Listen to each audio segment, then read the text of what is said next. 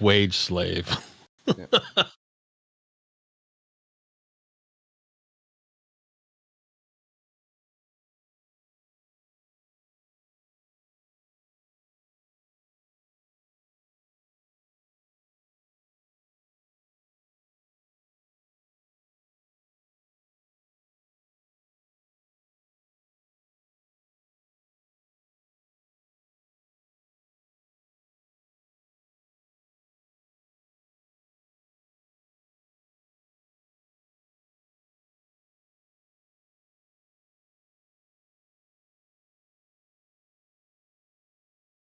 I am rejoining because I Outside and falling. Ooh. Where in Mexico did you go? Isla Mujeres. Don't know where that is. Off the coast of, it's just a little island right off it's a 18-minute ferry ride off the coast of Cancun. Oh, cool. Nice.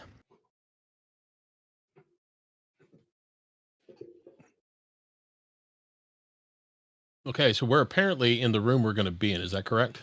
Yeah, we're in the main room. Okay. How's it going, Lumi? Sound check. 1, 2, 3. Hey, Lumi.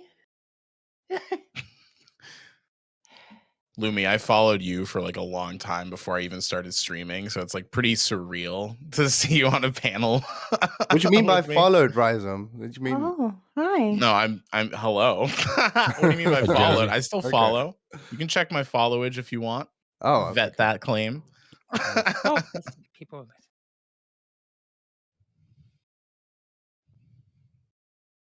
well, well, we've got 5 minutes. It seems like everybody's here. Well, Bryce is here, but he had internet problems. But he'll be back.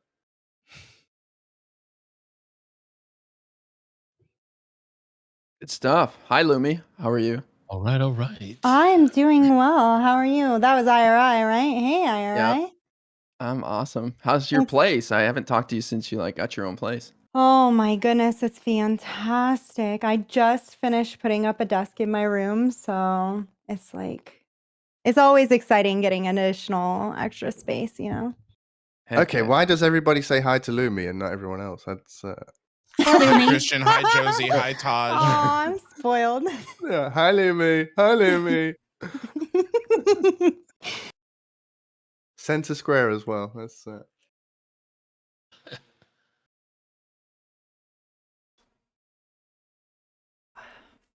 Give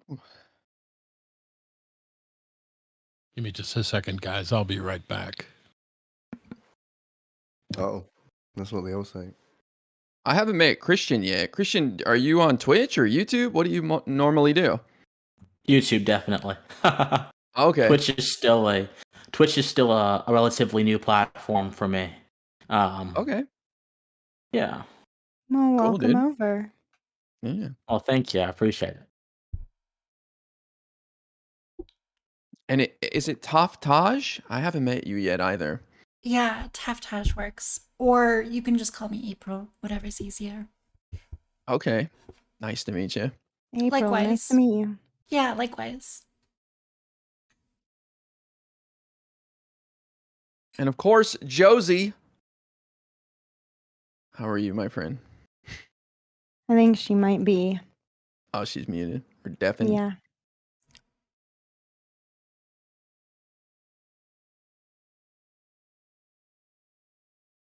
And I saw Rhizome last night, so whatever. IRI, I didn't mean to give you such a hard time. You didn't give me. Yeah, I didn't mean to give you a hard time yesterday. I hope I I didn't. don't feel that way. Okay. Cool. You gave me what I deserve. All right, IRI.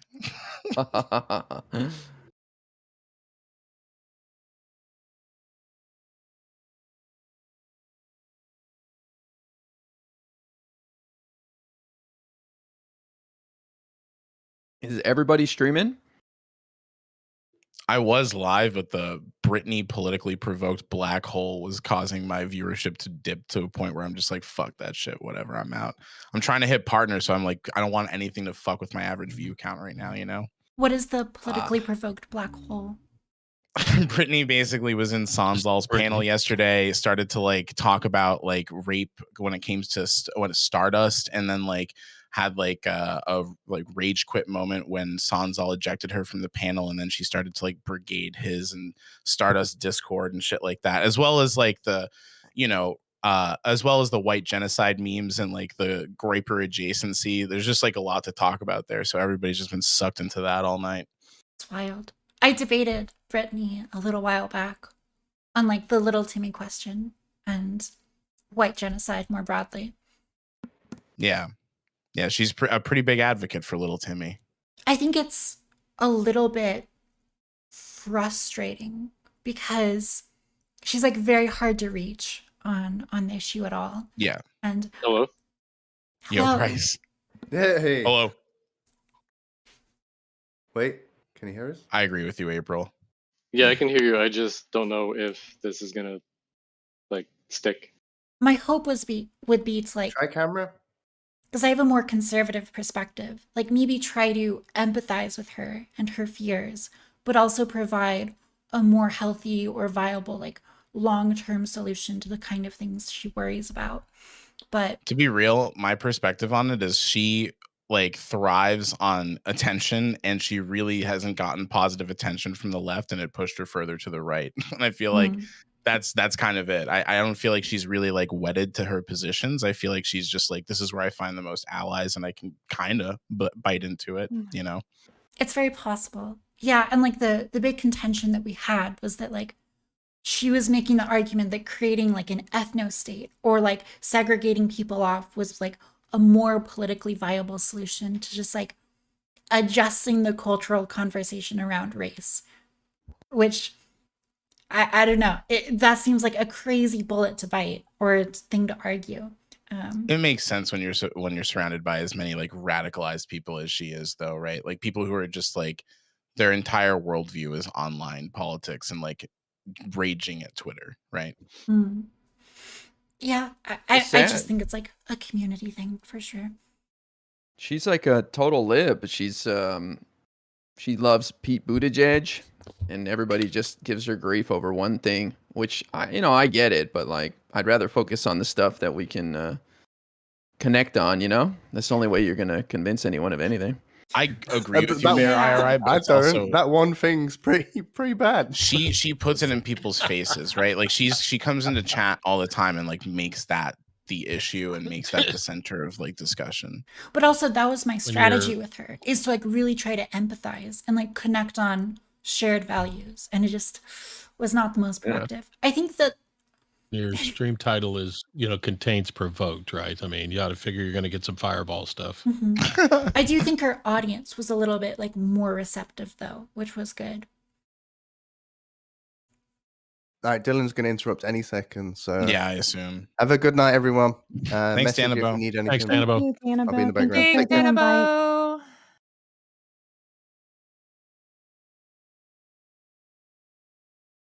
All right. Wow, look at this dapper gentleman, looking great. Suits always like throw up the neo flag warning signs for me. He doesn't I always have start an thinking American about flag. Bastiat. True. Doesn't have an Okay, yeah. American flag. You're right. Not a real conservative. You're right. Second. What about the guys with the Canadian flags? Well, They don't I count. actually a haven't whole seen other that story. as much. I haven't seen that as much. Hello. Canadian conservatives. Yeah, no. Hey, What's up? Dylan. How's You haven't everybody been doing? watching that convoy? How's everybody doing?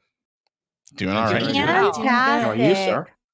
I am doing fantastic as well, and we'll be even doing better after I make the special announcement tonight, which you will all have to just wait in suspense for. But I also want to thank you all for coming and making time during everybody's very busy Fridays. I know you all had to beat away many dates, appointments with the Pope, kings across the land to make it here today. And so I appreciate you all taking time out of your extremely busy schedules to be here today. I know that Christian Walker spent all day putting up those 2 photos behind him, and I appreciate him putting in that prep for today's show. Dylan, Dylan, Watson, not Walker. Oh, Watson. Walker. I'm sorry. Watson, not Walker. See, you did a lot more prep than me. You got the 2 photos up. I didn't even remember everyone's name. So thank you. And have yet to correct yourself. Watson. Watson. Thank you very much. Christian Walker is a nightmare. Oh, sorry. Anyway, I would like to thank you all for being here. If you're having any trouble hearing me, please adjust my volume in your Discord. Bring it up if possible. Make it max or move it up if it's hard to hear me, because when I'm talking, no one else is talking for moderation purposes. Let's go into the rules, and that is the first rule. When I am talking, no one else is talking. That is not because I'm going to today make the really based take on the estate tax, okay? Which I am a huge fan of, which I know many of you are not, right?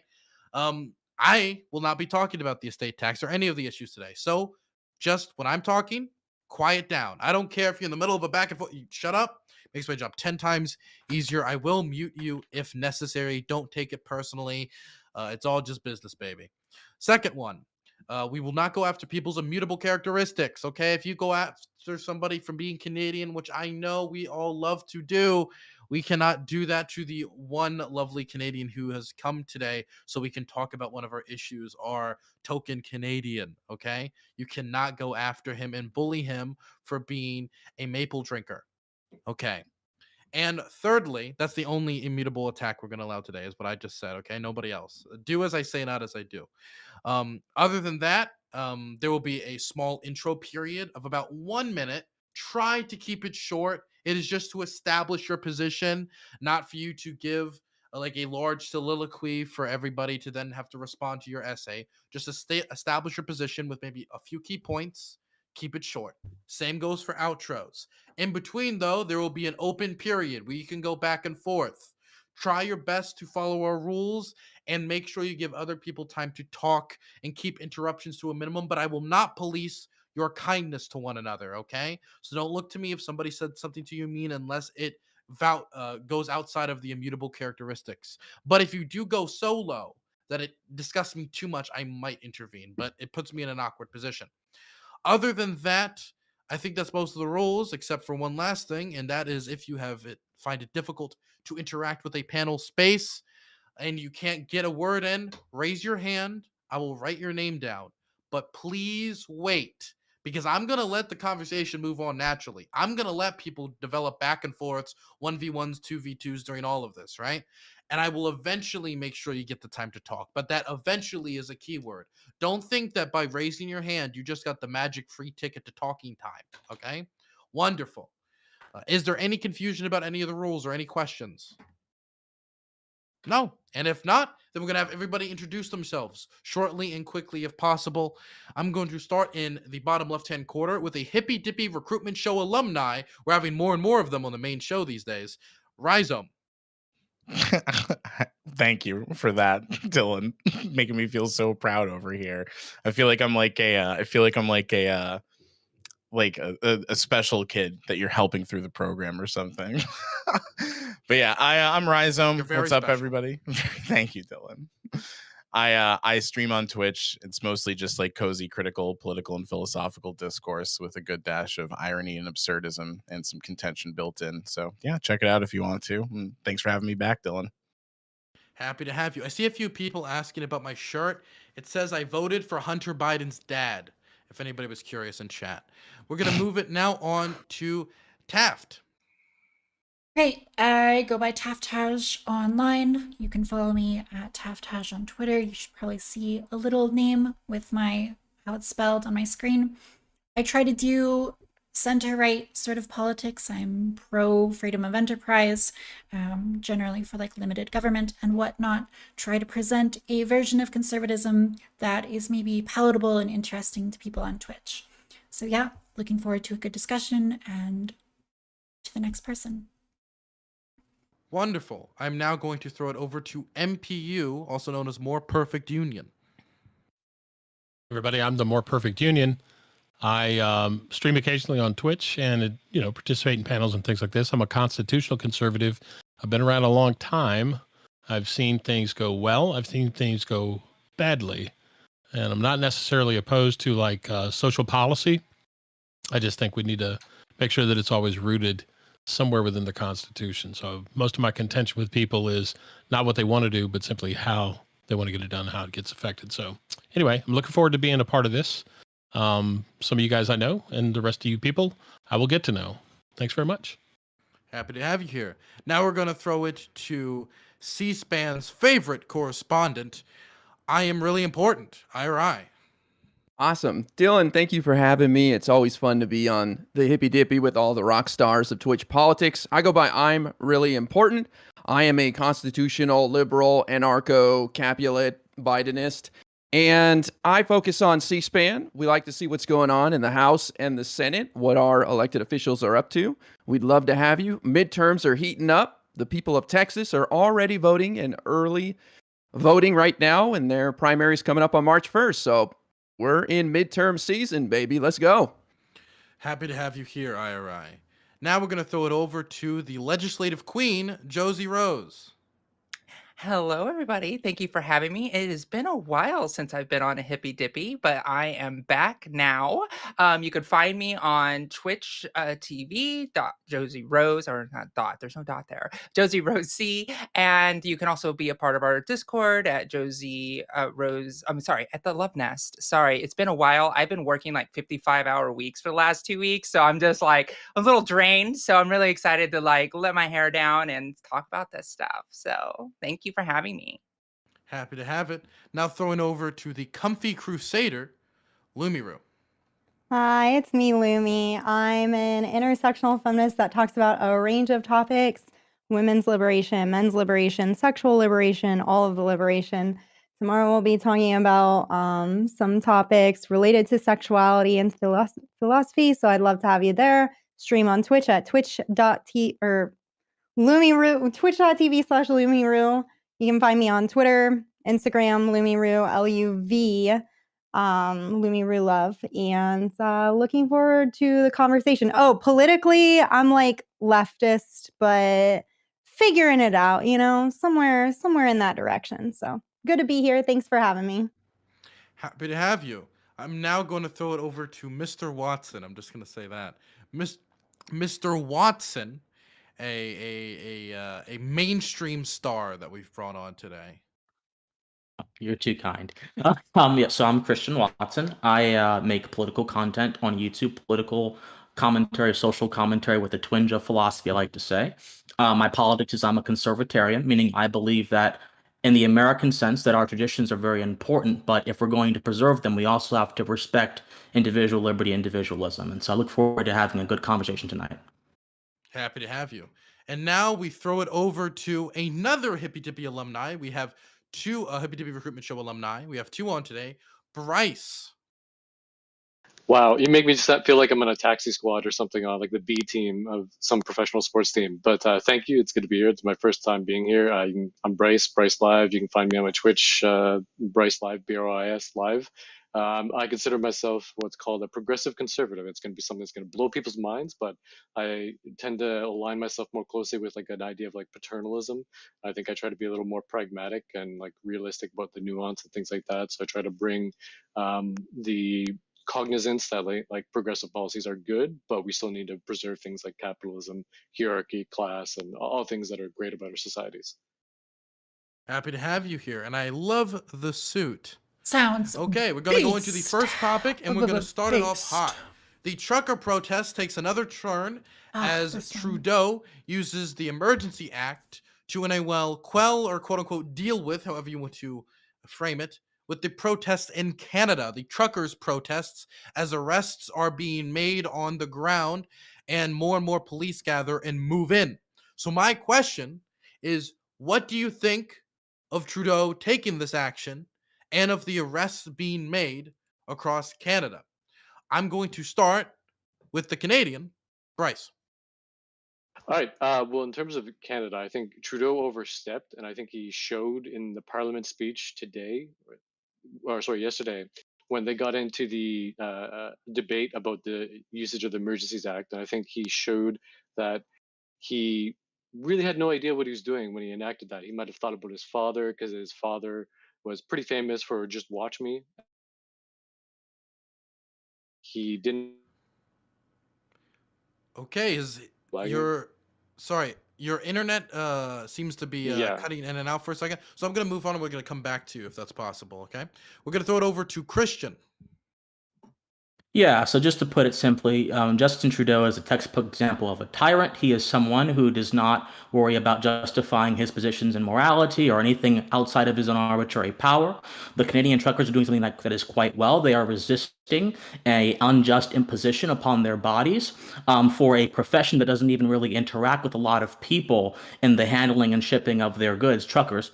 And I think that, any government that does not respect its people is not a legitimate government. So I think that he has overstepped the bounds.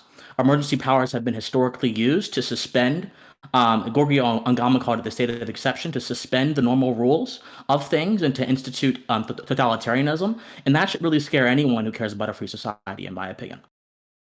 Okay, next we're gonna throw it over to IRI. Well, I think things are being blown out of proportion when it comes to what can and can't be done with the Emergencies Act. So I'm happy to chat about that with people. But boy, I was happy to see the trucker Chaz get destroyed today. These people were reckless. They were endangering children by using them as human shields. And I find that disgusting. I can think of some other groups around the world that use kids as human shields. And look at the 13 people arrested in Coutts, where they were threatening to kill police officers if they tried to break up their blockade. So spare me on it's just a bunch of families grilling and sitting in the hot tub. These people were dangerous, reckless, and they're lucky the government treated them like they did, because if this was a First Nations protest, whew, I would have gone a lot different. Throwing it over to Josie Rose. Yeah, I've been thinking a lot about this actually because I agree kind of with the point what IRI is saying is the idea of like if you look at like American protests with like the Black Lives Matter where tear gas was thrown, like the second like people who are a minority class start protesting or blocking freeways, the conservatives are the first people to be like, oh my gosh, they should protest a different way. They're hurting the economy, they're hurting commerce.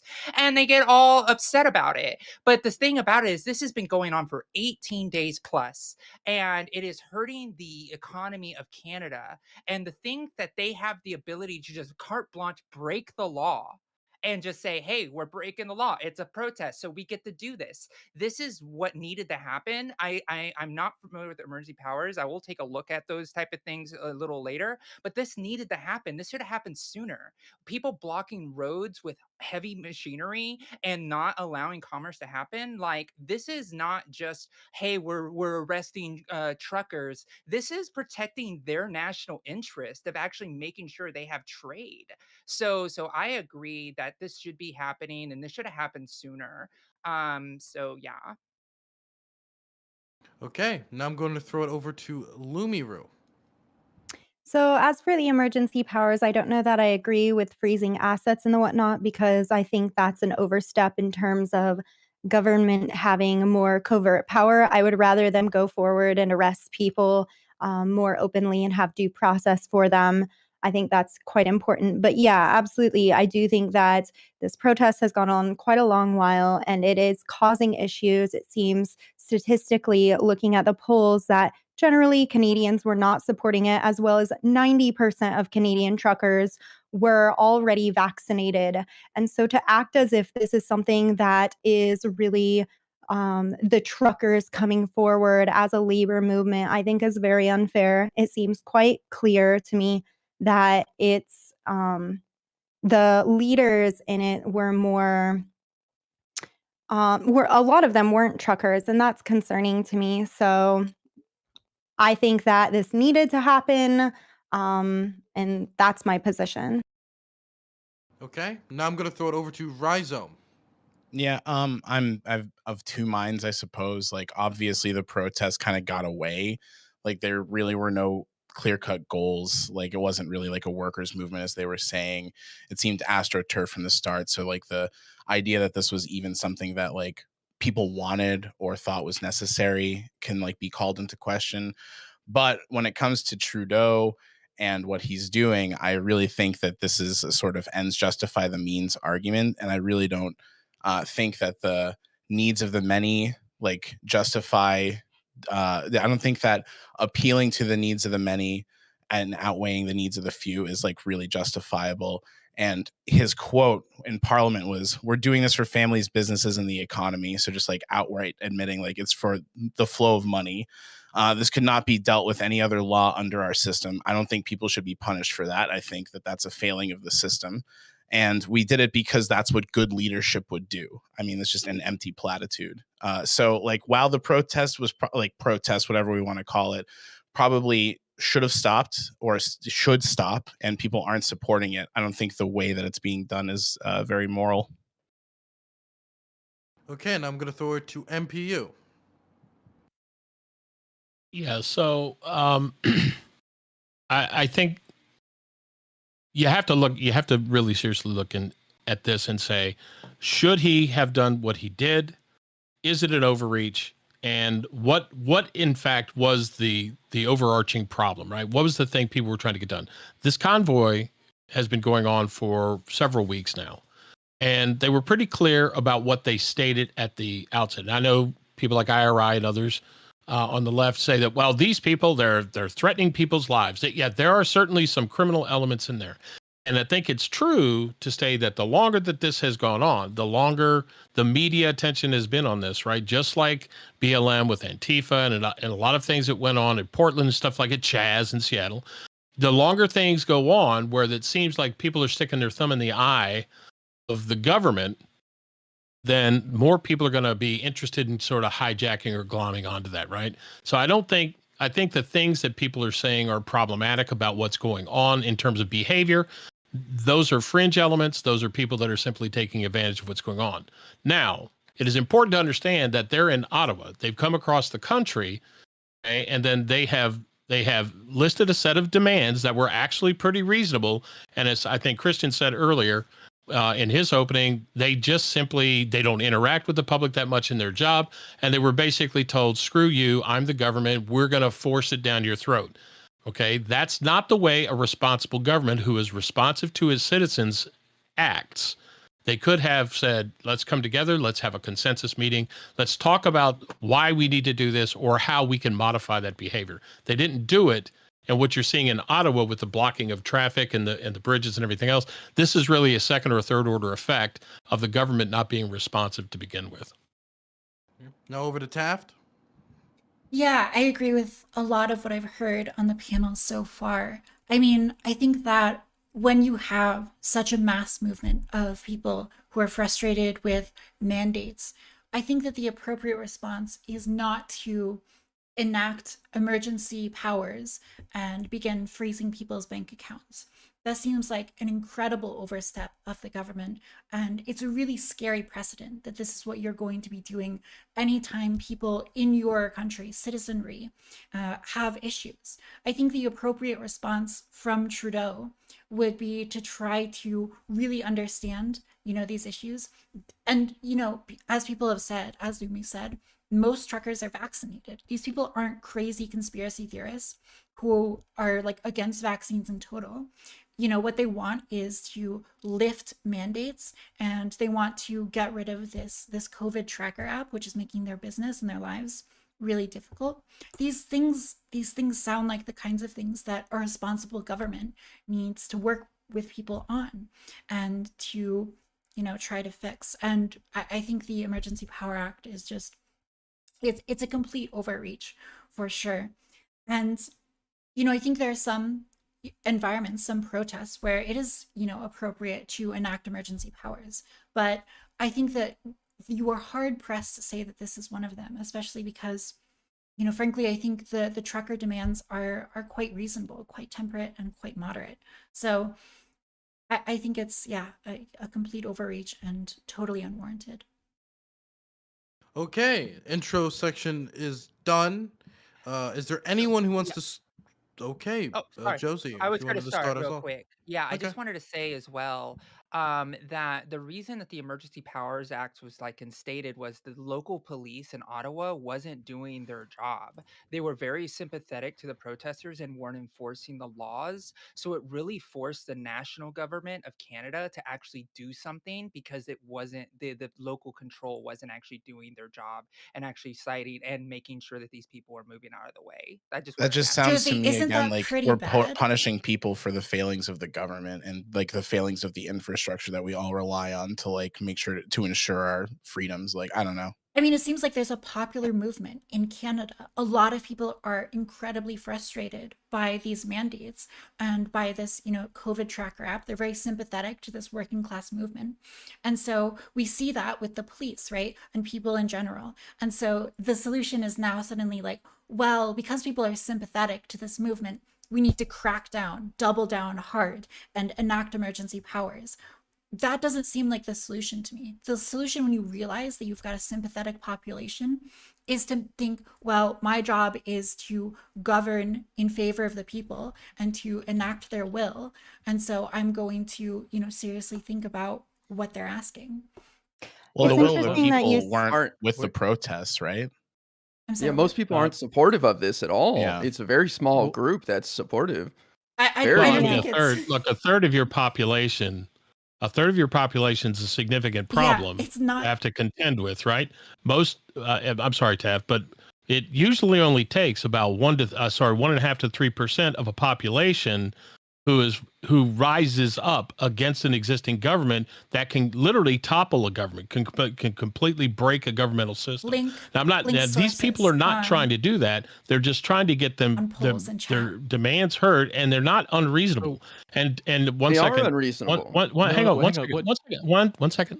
And to Josie's point, this isn't the kind of a circumstance where the beatings will continue until morale or compliance improves.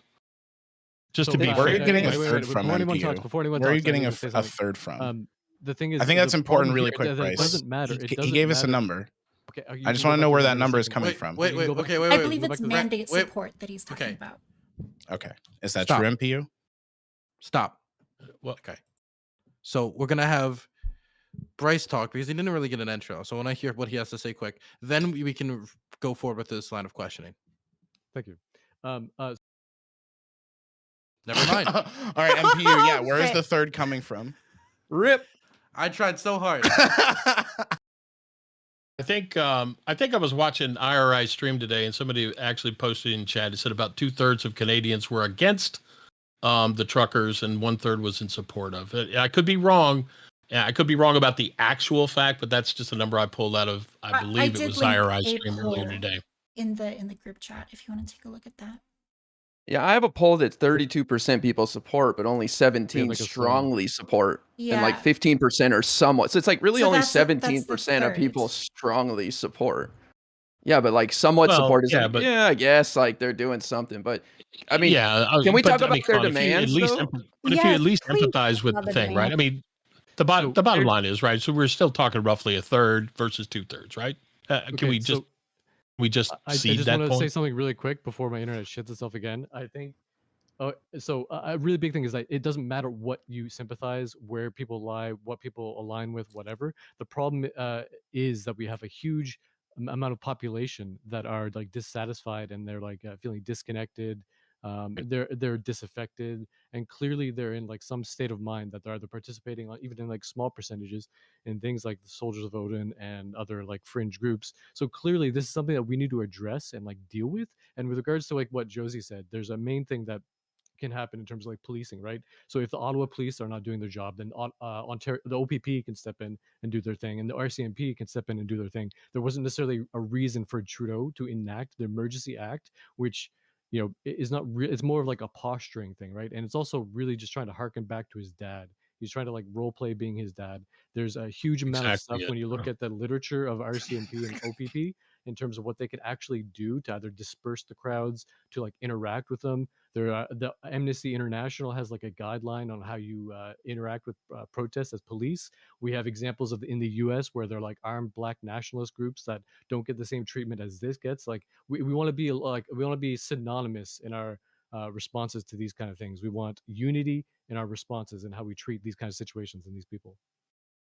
Well, can I read off the truckers' demands? I have them. That's not a long list. They want to repeal all vaccine mandates. They want to get rid of vaccine passports and contact tracing programs.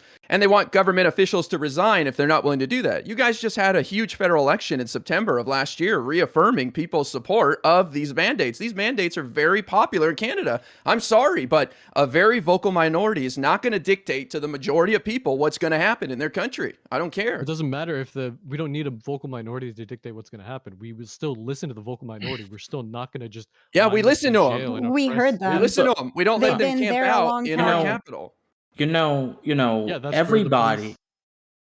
Everybody is a minority of one. This talk of minorities being unimportant to political decisions is absolutely absurd on both a moral level and a statistical level. All of us are a minority of one. And even if you have a bunch of people who may not represent the quote-unquote general consensus of a political situation, it does not mean they are wrong. It's an absolute total straw man, which says nothing about the veracity of their claims. So I don't want to hear this talk about minority anymore. I want to hear this talk about merit. Let's talk about merit. Do these protesters have any moral merit to their claims? As that person, I forgot to know his name, so I will learn his name later, just mentioned, they want to get rid of vaccine passports, and they want to reinstate people who have been fired due to not going ahead with COVID guidelines, back into their jobs, and they want to, and they want to do that stuff like that. They want to basically remove the coercion the government has sicked upon the private marketplace and upon society to further its arbitrary goals. That is not unreasonable. That is quite just. So my question for anyone who says this is not reasonable, on what basis are the demands of the Canadian truckers not reasonable? I'll wait. On the basis of the vast majority of people not wanting their demands implemented. That's just because a majority system does not make it right. Majorities are wrong all the time. History has shown that majorities have gotten things morally wrong all the time. I can give you a list of examples. Majorities have been in favor of a lot of things that have been morally wrong throughout history. So that makes no sense. So on what basis? Vaccine mandates are morally wrong?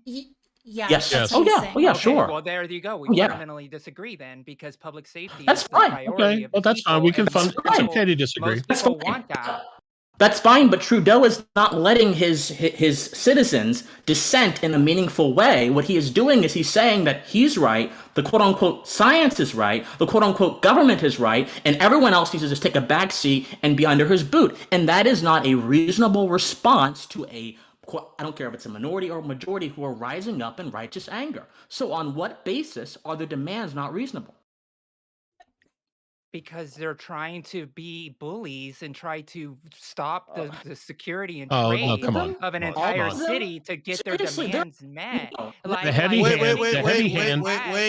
Wait. Okay, so before Josie finishes, let's let her finish. Yeah. And then we can have other people say. I just want to hear. I just can't hear what Josie's saying. Yeah. Thank you. And so the thing is, it's like we've had these debates on the floor in Canada talking about the legitimacy of vaccine mandates. The fact is, these debates are still happening on those floors. It's not like these demands are not being heard all the time. The fact is, the reasonable idea that we're going to be checking these demands have been done time and time again, and have been denied time and time again. Well, under the Emergency Powers Act, a debate today in Parliament was just suspended because the area around Parliament was called a secure area. So quite literally, you have a government that is quite literally wrecking itself in terms of its ability to even discuss the very merits of the powers they're using, which I find quite arbitrary. It's characteristic of a dictatorship. Your question was not that, though. Your question was the merit in hearing their debate. The issue is we've heard their debate about banning the vaccine mandates and all of this type of stuff. We've done it over and over again. Even in the United States, we've done that. But your question and your statement was that they were not hearing their demands heard on the floor, which they were multiple times, and they were denied it. And they did this protest so they can get their way. My statement was that that dissent in a meaningful way is being squashed, and just because a bunch of politicians, many of whom are two-faced and have ulterior motives, talk about an issue does not mean the issue is being meaningfully addressed. The people in a free society and a representative government have the moral right to rise up and speak their piece, speak their conscience in a peaceable way, and they did, Christian. Largely peaceable. Actually, look, in September. I want to They put a little did. bit. What? I want to put Wait 1 a second. little bit different. I want to let Christian finish because it felt like 2v1 in that interaction. I just want to give him like Oh, that's fine. 15, 20 more seconds. You're done? Okay. Well, then I'll No, let no, no, no. MP. Oh, no, or Well, one more thing. okay. This idea that they've already had their say is not how a free society works. Someone should be able to speak for as long as they want, for as long as their heart allows them to speak, and they shouldn't be stopped by arbitrary government rule. Anything less, the alternative would be the government deciding when discourse is acceptable, how long is acceptable, and then by virtue of doing that, controlling what is acceptable. And of course, that would not be correct either. The problem is just the Discourse is response. This isn't just about discourse, though. It's heavily impacting the economies, not just in Canada, but other places as well. So $300 million a day when they block the bridges. Do you think that's Yes, fair to those workers who's trying to make a the- living? The Ambassador Bridge was one situation, and it was not in Ottawa. I mean, those are two different situations, the Ambassador Bridge and the protests in downtown Ottawa. And so we can have a conversation about the Ambassador Bridge. Personally, I don't think that's the best way to get your point across by blockading things. But I think that that's somewhat of a sort of that misses the point a little bit. Why are they blockading things is the question, right? And this is the same thing that leftists said in defense of Antifa and BLM when they were blockading highways. The question, why were they doing it, was never really asked. It was fingers were just pointing at them and they were called terrorists, and many of them were terrorists for different reasons. But we have to ask the question, why are they doing that? And they're well, doing we it. know why Well, that Look, we here's know the why thing is they're the doing it, police and we came in. disagree with that, and we've established why we disagree with that, and the majority of Canadians disagree with that. So we've heard their demands. Well, We here's what disagree. happened But with the third- bridge, right? The if a police third- came hang in on a and they second. broke it Well, up. okay, 1 second. If We're a gonna third- have MPU go, then we're going to go in the order of Rice, Taft, and then Rhizome. Thank you, Dylan. Look, the people's right to be heard through their representatives is one form of expression and redress of grievances, right? The other part is when those people that are representing you aren't doing what you need them to do, you have a right to confront your government. We do in the United States. I presume that they still have the ability to do it in Canada. Correct me if I'm wrong. Okay? But when you say that you've had your right to speak on the floor and then that's it, right? That's literally saying the government gave you your shot. We don't agree with you. Fuck off. And then we're just going to lay the hammer down on you, and we're going to use whatever massive amount of governmental power that we can to prevent you from having any say at redress whatsoever. Okay? And IRI, with all due respect, man, those people, those truckers, they actually are working class folks. They're the ones that are putting their life on the line, okay, and putting their lives on hold in order to get that word across. Are patriots in the sense that they are trying to make themselves known to their government.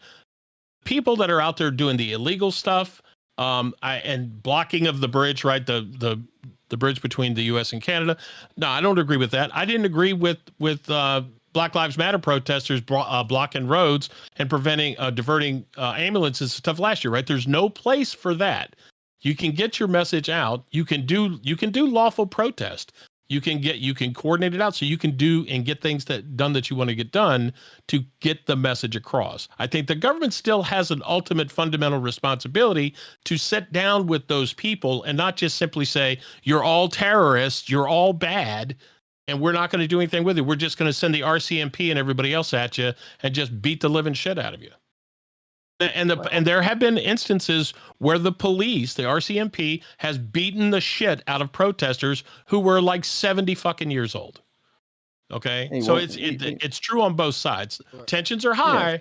The government has a responsibility really to cool its jets and bring the temperature down so that they can have a meaningful discussion with people. In my opinion. Well, I think they I'll let escalated IRA things. respond, then we'll go to the list. But Bryce has been replaced by somebody, a Plonker. separate He's Canadian. been replaced by me. This Plonker. What's up?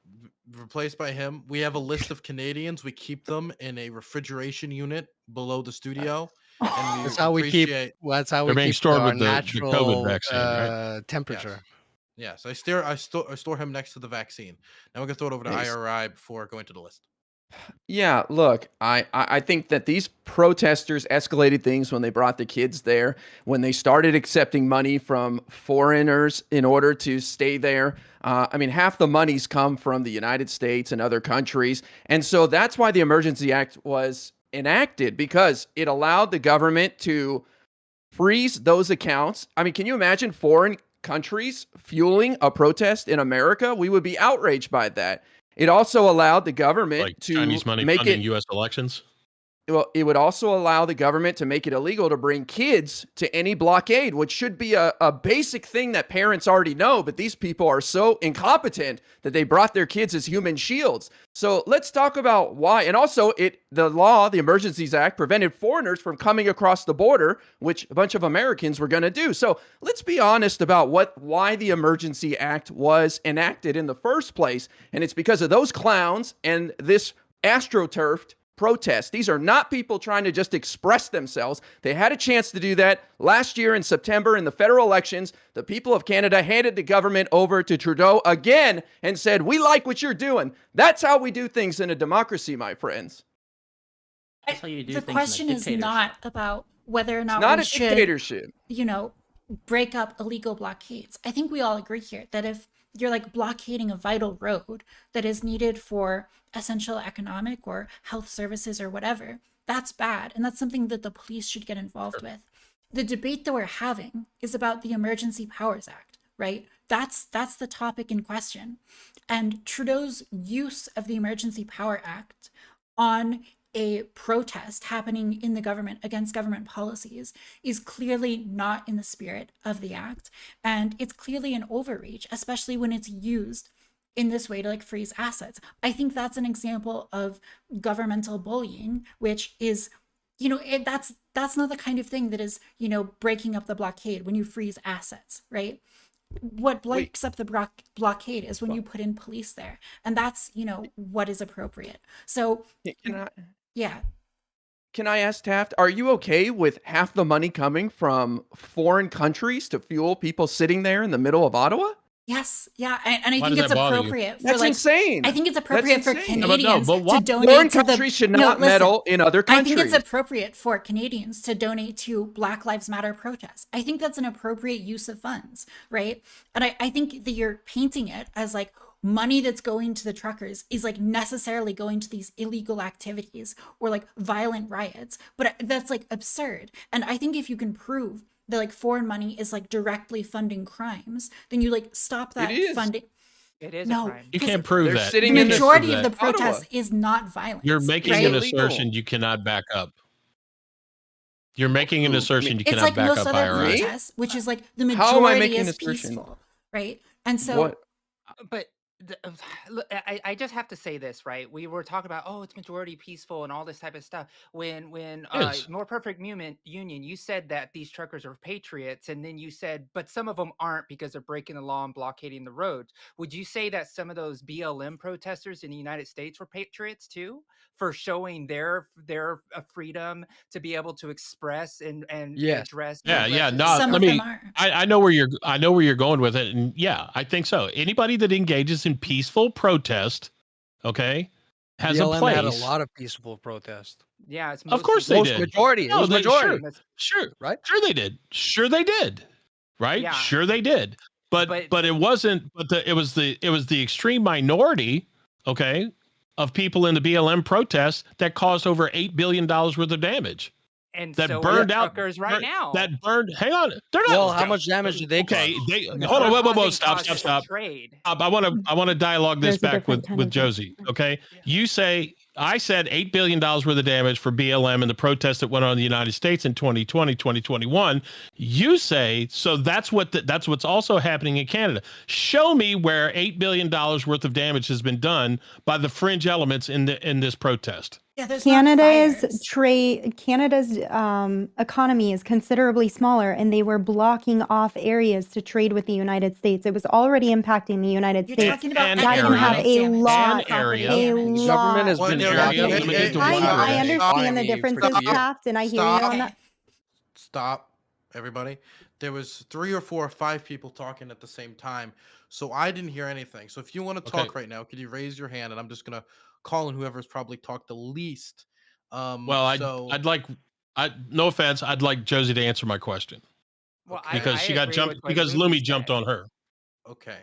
Okay, that's fine. I Then agree Lumi, with Lumi and then because Ryder. Lumi they said with the argument which I was going to say, which is the economic impact, and that causes damages to people's income, their ability to feed their families, to be able to actually do the work that they need to do in their country. That damage is also very real, just like the physical damages of destroying a business.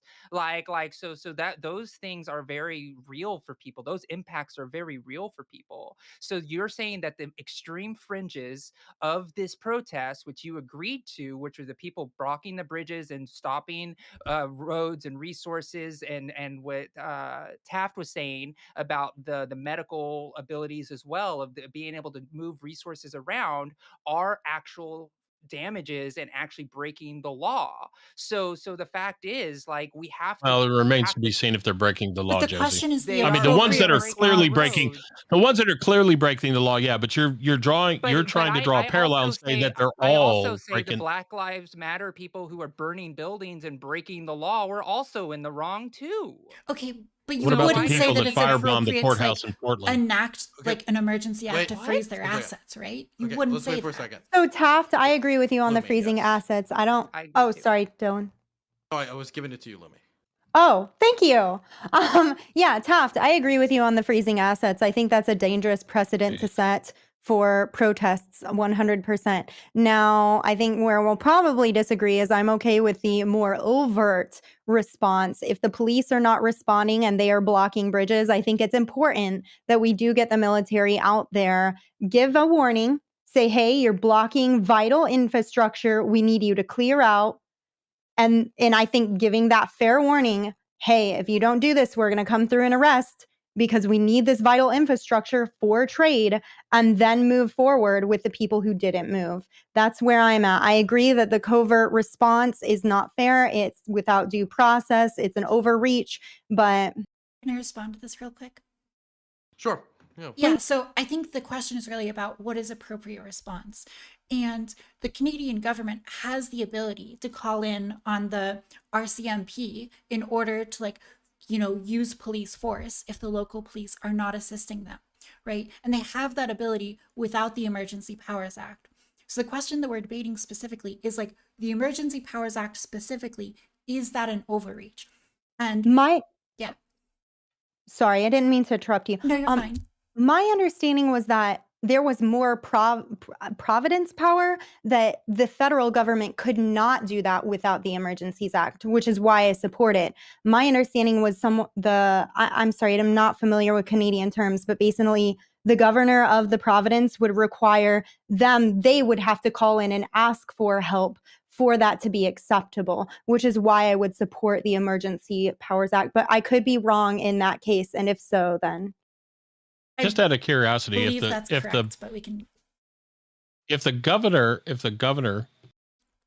of Canada, correct me, tell me what it is, because I don't know all the provinces, but if the provincial governor was in alignment with what the truckers were doing in terms of saying, yes, you have a right to protest, we need to hear you, and then that goes against the federal government says, screw off, I want to employ the powers, they would then circumvent the power, because I think it is, as Taft was saying, correct me if I'm wrong, Canada down there, what is it, Splonker? Splonker, correct me if I'm wrong. Premiers, by the way. But if the provincial governor didn't want to do it, the only way they could get this done was to invoke the act. that's my understanding. Yeah, and it's which meant Ontario. that there's a provincial Ontario. Yeah, that means that a provincial government was okay with letting the protesters be heard. And by the way, just so we're clear, the only two times that this kind of federal overreach have occurred is twice, both named Trudeau. Right, Okay? and I think it's and important. and there are news reports out that say that that Justin is just really trying to mimic his father and the Canadian and the Quebec crisis. I don't like that paternal argument. One second. Lumi, I'll let you finish quick, but I want to throw it over to Rhizome, who's been waiting. And Christian, don't worry, you're second on the list after Rhizome. Yeah, I mean, what I have to say is, Lumi, my bad. Were you going first? Sorry, I might have missed what Dylan said. Yes, I said that. Oh, my bad. It's cool. So, oh shoot, no, okay. So if that trade is being impacted for the whole country, I would understand why the federal government would want to step in at that case, especially considering I keep thinking from the United States perspective, Canada's economy being much smaller and that going to have a lot more impact on all those different provinces. And it was impacting other truckers and the whatnot. So that, again, while I understand if that province is like, hey, this is fine, but it's still impacting the whole rest of the country. And I think that's something to take into consideration. Is there an example of like a Yeah. blockade that for the extent of this protest has not been able to be stopped by the police? Because my understanding is that like the major blockades that we've talked about are things that were short-lived and were broken up by police. Not No, all of it. absolutely. But Well, yeah, the police were Josie. very slow to it because, like in this article here, like the police in Ottawa are actually dealing with a action lawsuit that's getting built against them because of the unequal treatment of how they've treated like protesters dealing with minority issues. I'm gonna say minority issues, and dealing with like race issues. The police came down really hard on those people and dispersed it, but they've let this continue to go on. Just just unabated for so long, and that's why this whole issue is becoming a problem, is because the local police powers weren't doing their job because they had deference and want to take care of those protesters rather than just other protesters that they didn't care about what they were doing for. So is this that's one of the becoming biggest issues. this a protest and now being morphed into systemic racism?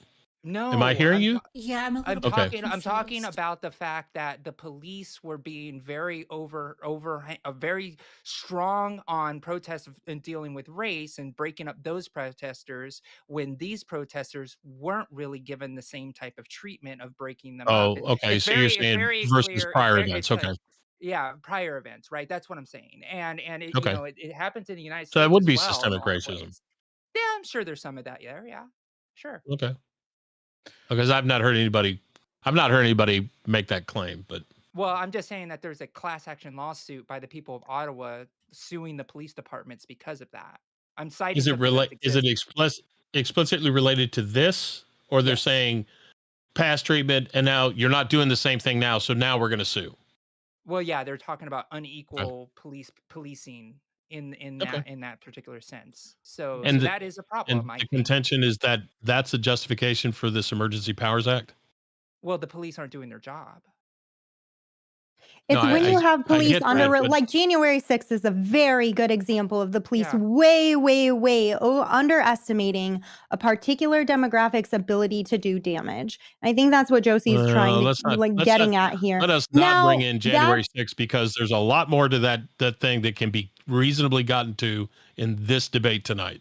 I hear you, but what I'm trying to get at is that there is we are looking at historically people of different races getting responded to differently, and there being an overreaction in that case and an underreaction, a lack of preparedness. And so it's just like, okay, well, why aren't you engaging with these people? Is it because you see them, you relate to them more and you're less likely to respond, you're giving hugs, you're engaging in a positive manner rather than doing your job? And that, I think, is a problem. If we can't rely on the police to do something about this protest, that's when you have to get people in from the military. Okay, I want to throw it over to Rhizome, and I have Rhizome, Christian. I have Spelunker on the list because Spelunker hasn't said anything yet, and he's a Canadian, and I feel like I have to make him talk. So Rhizome, Make me talk. Okay, Okay, yeah. So I've been Wanna kind of hear him quiet do on his this intro. one because I've been waiting to hear a justification, but it feels like we're just talking about whether or not the protesters have coherent demands, or whether or not they're like, reasonable people or not. And I think that, like, sure, like the demands aren't reasonable and they're probably not doable. They're not popular. But as Lumi just said, like freezing people's assets is not the way to deal with that. And like, that's not a good precedent to set when there's a population of people who just aren't thinking in the correct way or in like the way that's aligned with others to just punish them by freezing their assets to make the necessary action happen. And a lot of us are doing legwork that the Canadian government isn't even doing. Like, we're trying to make justifications that like Trudeau couldn't even substantiate. All he said was, this is the only law we have, which, okay, that doesn't mean it's justifiable. And the idea that like, this is what good leadership would do. Like, okay, neither of those are justifications. Just because something's the most pragmatic solution doesn't mean that what it incurs is not immoral, right? So if there were justifiable reasons, I'd love to hear it. But yeah, I don't feel like we have gotten to it yet. I mean, more You than didn't think that, of mine? this act allows gave for like a some. lot more overreach than Trudeau has thus far used. So like the extent to which Trudeau has used this act, he could use it like much more. It's like totally crack down on both like free movement and freedom of assembly. Now, I think it's good that he's showing restraint and not doing that, but I think the precedent that you can, and it's legitimate to use this act, you know, in cases of protest, I think is again a dangerous precedent, because this act, you know, in addition to allowing freezing of assets, also allows a lot more. So what is the, let me throw something generally out for people just to kind of answer we're on gonna- or meme off We're of. gonna slide But- over to Christian eventually. Just throwing that out there. Okay. This will be super quick and people can just work it into their answers. But what happens, right, if the imposition of this near martial law state, okay, doesn't have the desired effect? What happens if, in fact, more people say, you know, the people that were on the fence and said, yeah, you know, I think that's too much. What happens if they start thinking that this is way too much, like the government's response is too much, and they decide to get more active, involved, from being like passive to being more actively vocal against what's going on? What does it take at that point for the government to realize that, yeah, well, maybe we thought we were right, but maybe we should just pull back, we should stop? Or do we just keep doubling down? What do you think the logical outcome is if more people begin to side with the protesters? Opinion is shifting, by the way. If you track like opinion over time, more people are sympathetic now than they were 3 months That's ago. interesting, because I was just looking at an article that says the opposite. But what Really? I was going to get at is one of the reasons I want that more overt government response rather than the covert one where we're just freezing assets and it's a lot quieter. But with this, we get the video, we get the responses, the more overt things. And to me, I feel confident with that, because if you're right and public opinion is shifting, more people would get out. It's going to piss people off. They will get out, and we will see that is more of the people. We will get that video footage. And I think that's important. I think that's important. I think that people, if they are pissed off about it and they are sincere about that, get out and be pissed off. But I'm like, I don't think we're going to see that. We might see a little uprising of that, but we'll see. I'm not a future, like, I can't read the future. Okay, Christian. Well, yes. So I want to make just 3 quick points. Number one, it is absurd, the idea that the Ontario government or the Ontario or Ottawa rather police were in favor of the protest is absolutely absurd. The Premier of Ontario, the quote unquote governor of Ontario, Doug Ford, has been excoriated by his own caucus because of how anti-protest he has been. In fact, people have been calling him a non-conservative, and he has been from day one trying to shut down what is happening in Ottawa. And he even tried to have tow truck companies tow away the trucks, but most of the companies just said, no, we will not do it. So what did Trudeau do? Trudeau usurped the proper processes of ensuring that could happen, instilled emergency powers, and one of those emergency powers is to compel tow truck companies to kowtow to his will. And there are still some that are not doing it, but most of them want to keep their livelihood. So there's a lot of conversation about, livelihoods and people being affected, but literally forcing a company to do something they don't want to do is nothing more than immoral. That's point one. Point two. The entire idea of emergency powers is absurd on a conceptual level. If a judge was the judge in his own case, if he was a plaintiff and the judge at the same time, most of us would say that's absurd. How can you be an impartial judge but also have a stake in the case? That's precisely what emergency powers are. Emergency powers are decided by the government. They are implemented by. Oh crap. Okay. No, it's targeted When it- Taft. Taft wasn't seeing me. okay. I'm like snapping and Oh, pointing okay, and saying, I okay. see you. Yeah. There you go. So Sorry, emergency powers are decided by the government, they're implemented by the government, and they're defined by the government. How in the world can the government be an impartial decider of a matter in which they have a stake in?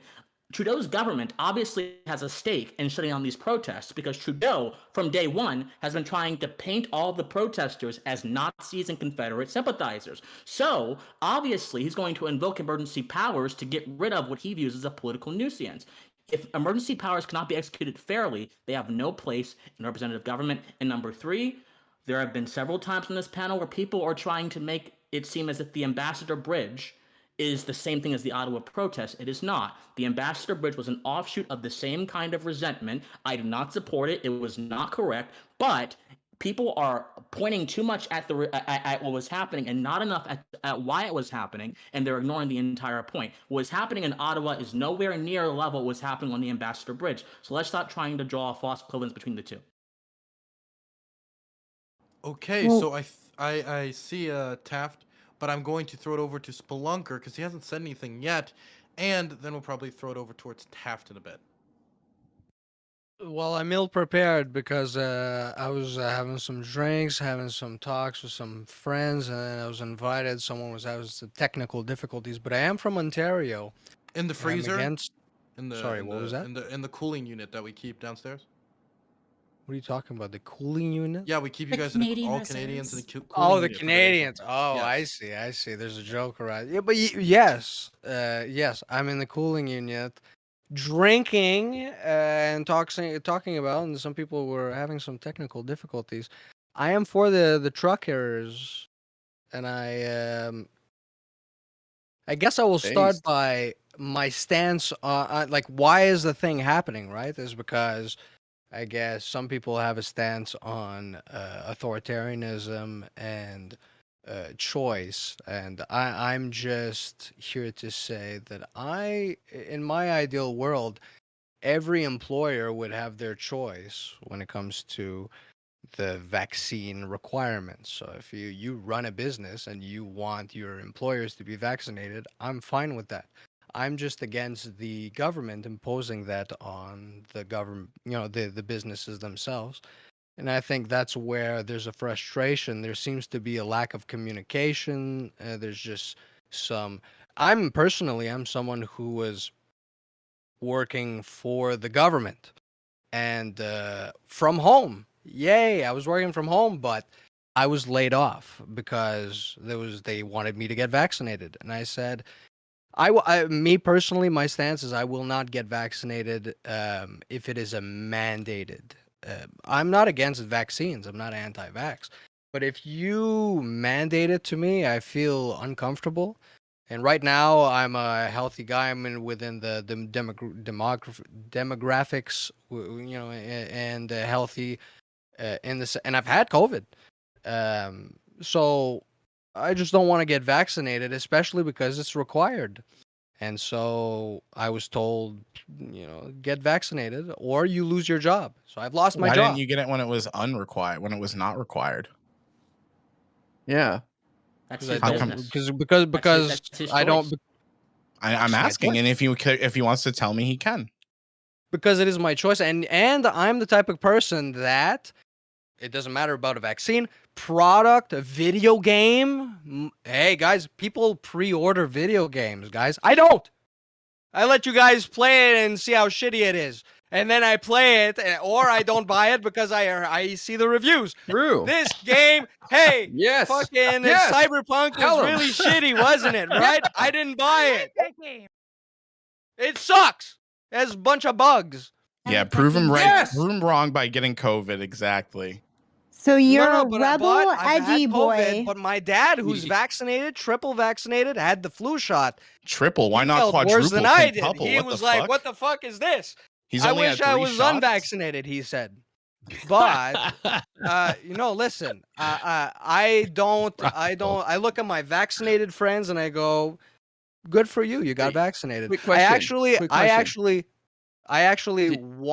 If you want to get vaccinated, I encourage you to do it. I encourage most people to do it. When you had COVID, did you go outside? No. Chris Cuomo did. Nice. I wear my mask.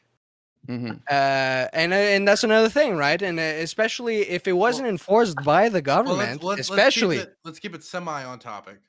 Oh, it is because this is what I think the trucker protest is all about.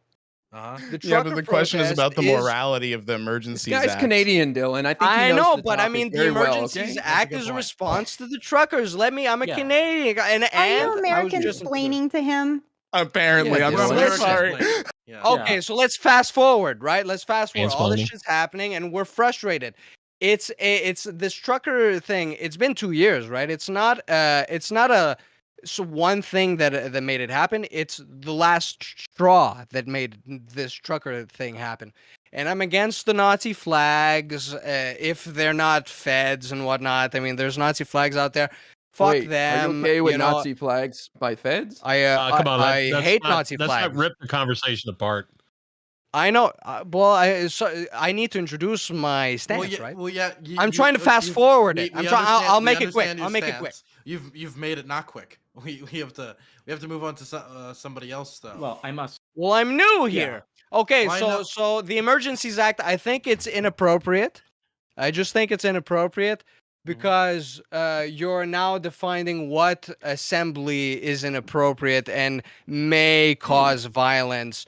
It's just it was very quickly enacted.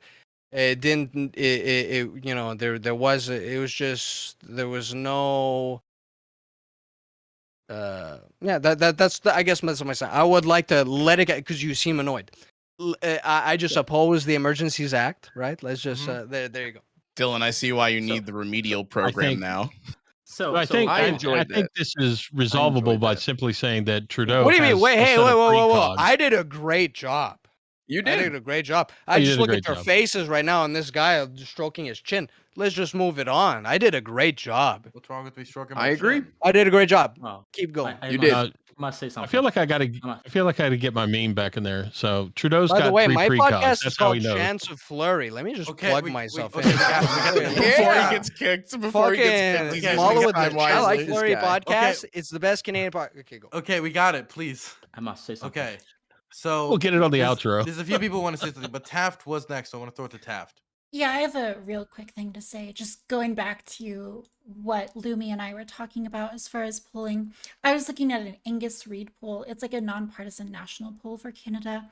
And it's showing a 15-point increase in people wanting restrictions to end, up to 54%. I have no doubt that there's like a variety of polls out there right now that are showing different results, whether that's below or above the 50-point mark. But the reason for bringing this up is to show that this is hardly an issue that's like 80%, people supporting, crushing the protesters and continuing the restrictions. This is something that there's like a serious movement around, trying to make people's voices heard. And again, I think it's scary that you can have so many people, reasonable Canadians, a huge number of the population who are trying to make their voices heard, and we're taking such extreme measures rather than going through proper channels to get the kind of police forces that we need. And again, we all agree that getting rid of the blockades, that's good. That's something that should be done with the police, and it's not something that we necessarily need this sweeping act to do, and it's a really dangerous precedent. Christian. So, I have a challenge for those who support the invocation of the Emergency Powers Act, because I like to think of these things on a conceptual level. How can you conceptually justify emergency powers if these few things are true? Number one, the government is the entity that defines emergency powers. Number two, the government is the entity that decides where they're enacted. Number three, the government is the entity that decides when to stop. In any normal circumstance, if someone was both the judge and jury in their own case, we would call that unfair. How can the government be an impartial actor to the execution of its own powers, especially if we are to accept the presumptions of public choice economics that say that politicians are self-interested, rational actors? So wouldn't Trudeau be interested to wield emergency powers in a way that benefits his case? And since there is no checks and balances, then how in the world can you ensure they're fair? If you care about fairness, then how can you support emergency powers on a philosophical level? How? Are we ignoring that the How? government has different sections and isn't like one walking person? Oh, yeah. Okay, so let's make it more specific. Justin Trudeau is the judge, jury, and executioner of his own case. And obviously, as I just said, he has his own interest, and he has the ability to direct the emergency powers as he pleases without consent of anyone except Parliament after 7 days after invocation. And guess what? His own emergency powers just suspended the session of Parliament today that was debating if they were legitimate or not. So we have quite literally a man using emergency powers to suspend the body that is supposed to decide if they're legitimate or not. So Is how that in true? the world? That's crazy. Yes, that's true. Yes, okay. that's true. No, it's 100% This is true. Why did he authoritarianism. suspend it, Christian? Why did he Because- suspend the because- power? no, And by the way, no, they've no, been no. debating for 2 days. They've been debating No. for 2 days Well, already. well, You started hold Wednesday on, night. But still, yeah. So after 7 days is when Parliament can vote to see if it's legitimate or not. And after a few, he put a secure area in the downtown Ottawa area where Parliament is, and that suspended the session. So quite literally, he wielded his own emergency powers to stop checks and balances that are meant to keep him in check. How But you're on a acting like you did this conceptual for no level- reason. This man is a great speaker. On a conceptual, I don't care about the reason. I care about the conceptual soundness. How on a conceptual level is this sound or just? How is it fair? How is it fair? Because laws are passed. You think the Emergencies No. Act was out of thin What? air? It was passed in I don't care. 1988. Let- Obviously, you it had a gotta let him majority. speak. He believes the law is unjust. Well, Right? that's his problem. Okay. When a But I- majority of let IRA people answer the agree to question. pass a law, that's how democracy Okay, works, my I friend. He's just making a disagree with moral, Ira not a here. legal argument, I think. There are yeah, so many. I'm There are not so for the many ways legal that you could argument. punch that do argument you right through mean? right through the middle, IRI. It's the problem You of guys, anyone who if has you a don't moral like a law, conscience. let me tell you guys how democracy works. You don't like a law, you work to get people to see things the Okay. way you do. You get Democracy people is elected two wolves to and a change sheep laws. voting Unless on the what government they shuts you do. down in your That's dissent. your Okay, agenda. I can't. Okay, Just okay, get okay. a little Okay, fix. stop. Everybody, stop. Okay. Diarize All this camera. fair. Wait, After- wait. Okay. So the problem is, After- I'm hearing. I understand that, Christian. I'm hearing multiple people talk at the same time. And when I hear like 4 people yelling at the same time saying things, right? You don't get 4 times the information. You actually get none of the information when 4 people talk at the same time. So I'm going to want IRI to restate his position because I didn't even get to really hear it. And then we'll I'm have just saying Christian that respond.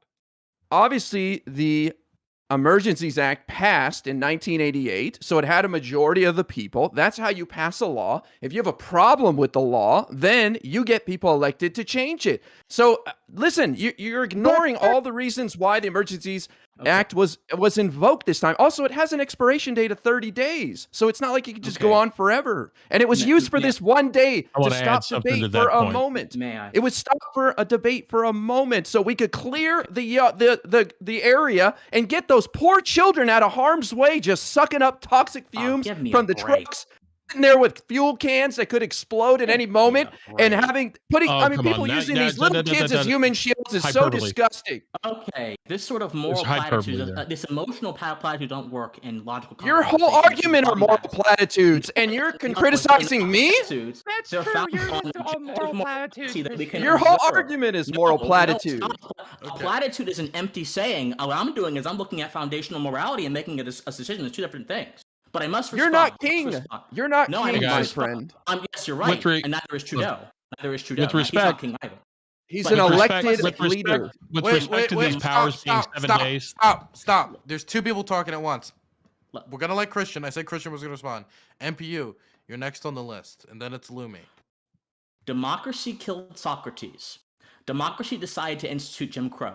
Democracy did a lot of things that are morally unjust. Just because a majority of people invoke something does not mean it is morally just. You must have a foundation, a morally just foundation to an action to see if it's right or wrong. A majority utterance is not enough. So I don't want to hear this talk about majorities or the process. I don't care about the process. The process has been historically wrong and has been only corrected when men of good conscience have invoked good moral thinking to correct the process. This is not about me wanting to be king. This is about me not wanting Trudeau to rule like a king. It's about me wanting him to rule like he's someone who is in representative government, who has a moral duty to respect the sentiments of his citizens, regardless if he agrees with them or not. But he is not doing that. He is calling them Confederates. He's calling them Nazis. He went on the floor of the parliament and said these guys are Nazis and Confederates. This is not someone who has a care in the world.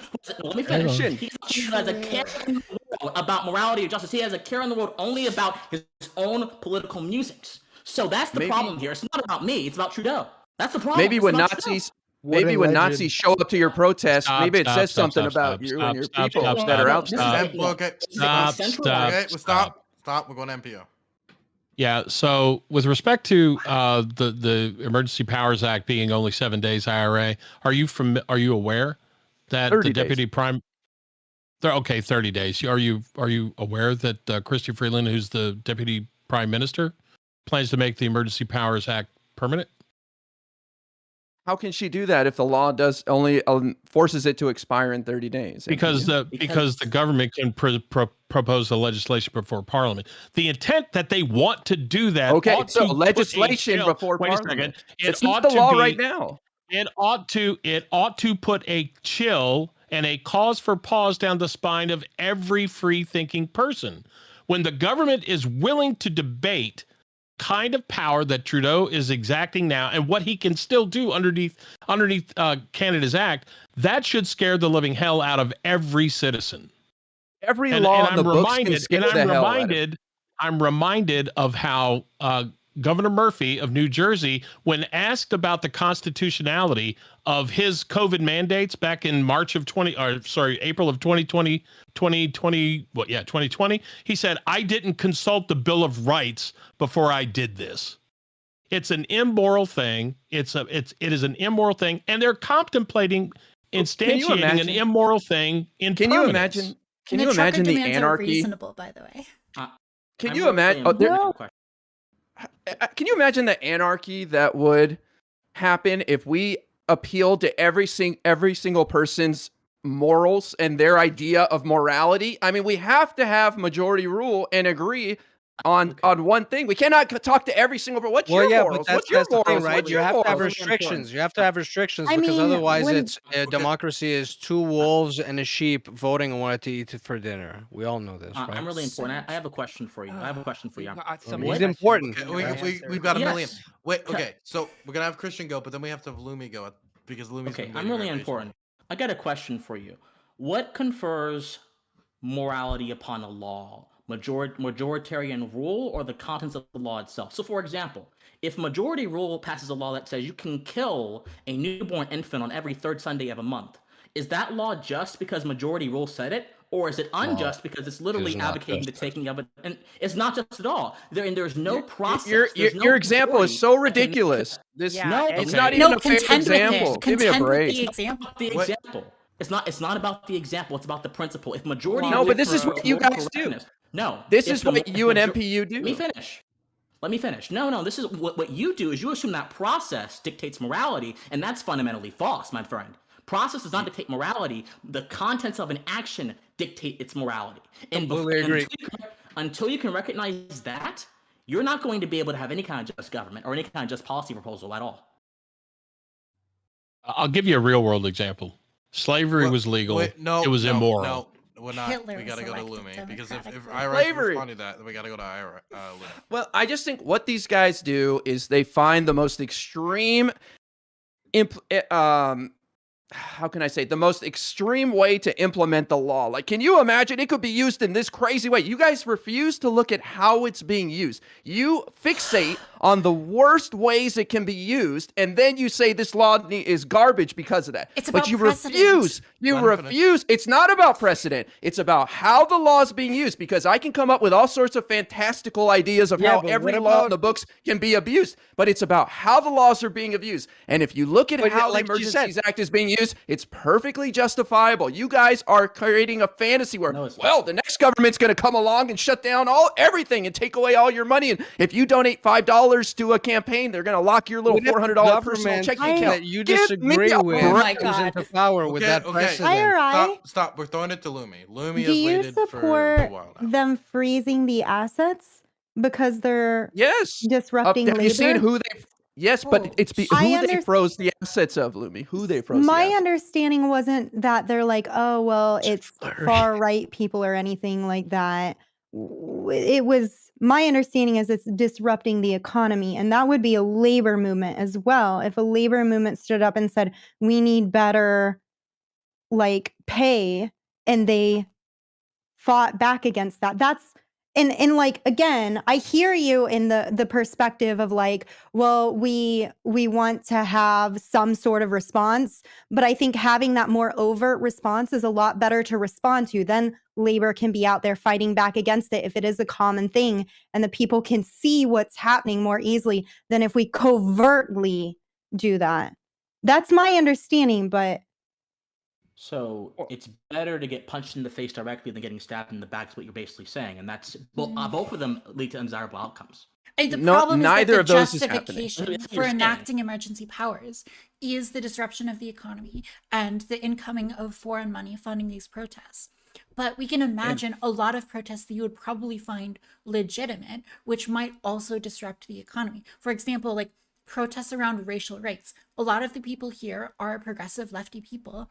And I think you would argue that like, or you'd be able to acknowledge that if you have a large scale protest that is for racial rights, but it results in many roads not being usable for a short time, that's going to disrupt the economy. It's probably also going to receive funds from sympathetic donors abroad. If this is the kind of like barrier, the kind of thing that you're willing to enact emergency powers over, you're allowing like any future administration to potentially totally restrict rights. And I agree that Justin Trudeau is restricting his own like ability. He's not enacting the fullest extent of this law that he could. I think that's good. And like, okay, credit to him to not like restricting freedom of movement or freedom of assembly and promising not to. But the danger is that you could potentially use the same justification to do really horrible things, even worse things that you would agree are bad in the future. So that's why we talk about precedent. That's why we have like official channels for breaking up these blockades, which we agree are illegal and bad, and why we think that those official channels should be used rather than this massive overreach by Justin Trudeau. Someone Yeah, tell me. IRI, you know that I normally land on you like politically, but the issue for me is this feels like people using what little leverage they have to like actually make the government move in their favor. And I can just see people who I would agree with doing that, and then I wouldn't agree with assets being frozen just to like stop that from happening, even if it's a minority of people, and even if some of those minority of people are using a tactic or tactics that I don't agree with. But you guys realize whose assets are frozen, right? You guys, there's been very few accounts. There's like 20 names on a list the government gave the bank. That's a good question, yeah. Like you guys are acting like if you donate $5, you're gonna get your account frozen. That's Do you know whose accounts were frozen? Fair enough. Do you know? Can you speak to that, IRI? Because I'm not aware. I just know that. Yeah. Okay, yeah, organizers and the GoFundMe. These people were, and Taft brought up a point that it was working. They cleared. I think you said this, Taft. Forgive me if I'm wrong, but you said it was working. They cleared the blockade. They were just getting warmed up. They did not have their $10 million. Imagine if they actually had access to that, what they could have done. IRI, you understand that the GoFundMe and the Give, Send, Go, both of those were frozen by a court order before emergency powers were ever invoked. You realize that, right? So if those were the assets in question, then why in the world we need emergency powers, which gave the government? No, it gave the emergency. The government. No, because of crypto. They expanded it to include crypto as well because they were getting around that. Why couldn't you get a court order? No. What the emergency powers is, it gave the government to freeze any assets they thought or believed were connected to the protest without due process. That's the problem. Again, the government is being the judge and the jury in its own case. Yes. It was used so they could track funds. Yes. I'm not disagreeing with you. I'm saying you're providing a different justification for it. You're saying they did it so they don't have to use due process. They're doing it so they could expand things like that terrorism list so that it watches funds with banks and stuff like that, and to get crypto. I'm not saying they're doing it because they don't want to allow due process. You don't need a bank for crypto. I'm saying emergency power suspends the necessity of due process. That's what I'm saying. That's not me making a violation. That's of course it does. And it's absurd to like target the leadership in this case. Because like the leadership, if you listen to what they're saying, they want it to be a peaceful protest. They're trying their hardest, like organize this in a way that is going to be favorable to the public. But like when you directly target these like people who are trying to actually get the protests under control and organize it properly. And you're freezing their assets. I mean, I think it's like freezing the assets of like the BLM, like the women who run the website, because there's like violence in the streets in some tiny percentage of BLM protests. Well, wouldn't you It's rather have that absurd. than the cops bashing their heads in and tear gas in the crowd? I'd rather have neither situation. Well, this was a more peaceful wanna- solution, I'd my rather, friend. I'd rather the It's not removal peaceful. of mandates It's not and peaceful. I It think has it's more- devastating impacts on people's lives. My Okay, issue is You- you it's say more you're- you say that it's not overt. pe- to the Okay. demands. I can't. It's Okay, more- I can't hear anybody. I'm gonna have Josie go because Josie's been waiting since I can't hear what anybody else is saying. Josie. Yeah, absolutely. So first I'm going to zoom out, right? Because we need to zoom out on the whole idea of why these things were done. And the aspect is, and I've actually did some research while this was going on. There was actually photographs of like children wearing gas cans on their bodies. And that is extremely terrifying. I do not like that. That makes me very nervous that that situation is actually happening. Secondly, I want to zoom out to the idea of the fact that okay, we have the emergency powers, and we can argue about the way that emergency powers are levied, the way that things are done, but there is an expiration date on this, and also emergency powers requires after it's over that there has to be a lot of hearings and indictments of why this happened and a lot of investigations to try to make the laws better. There is some precedent for some institutional support. Now, going back to the final piece that I want to talk about, because Christian, you were talking a lot about like the government is doing this for its own interest, the government's doing this, and the government's doing this. Well, that's what a government is. A government is supposed to try to protect its own interests. That's what it's supposed to do. So when you have citizens that are in danger and you have children that are in danger, you have assets that could be lost, all of these things actually exist for the greater to be able to protect the citizenry. That's the way the government actually works. So I think that when you talk about the morality of like the government shouldn't be able to do this, I feel like you're arguing a point in an ideal sense of the way that you want to see the way government is actually supposed to be done, rather than the actual reason these things actually happen is to protect state interest. And Okay, I have a that's what we question. got to do, and that's the important thing. But yes, you have I got another a que- question. Let me I answer have a it question. directly. Oh, sure. Go Yes, I would love you to. I would love you to.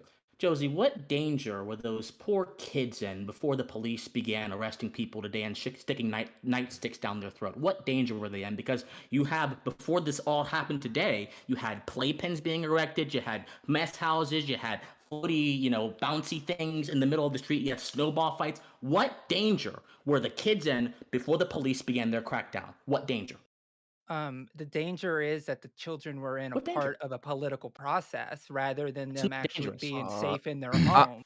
It's not I got It's some like it's dangers. very I could list some. I could list No, some. no, no, Toxic fumes from the trucks, extreme cold. Wait. Okay, Christian asked a question. No, Yeah. people are trying to answer the question. What do people need to Yes. wait for? FBO? What? So me? You Oh, want me to I'm answer? sorry. No, I'm asking. Well, I had a what do you need response to wait to for? Josie. Okay. It's 10 seconds. Okay, but Okay. but Christian asked a question, and I want to Yeah. make Oh, sure I'm you guys sorry. answer the There was question. colloquy going on. Okay, never mind. Go ahead. Go Yeah, ahead. more. I'll get get to it you in. in a second. I'll get to Okay. you in a second.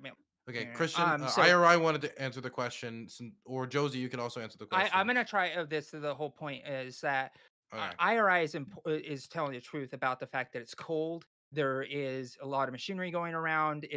They're erecting playpens instead of playpens in warm climates where there's actually daycares and actual support in those areas. Like the idea that we're trying to use children as a reason, and you invoked exactly the reason why the children were there, right? Oh, we weren't doing anything to the children until the police came and did. That's the reason they brought the children, so they could actually have that excuse. What? Okay. Human Okay. shields. Okay. So Okay. No, check it out. How many times at BLM protests and stuff like that were we told where kids were getting out of school so that they could go protest and put themselves in dangerous situations? Okay. The other thing is, Josie, the kid that you're talking about with the kid that you're talking about that had the gas can on his back was an empty gas can, and they were playing back and forth on something. There was no gas in the can because the article that you probably searched, okay, said the kid was running back and forth. Nobody runs back and forth with a 5-gallon gas can on their back. Okay, so wait, one second. I wanted IRI to be able to answer the question too, because he seemed very eager to. I am. exhaust fumes from trucks running all day long, the horns honking, blaring, and this is not good for little kids. You think they're wearing ear protection? Being in the cold environment outside. I mean, this is bad parenting 101, man. It's Wearing embarrassing. a mask all day in school is good too, Kids are right? being used. Oh yeah, wearing a little Recycling this surgical CO2. mask Sure. is really comparable. Don't losing honk. your Are you comparing that The to CO2. No, I'm gas, just saying if you're though? worried about noxious fumes, putting more carbon dioxide in your blood, It's the CO2. is a Dude, problem. that's bro Okay. science. Bro science, man. You are that. So This is a Men's Magazine Bro Science article on Men's display right here Magazine. below me. So children being involved in politics magazine, and you where? disagree, children being involved in politics and you not liking that is not the same thing as their livelihood being in danger. Okay, there are trucks and cars everywhere, in society. Does that mean that they're always in danger? If that's the line of reasoning you have, you ought to apply to other situations. The thing here is, you guys just don't like the political cause that children are involved in, and guess what? That's fine. I personally think that that anyone who's going to get involved in politics should have a good idea of what they're protesting, and they should make a value statement. Children typically can't do that. Fine, I agree, but they're not in danger.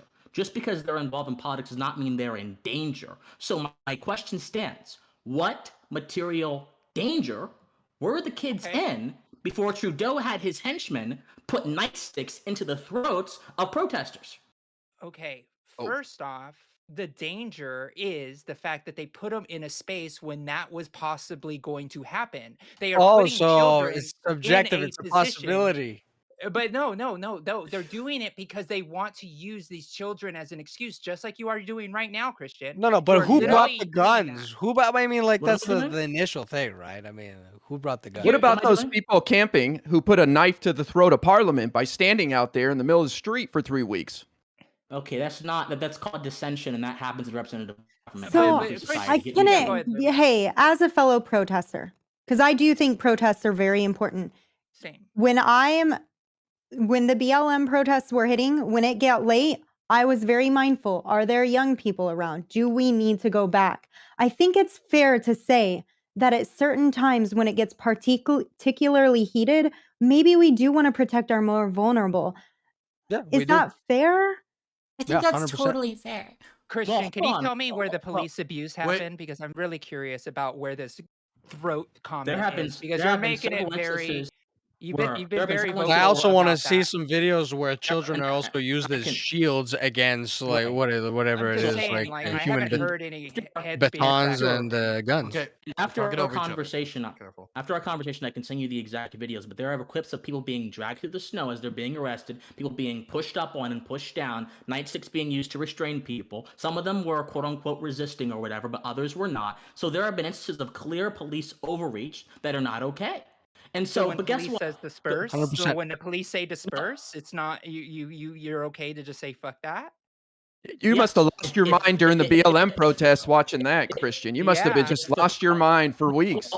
No. I don't think what the police say is inherently just because there's a police. That'd be an argument from association that's not wise. I think the police are saying something just if it is actually just. So if you're burning down a building and the police say stop doing that, you don't stop doing that, you deserve force. If you're peacefully standing in a street and the police say stop doing that, fuck the police. I don't care. Excuse my language. I don't care. You guys got principles right here. This guy's got principles. No, Kristen, you are not. That is not true because the police have to It is true. laws, and the reason that they chose this particular protest is because they knew they were breaking the law. So the fact of the matter I mean, the law is injustice. Again, we've talked about. Do you think it's do you guys think it's okay that the Ottawa police had snipers on top of buildings is associated with this? Do you think there was a call for that? Do you think Those there was guys any had danger out binoculars. there that What do you warranted mean? snipers? Well, yeah, I mean, Those they did guys find with guns and binoculars I watching think armor the on them, right? guns. Like, No, there were we know guys. if There were that's snipers. true. I haven't even Now, seen. if we snipers. had Well, Ottawa, someone the unnecessarily police deployed sniped, I'd snipers. lose my shit Yeah. over that. Have we Like, seen photos of absolutely. snipers? That's I haven't fucking seen No, but that's what they're terrifying. doing, and they're doing it under the guise of this police power, right? They've sniped people. They've killed people They've killed with people. snipers. No, I didn't say that they deployed snipers. I didn't say no. they killed anybody. Deployed them. There's no yeah, evidence. because they were Oh, deploying them okay. to a protest So- where people had guns and bulletproof vests. Like, I think that's a pretty Yeah. fine decision. right? Okay, If so you guys are someone is- okay with targeting civilians. When they have assault rifles, yes. Yeah. Then, BLM's Yes. protesters were civilians too. Do you not agree? This is a bunch of, oh, this happened over here. We're talking about what's happening in Canada, not about BLM. So let's talk about the issue. Yeah. At We're present literally here. talking about Ottawa. Well, I don't Oh, know. I'm sorry. I just don't know how you survived, Christian, after watching the BLM I protests. survived. If you were outraged by what you saw today, you must have lost your mind watching BLM. You must have just gone mad for weeks. Okay, dude, why are you trying to change the topic, man? You're No, not he's trying not to changing the actually topic. engage He's with. trying to keep It you is. morally consistent. He's trying And because I you're am talking being about morally Yeah, morals. you're the You're the moral one being talking morally about morals consistent. and stuff. Okay, Okay, we're so talking wait, about this. okay, one second. I'm gonna Were wait. I'm gonna cut through this, and I'm just gonna pose it because I see what's happening. But so I'll just ask it for them. Christian, during the BLM protests, and when there were certain instances that some people would classify as police brutality with horses or batons or with certain acts of physical violence, did you show the same level of opposition publicly? Yeah, well, I didn't always have a platform, but I didn't always approve of it, of course not. So it depends on the situation. There were a bunch of BLM protesters in Washington, D.C., who were peacefully protesting, standing there, and the cops were spraying them with OC and tear gas. That's disgusting, that's unjust. Now, there were BLM protesters in Kenosha who caused $60 million of damage, burnt down the entire city, destroyed The long-standing entire city? businesses. Well, Christian, can well, I not jump the entire in? city, but burnt Can I down a ask lot of the something? city. We know Come on, who he's Josie. talking about. We know who he's Let talking me about. finish. But let me finish. Caused $60 million in damage. And then you had Minneapolis. And then before that, you had in Ferguson, Missouri, where the city was lit up too. Then you had in Baltimore a few years ago when the city was lit up over Freddie Gray. So when In violence LA, happens, going Chicago. when violence happens, when injustice like that happens, that's not okay. And I do support law enforcement efforts to break that up. When people are peacefully protesting and they're being attacked by the cops, that is immoral in every situation, and that is not okay. There you go. Okay, I'm gonna throw it over to Taft, and then we're probably gonna look at wrapping up this topic and moving on to the next one. Yeah, I mean, I was just going to try to clarify what I think Christian is saying. And that's that when you have a law which he believes is unjust, then you're justified in protesting it, and it would be unjust for police to crack down on protests against an unjust law. And he would say that, like, if you are protesting a just law and you are burning things, he would argue that then cracking down on that kind of protest is appropriate by the police. So I think that, I don't know if that's correct, but that's what I'm interpreting you saying. Exactly correct. Okay. Yes. Yeah, it's also important to know, right, that it isn't just protesters who are being cracked down on. I mean, the police is actually they arrested somebody who was actually doing a live stream event, presumably not causing any kind of damage. They arrested him while he was on live stream. Right. Why? The Ottawa police for no reason, put out a tweet. The Ottawa police actually put out a tweet saying, if you are a journalist and you're in our arbitrary secure area and you don't get out, we're going to arrest you. Did they say arbitrary? Why? Well, no, it's arbitrary in my opinion. Well, then that's your opinion. But they have a secure area around, quote unquote, secure area where, I guess, Is it quote unquote, or is it actually a secure area? They call it a secure area. You can look I it up. think they do. They declared a secure area today, and in these secure areas, the police basically have free reign to do whatever they want to you. Yeah, it's called disperse And orders. that's not right. They exist. They've always been well, there. guess what? If the disperse orders are unjust, they do not need to be followed, and there's no reason to be arresting and throwing reporters who are not a party to anything. They're just filming. I don't know First threatening the Amendment news. rights for. I don't know if Canada has the same type of law. I don't I'm not care if sure. Canada has a First Amendment or not. They do have Morality freedom is of universal. assembly. It applies everywhere. Oh, wait. Christian, The how idea are is you whether so, it's morally Christian, reprehensible or not? how are you so confident that you're right? Like, you're the one who's morally correct here, that it's okay to disobey. Like, how are you so convinced of this? What gives you the right to make that call? I'm proving my case through argumentation. And I'm proving my case through Your argument argumentation. is it's not morally incorrect. Like, that's not an argument. That's your feelings. That's your feelings. Look, no, your dude, morals, look, your no, it's not my morals are feelings. your Okay, feelings. Dude. There are ways Yes. to objectively. I'm from LA. It doesn't hurt. I like when you call me dude. Dude. Can I speak? Dude. There are ways to objectively identify and reach moral conclusions. Now, I subscribe to a system called natural law theory. I happen to believe that you can find out what is right and wrong by observing the principles of life. Now, this is a much more Oh, so I guess complex rape is okay then? conversation. No, rape's not Whoa. okay. Let Oh, him well, it finish. happens in Whoa! nature, so. Jeez, Did you just Rhizo. say that, Let him. Christian? Okay, wait. Stop. No. Okay. Wait, stop for a second. Wow. Just Wow. wow. Okay, stop for a second. We're I gonna mean, let that Christian. happens in nature. No, Stop. I was Rhizo, invited to stop. this weird That's shit. true. over Animals here. be I don't know raping. what this is. Okay. I'm gonna start muting people. No, we're gonna let Christian talk uninterrupted, okay? And then Rhizo, I'm gonna throw it to you because you said it, so now's your job, okay? So, Christian, your job. Talk. You go. So this does not translate to that which is natural is that which is correct. Obviously, that's not true. A natural law theorist would say that getting a prosthetic limb to make sure you have motion in your legs if you've lost a leg is fine, even though that's unnatural. It's about the principles of life. What offends the internal constitution of man? So, for example, what's going to hurt my ability to live and live justly is if you take my stuff, because my stuff is my property is tied to my essence, my being, because property ownership is not just about material things, it's also about me being a self-owning individual. And from that principle flows a demand upon you to respect that, a demand upon you to be decorous with me, a demand upon you to adhere to contracts, demand going upon to you not to leave steal my stuff to and hurt me. go So piss. that's where I'm extracting And I'll be this back stuff from. real And look, we don't have a lot of time to talk about my moral foundations, but if you want to have a separate conversation about natural law theory, I would be happy to have it with you, because it's the foundation of the moral system of the United States. It was represented by people like John Locke and people before him as well, who I've studied. So that's where I derive my moral foundation from, and it is everything but arbitrary.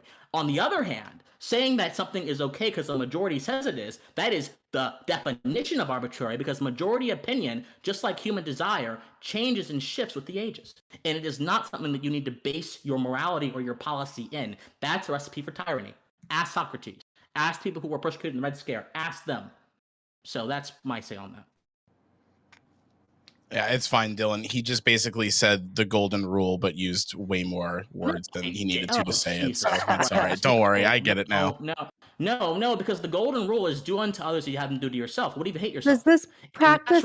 Natural law actually requires you to love yourself. The principle of self-love is what flows and creates the principle of community. It's not the golden rule. Are you supportive of private property and personal property? Does that apply to that? There's no distinction. I think there's no distinction. There's no distinction. Oh. I'm supportive of all property rights, and no, according to what it means to have property rights, right? Because now there are legal systems that have created this false distinction, which makes no sense. But the correct distinction is going to be rooted in the foundational morality of natural law. It's my personal belief. Now, look, there are a lot of people in philosophy that reject this approach. Personal belief. There are a lot of people, and I can give you some authors. Jeremy Bentham, who is actually quite influential in the formation of the American criminal justice system. You know how our Scotland. He's a utilitarian. He personally rejects natural law theory. There are plenty of folks who reject natural law theory, people who some respect and I don't respect. But that's a different conversation. The point here is my morals are not quote unquote arbitrary. They're rooted in a very ancient system that goes all the way back to Aristotle. So I don't want to hear this business of me just making things up. That sounds like an arbitrary reasoning to use It's historical not. No, precedent. That's pretty What about arbitrary. before? What about before Aristotle? What about before Aristotle, though? No, so what if I use a moral before Aristotle? I'm not basing my morals off of precedent. I'm telling you the discovery of natural law goes back to Aristotle, but that doesn't make it just, though. What makes it just is its actual principles and its merits. You guys are conflating and equivocating like hell here. Like Jesus Christ. That sounds like you're arbitrarily choosing Aristotle to base your entire moral background on. Are you saying Native Americans were not moral? Historical fact. Well, I'm saying Native Americans were not moral. What you're doing is called a straw man. It's called a straw man. I think we're getting off the main point. Now we're debating Christian's fundamental philosophy, which will make that the topic of the next Hippie Dippie, and make sure he's not here to debate it either. Sure. Oh Jesus. Okay. Sounds fun. So we're gonna do the wrap. Have you heard Christian's take on rape, dude? Stop. Whoa. Please spare me. What's wrong with you? What's wrong with you? Let's wrap up this topic. Jesus. We're gonna do outros, and we're gonna start with Christian. Oh, me? Oh, okay. Well, that's after coming off of that.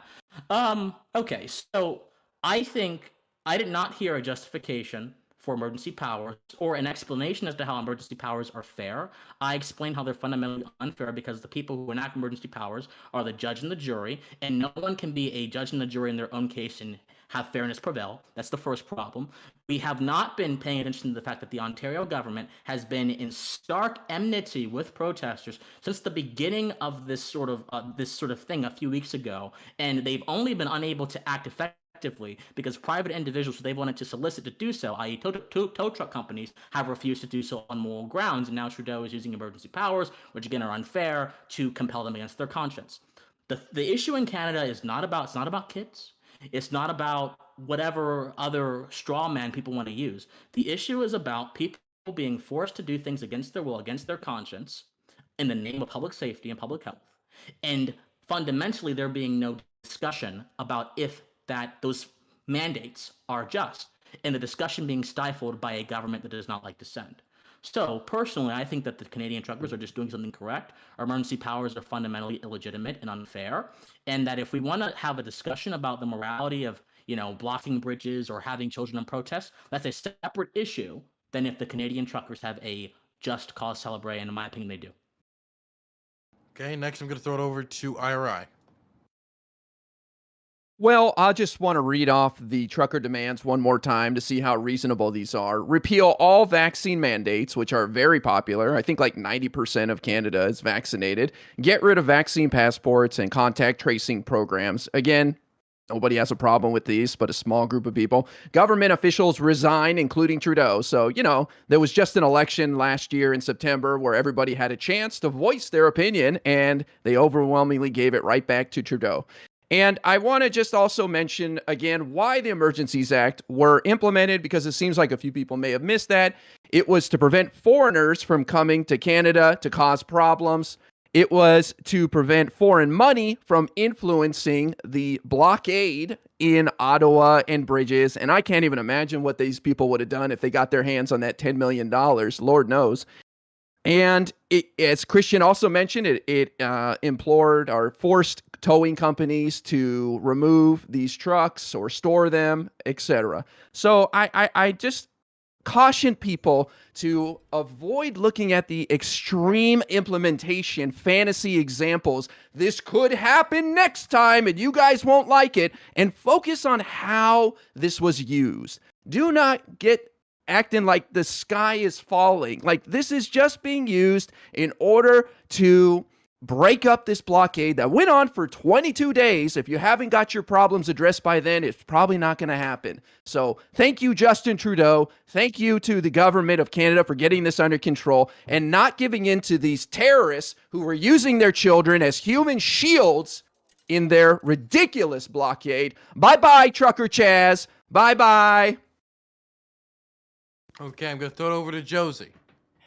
Okay, all right. So here are some of the justifications that were also released by the government too. One, they were not peacefully demonstrating, they were terrorizing the residents and were not letting them sleep for weeks. Their position, number two, the position was not supported by a vast majority. Three, the public health issues, meaning government can force you to take steps to mitigate public health crisis. And four, the local police refused to enforce the law and the residents were desperate to get help. Therefore, the federal government had to step in to stop this occupation. And Christian said from the great words, if you don't believe that, that's just your opinion, man. It's quoted by the dude. Throw it over to Lumiru. All right, I'm definitely down to talk about the struggle with overreach in the powers. I disagree with the protest. I think it's absurd, and I do think that the blockades were a problem. I'm glad to see that a lot of people agreed on that. And I think that once you have the blockade, especially if you're not having police response and it's impacting the rest of the area, then that's where I want to see a step up in addressing of that. But I do like that to remain over in a way that the general public can be aware of what's happening, can record what's happening. I don't agree with the police violence. I take that stand all the time. I don't agree with removing people's ability to record what the police are doing. That's a problem. Easy to say that. But I do think things need to stay overt when we are going to intervene at something that is disrupting in a significant manner the economy, et cetera, people's ability to sleep, whatever the case may be. Okay, now I'm going to throw it over to Rhizome. Yeah, my big concern and my hesitancy to just like say that this is something that's totally moral and okay is just that I don't want the government to decide when people are leveraging their ability to protest and like disrupt systems, that they just don't want that happening because it represents too much of a threat. I'm, obviously in disagreement with what this protest represents, even if we could call it like a protest or like the goals. And the justifications that I heard in Parliament really don't say that it's justified to me when you're just saying that's the only thing we could possibly do to end it right now. I'm willing to entertain some more of the justifications that Josie looked up or that IRI brought in, because I haven't really seen those. So obviously, like, I'm not claiming that I like have a full breadth of awareness on this, but yeah. However, though, if Splunker is who the protests represent, I think I might be okay with Trudeau freezing people's assets. So who knows? Who knows? I'm open-minded. Were you a racist or something? He is. Racist against long hair? Racist. Question mark. What color think skin racist am I, against lady? Canadians. I'm non-binary, but what? Okay, we're going to go on Okay, I apologize. Have I broken any rules? Am I getting kicked out? No, it's fine. Banned. Yeah, Just for my heart, though. Okay. Yeah. We're going on Do it to for the next Looney. person, which is Taft. Right. Yeah, I think we just need to refocus. And the central question that we're debating here is whether or not the Emergency Powers Act is something that is being wielded justly, if this is appropriate. And I think we can agree that illegal blockades should be shut down. I think we can agree that there's economic damage here. But the fundamental disagreement is whether or not using this act is an appropriate response. And I don't think it is. I think that the justifications presented by IRI and others is not good. Economic damage is something that is going to happen in all forms of protest. If you have a labor movement protest and they're refusing to go to jobs, that's a form of economic damage. And you can total up the millions of dollars of lost labor, right? And say, look at this, horrible thing. We need to enact emergency powers. I think that's a really weak argument and it's going to lead to tyranny in the future. And, in regards to the majority or minority of the population and their support for these mandates, I cited a poll earlier showing a majority support easing restrictions. There are different polls that are showing different things, but I want to emphasize that freedom of speech and freedom of assembly, these are fundamental rights that don't exist to protect popular speech. Popular speech, by definition, is something that doesn't need that kind of protection. It's something that most people are going to say anyways. And so the ability for people to, gather together and make their voices heard, I think is a really fundamental right. And the overreach that comes with being able to freeze people's assets or, and again, this is part of the bill, restrict that assembly, I think is really dangerous. Even if, in a particular case, Justin Trudeau is being restrictive, self-restrictive with his actions. That's all. Okay, now I'm going to throw it over to the Spelunker. Well, I just want to thank everybody for inviting me to the show over here. I just want to point out, first of all, that the opposition is looking at me, and I don't know. Again, I just pointed out maybe racism, but I don't know. But if they would like my freezing of my bank account. Oh my God, ladies and gentlemen, we would like the freezing of my bank account. That's amazing. Thank you. All right, thank you. So, and we also have some other guy that says that look, there's not as much. We had someone else mention some other polls. Polls are different. We can have some different polls. But another guy that mentioned that, look, you don't have the support. 90% of people are vaccinated. Sure, but that's assuming that the vaccinated that 100% of the vaccinated don't support the protest going over in Ottawa. And you wouldn't make that claim, right? You wouldn't be so dumb. You wouldn't be that dumb to make that claim, right? I don't think anyone over here in this nice 9-paneled server would make that claim. I think that would be a dumb claim to make. So that's a stupid claim to make. This 90% are vaccinated aren't for this the protest. it's a protest about freedom. It's a protest about choice, really. Not ultimatums. We're not for ultimatums. We're for choice. And we're against racism over here. Again, I'm against. I don't know about this panel with this racism thing about freezing assets about this, but anyways, all I have to say, I just wanted to point out that there's some real problems with your panel over here with this freezing of assets of certain individuals, minorities. Really, they point out that they are minorities, right? So they want to freeze assets with minorities. And what I hate the most about the state of emergency or the act is the prohibiting of taking part in public assemblies where it's considered a breach of peace. We now consider it a breach of peace or beyond lawful. Again, we've talked about how law is injustice. Oh, now we make justifications as to whether or not certain assemblies are just. Whether we can assemble or not depends whether or not what the reason is. We can protest depending on what the reason is for. I think that's ridiculous. I think that's authoritarianism, and I think my time is up. Thank you. Okay, MPO. Yeah.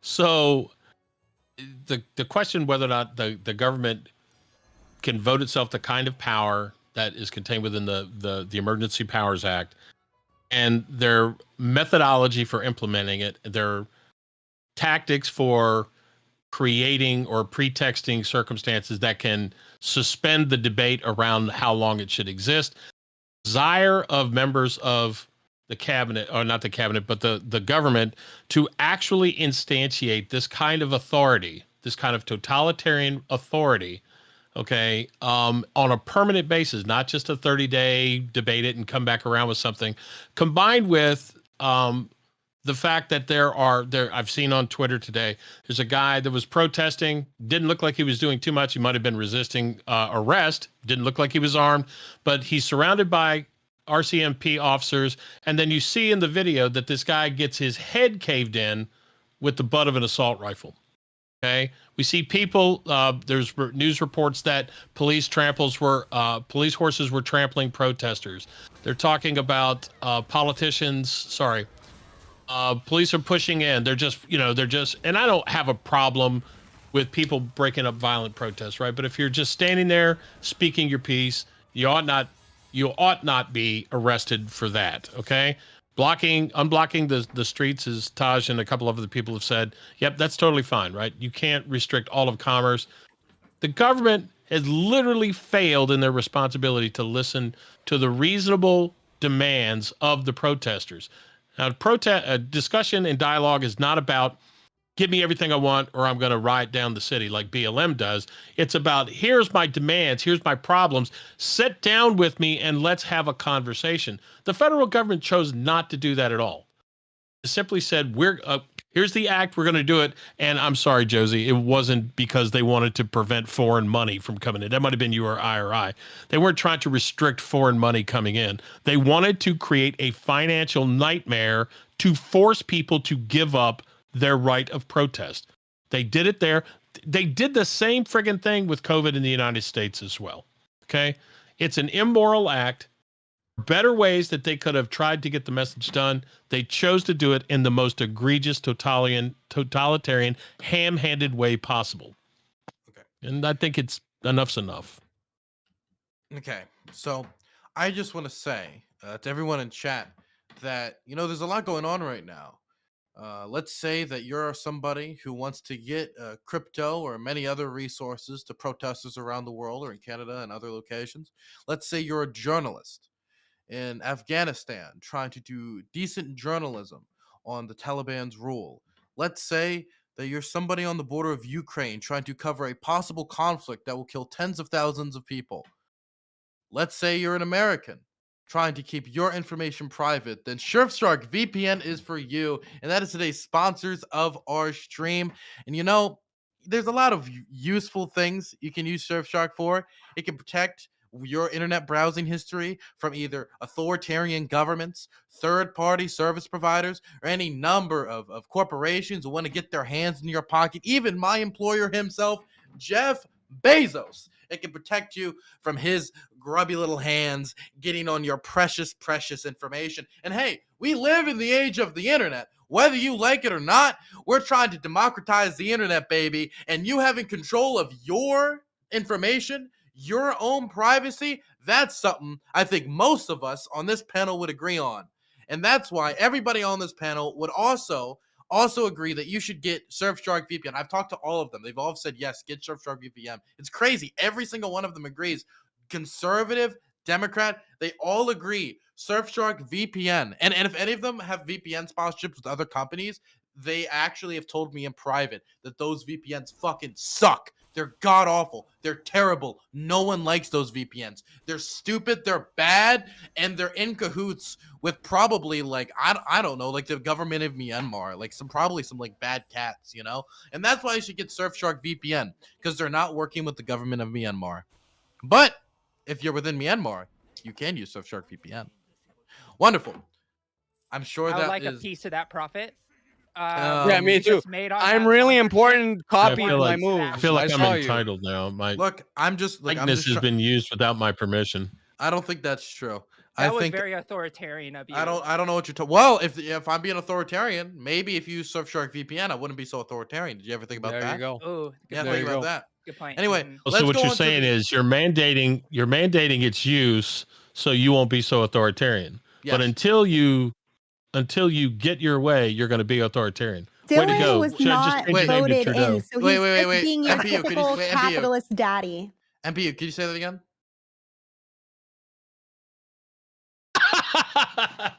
Yeah, okay, that's what I thought. No. Yeah, that's No. what I I thought. should- well, yeah. That's what I thought. No, that was You're gonna good. ban me. You're gonna ban me from your show. I don't know what you're talking about. Anyway, let's move on to the next topic, and the next topic is a simple one. It's kind of a ringamarole, okay, Oh, of a no. bunch of other topics, but it's quite simple.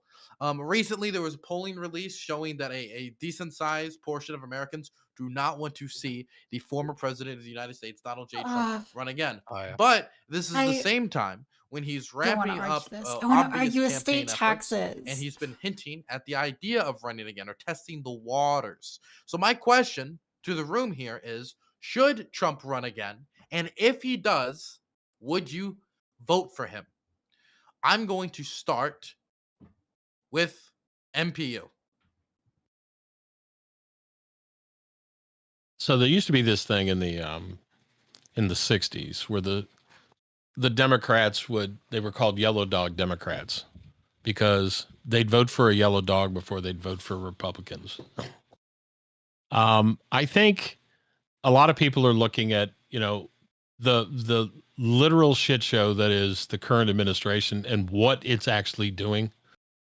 Not to say that it's the situation in the United States is not all the fault of the Biden administration. There's a lot of things that can add into it. However, he hasn't done a single thing that has reduced the negative impact of all of these other things that are going on. So with respect to with honest respect, I don't know what Trump is going to do, but I think the concept of Trumpism, which is an America First policy to put the needs of everyday people in front of the needs of big special interests. And I get that you guys on the left, you always say, well, what about all those rich people that are getting all these tax breaks? You know what? They earned their money, and the government giving somebody a tax break isn't giving them shit. It's not taking shit. Okay. So Yeah, I'm sorry, it's opening, right? Forgot Yes, it about is. that. So Some we should not do that, actually yes. we have a disparate approach to how we fund government. The 16th Amendment really screws that up on its head, right? In the US, we have a progressive income tax system that literally says we are going to take more away from some people and then we're gonna use it to fund the government. Okay, that's fine. But then the 17th Amendment, when the states lost their ability to actually have a say in regulating what the federal government does to the states, they went to popular election on the 17th Amendment. And then what happened is the federal government started getting a shitload of money.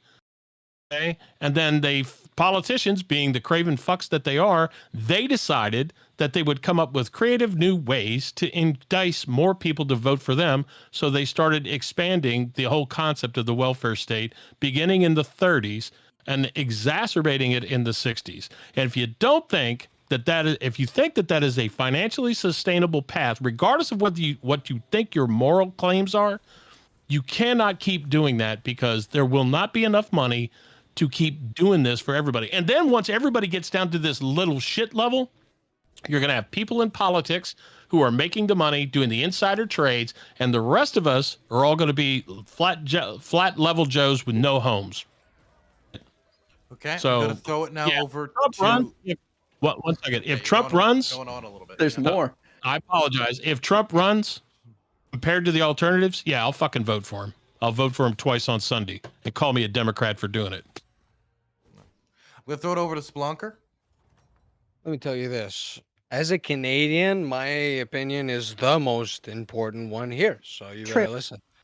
So here I'm here to tell you, Donald J. Trump.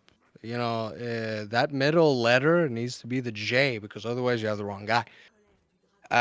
Donald J. Trump is the guy that, to me, I don't know if you're expecting this type of government that will govern, you know, in the future. It's not happening. Or a government that will be definitely Trump. competent of any, you know, anything like that is something you shouldn't look for. So what you should look for is, you know, if you don't know, he's doing the fit. You know, we got this guy up top here. There's a guy who's doing the same moves as I am. He did this, you know. So anyways, we had the WWE, Hulk Hogan versus The Rock.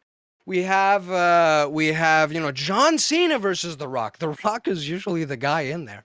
But we have, you know, Muhammad Ali versus Mike Tyson. These dream matches. This is what you want, really. You don't give a fuck about the actual politics about it. What you want is Donald J. Trump. He is the headliner. I don't know about anybody. What, Ted Cruz? What, he's a boring piece of garbage. Maybe you have DeSantis, but really, he's boring as well. If you want Donald Trump versus Biden, was funny. He's funny. He's not fun, but he's funny. Maybe you want the comeback of Clinton, something like that. But to me, I don't give a fuck about your politics. I want a showdown. I want Donald J. Trump versus The Rock. That's what I want, really, in a cage match. It's up to you. Taft? Yeah, great. Should Trump run again? No. And would I vote for Trump? No, because Trump is an incompetent, narcissistic buffoon who is not really going to get anything meaningfully done. He promised to reduce corruption in the government. He failed to do so, failed to get his border wall, failed. Complete disaster. What we need is someone who can actually deliver on promises, and someone who is going to be a conservative force, you know, not for 4 years, not in this temporary way, but make meaningful cultural change to the right. And I think in order to do that, you need first an intellectual movement. So I have no confidence in Trump's ability to actually do anything meaningful, and I don't intend to vote for him. I'm gonna throw it over to Josie. Okay. I just a little side note. Somebody just subscribed for me for 12 months straight. This is my 1 year. So I was like, it was the first one that's happened. And I'm just like, woo. Anyway, sorry, not making this about me. So anyways, I think that Donald Trump is a danger to our democracy. And if we were to see him in office, and I'll prove I'm going to give a little points here. We have already seen evidence showing that he wanted to use the military to seize voting machines. He has instigated violent protests on our sacred capital. He has done so many things that have proven to show that he doesn't care about the democratic process and has no respect for the democratic institution, and not taking a loss when he lost. Even when he didn't get the popular vote in 2016, we still said, okay, he won because of the electoral process system. But even this time, when he lost the popular vote again, he didn't win the electoral votes, and he tried to circumvent the system. I think that it would be a disaster for our democratic process. I don't think we're going to have an option. I think that he's going to run. It seems like he's positioned to run. And my biggest fear is that he's going to use this as a shield to protect him from the crimes that are starting when the chickens are coming home to roost, with a lot of the tax fraud that he's been dealing with, the fact that the accountant company that runs the Trump business has now pulled out and said all the taxes that they filed are no longer valid. Like, so all of those things are starting to pile up. And I believe that Donald Trump is using this to A, get out of his crimes, and B, circumvent our democracy to a point where we won't recognize it anymore. And I'll say, as a veteran that fought for this country, I'm so afraid of losing that democratic process, of losing what we fought for as Americans. And if you want to be proud of this country, then we should be fighting against Donald Trump, because he's going against our fundamental democracy and the Constitution of which it stands. So I am wholly opposed to Donald Trump. And if he runs, I believe that he's doing it on criminal activity, and he's trying to circumvent our democracy. Lemire. Of course, I don't want to see him vote or run. Of course, I'm not going to vote for him. He's a giant narcissist that's ineffective, and I'm glad he was, because while I appreciate his calls that he's going to drain the swamp, he's just another really rich man who's claiming he's not, claiming he's for the people, and being a giant disappointment, as typical of politicians, many politicians. Not all, but many. Rhizome? Yeah, I think last election, the fact that it was so close shows like a failing of our system, though. Like, I'm not going to vote for Trump. I don't think Trump is an effective leader. He proved that. All he uses the government to do is self-aggrandize and enrich himself and his buddies as much as he can. But like, I think the fact that we can't run a popular platform from the left and like actually have momentum behind that due to the way that electoral politics happens in our country is a huge issue. I think the platform or the populism that Trump speaks to is something that we should be speaking to on the left, but I don't hear that at all. And I feel like it's an indicator to us on the left that we should be putting up better platforms that appeal to people. We should have better advocacy. We should make our machine as well oiled as the right-wing pipeline is, in terms of organizing, mobilizing, agitating people, trying to build bridges and bring people over, as opposed to trying to use the DNC and like the DNC's candidates to like appeal to the most status quo person. We should try to bring in people and galvanize the left and put momentum behind it. So I look at Trump as a threat in a way, but I look at him as like an inevitability when our system is such that nobody can put their faith in it anymore. Okay, I'm going to throw it over now to Christian. Yeah, so a few things here. I probably don't want him to run, if only well, there's many reasons, but if only for, I'm tired of the straw man. I'm tired of him being pointed whenever a substantive policy discussion comes up and he's the president. He was pointed out as the person who supported that thing and therefore it was invalid or whatever. I'm tired of the straw man. I'm tired of the distraction. He had a lot of antics that were not at all conducive to a healthy political discourse. You know, going on Twitter and getting into spats with people, calling people names, just things that are not. Although these things are not uncommon amongst presidents. A lot of presidents have done the exact same thing in private, even if they didn't do it in public. And back in the 1700s, I mean, goodness, presidents were doing this stuff in 1800s left and right. They were attacking people. They were having gunfights. That was Andrew Jackson did. So, I mean, this idea that he wasn't presidential, I think presidentialness is arbitrary, to say the least. But the bigger problem here, if we zoom out a little bit, a lot of people ignore what Trump tapped into at their own peril. The people who Trump talked to were not simply racist, homophobes, or whatever. These were people who have felt not represented, who have felt not heard for so many years, who have been paid lip service by all kind of empty suits, and who found something of permanence in Trump. Now, it's wrong to find that in anybody, but that rage and that desire is real. And there are plenty of people who are not, mean, who are very educated, very intelligent, who supported him because they were tired of what they were receiving from the current status quo. And that desire is going to stay there, and it's going to latch on to a different figure if Trump fades away. So that must be addressed, that must be talked to, that must be understood. And if you dismiss it, you will wake a sleeping giant again, and you may get someone who's much smarter, much craftier, and much more manipulative than Trump ever could be. And if the field is as it is right now, we have one person who is just like that on the horizon who could possibly get the nomination. I won't say who it is, but you guys can, I'll leave that to imagination. So it's my opinion. All right. Well, I'm going to go against the grain a little bit here, Dylan.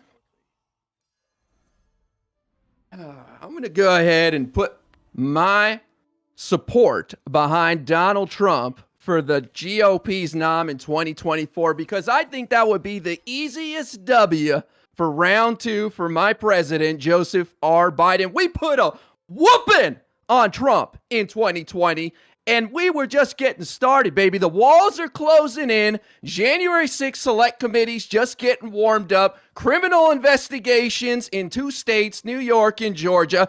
If Donald Trump is your nominee and you clowns did this to yourselves, GOP, you're screwed. You know that cancer's not going anywhere. If Donald Trump gets the nomination, Joe Biden could win the presidency in 2024 in a medically induced coma, and you know I'm right. You know I'm right. He's trying to outshine me. Is that you done? You just were at like a peak, and then you just kind of cut off there. No, it's like you flatlined. It was like I thought you died for a second. You had such high energy. And Mic then stopped. drop. Yeah. Okay. Ready to vote a second time. That's it, baby. Okay. Let's go. Trump 2024. Let's go. Raise your hand if you want to start us off. Okay, MPU it is. Yeah. So I want to be really clear here, right? I'm not a fan of Trump's personal behavior, right? Like the way he tweets, the way he engages, he goes after people when he feels, and this is the Brooklyn thing or New York thing, right? He punches back, right? He punches back with both fists. That is not really becoming in a politician. But let's also not forget that Sleepy Joe said that he wanted to take people out behind barns and beat the shit out of them too. He does the same shit. He just doesn't do it with as much flair. And as far as running for office in a medically induced coma, that's exactly what the fuck he did last time, IRI. He was asleep in his goddamn basement, man. So look, and he still won. Ain't that something? People can say, well, Yeah, people he can still won. say, look, Couldn't get 100 people to a rally. He still won. Stop it. It gets to the point when you look objectively at the things that affected Americans as a whole in this country during the 4 years that he was president. Employment decreased, labor participation rate increased, unemployment levels for every demographic increased. For every demographic except women, 40, 50, 60-year highs. Okay, women 40-year highs. Okay, people had more money. Income inequality, this thing that Democrats love to ratchet on, okay, actually decreased for the first time in 40 years. All of these things. Well, Obama. we Why are got we doing income. this? Hang on, stop. Let me. You can have the floor in a second. when we talk about like, okay, Biden says, well, we come in and wages went up. They went up the fastest rate in forever. Guess what also went up the fastest rate in ever? Inflation, 40-year highs, month over month. Oh, it's transitory. It's just going to be transitory. No problem. It's going to go away. No, it's going to be here until end of next year. No, now it's into 2023. Wow, MPU, it's kind of like when new presidents come in, the stuff the old president was doing has an impact, huh? Inflation, 10% inflation. Oh, this is what this is the argument you guys did, right? It was Bush's fault. You literally just contradicted yourself, though. You're saying, "Oh, Trump had all this economic growth because His of policies, the Obama his administration policies, that his pulled policies. everything across the Oh, line." But the bullshit. second Joe Biden, No, you know what? came in, No, you know what? now You know where inflation's jumps coming up, from? and now it's his Josie, fault. You realize that? Josie, you know where inflation's coming from? It's coming from 40% of all dollars ever printed in the United States were printed in the last 18 fucking months. That's why we have inflation. MPU. What?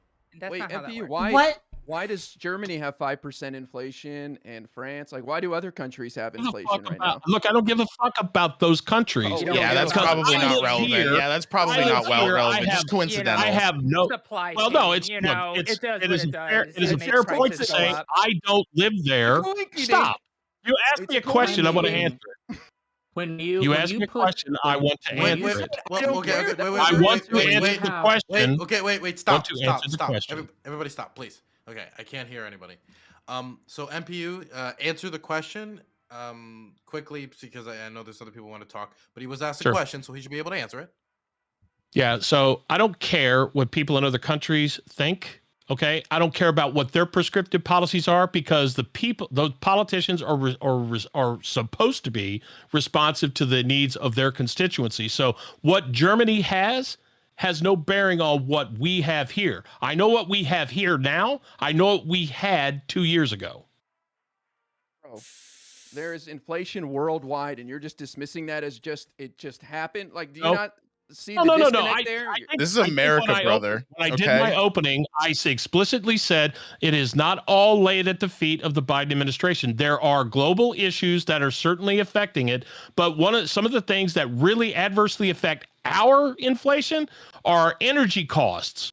Energy costs are 50% higher today than they were in 2020. What is energy? It's fuel, right? Gas, oil. It goes into, it's weird because energy goes into energy goes into everything.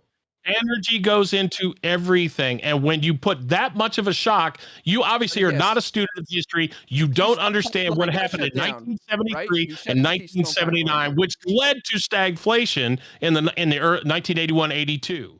But stagflation is when you have high inflation that were 18%. You're on the same fucking track for that stuff, and you want to. Biden's a great guy. Biden doesn't do anything. He has fucked up every single thing he has touched since he took office. Listen, so when stagflation. What good thing has he done? What I defy you to show me one good thing he has done. I can pulled tell out you of a ton. Afghanistan, $1.9 trillion American Rescue Plan, infrastructure deal that Trump fumbled for 4 years. 9% of the infrastructure plan is infrastructure. The rest is a wealth redistribution scheme. Okay. MPU, you asked him a question. He was answering the question. Ira, you can continue.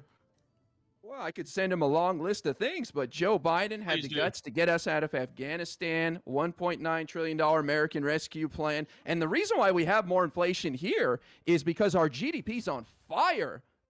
Absolutely on fire, and demand is outpacing supply. The whole world's dealing with this, but we're doing so well here with our economic recovery. We're down to 3.8 unemployment. By the way, stagflation is when you have high unemployment and high inflation, and our unemployment is very low. Than 40 years.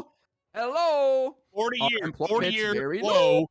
Most jobs created in 1 year. 40-year low labor participation rate. Million. I can give you a nice long list. Most judges confirmed in his first year since the Reagan era. Boy, I could go on forever. Do you know how unemployment is calculated? There's a lot of people ways. who don't have job. People who stop looking for work. You know what is a significant contributor to that?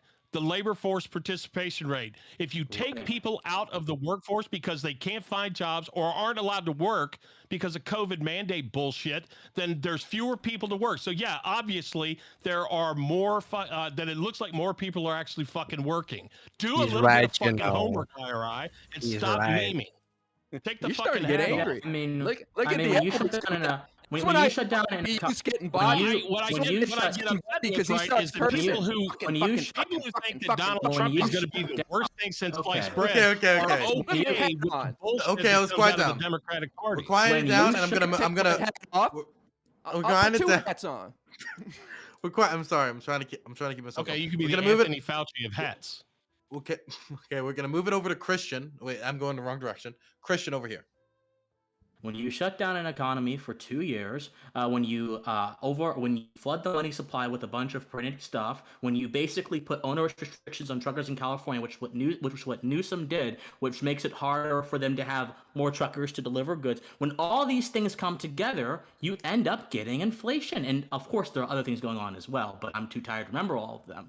And so this idea that somehow because Biden is in office and the GDP is going up, it's an economic success. No, it's the result of economies opening up after years of being frozen, because a lot of those economies, a lot of those governors, thought it appropriate to lock down their entire economy to beat back COVID. That's why you're seeing all these problems happen right now. Now, now you can make the argument that President Trump didn't do very much to intervene in those states that shut down the economy, and that's correct. But there's a principle called federalism that might explain that. The president doesn't have the right, according to the 10th Amendment, to do that kind of stuff.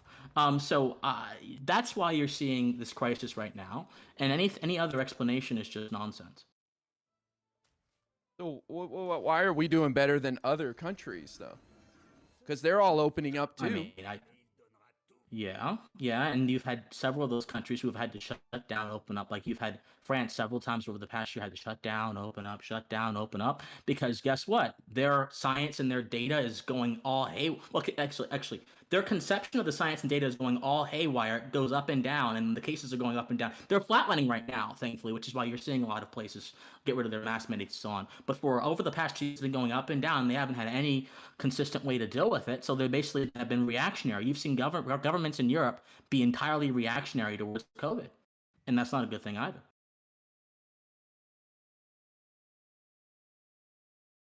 I mean, I'll let other people weigh in, but I could talk about this all day. I'm sure. And it still wouldn't make any sense. I made a screwdriver.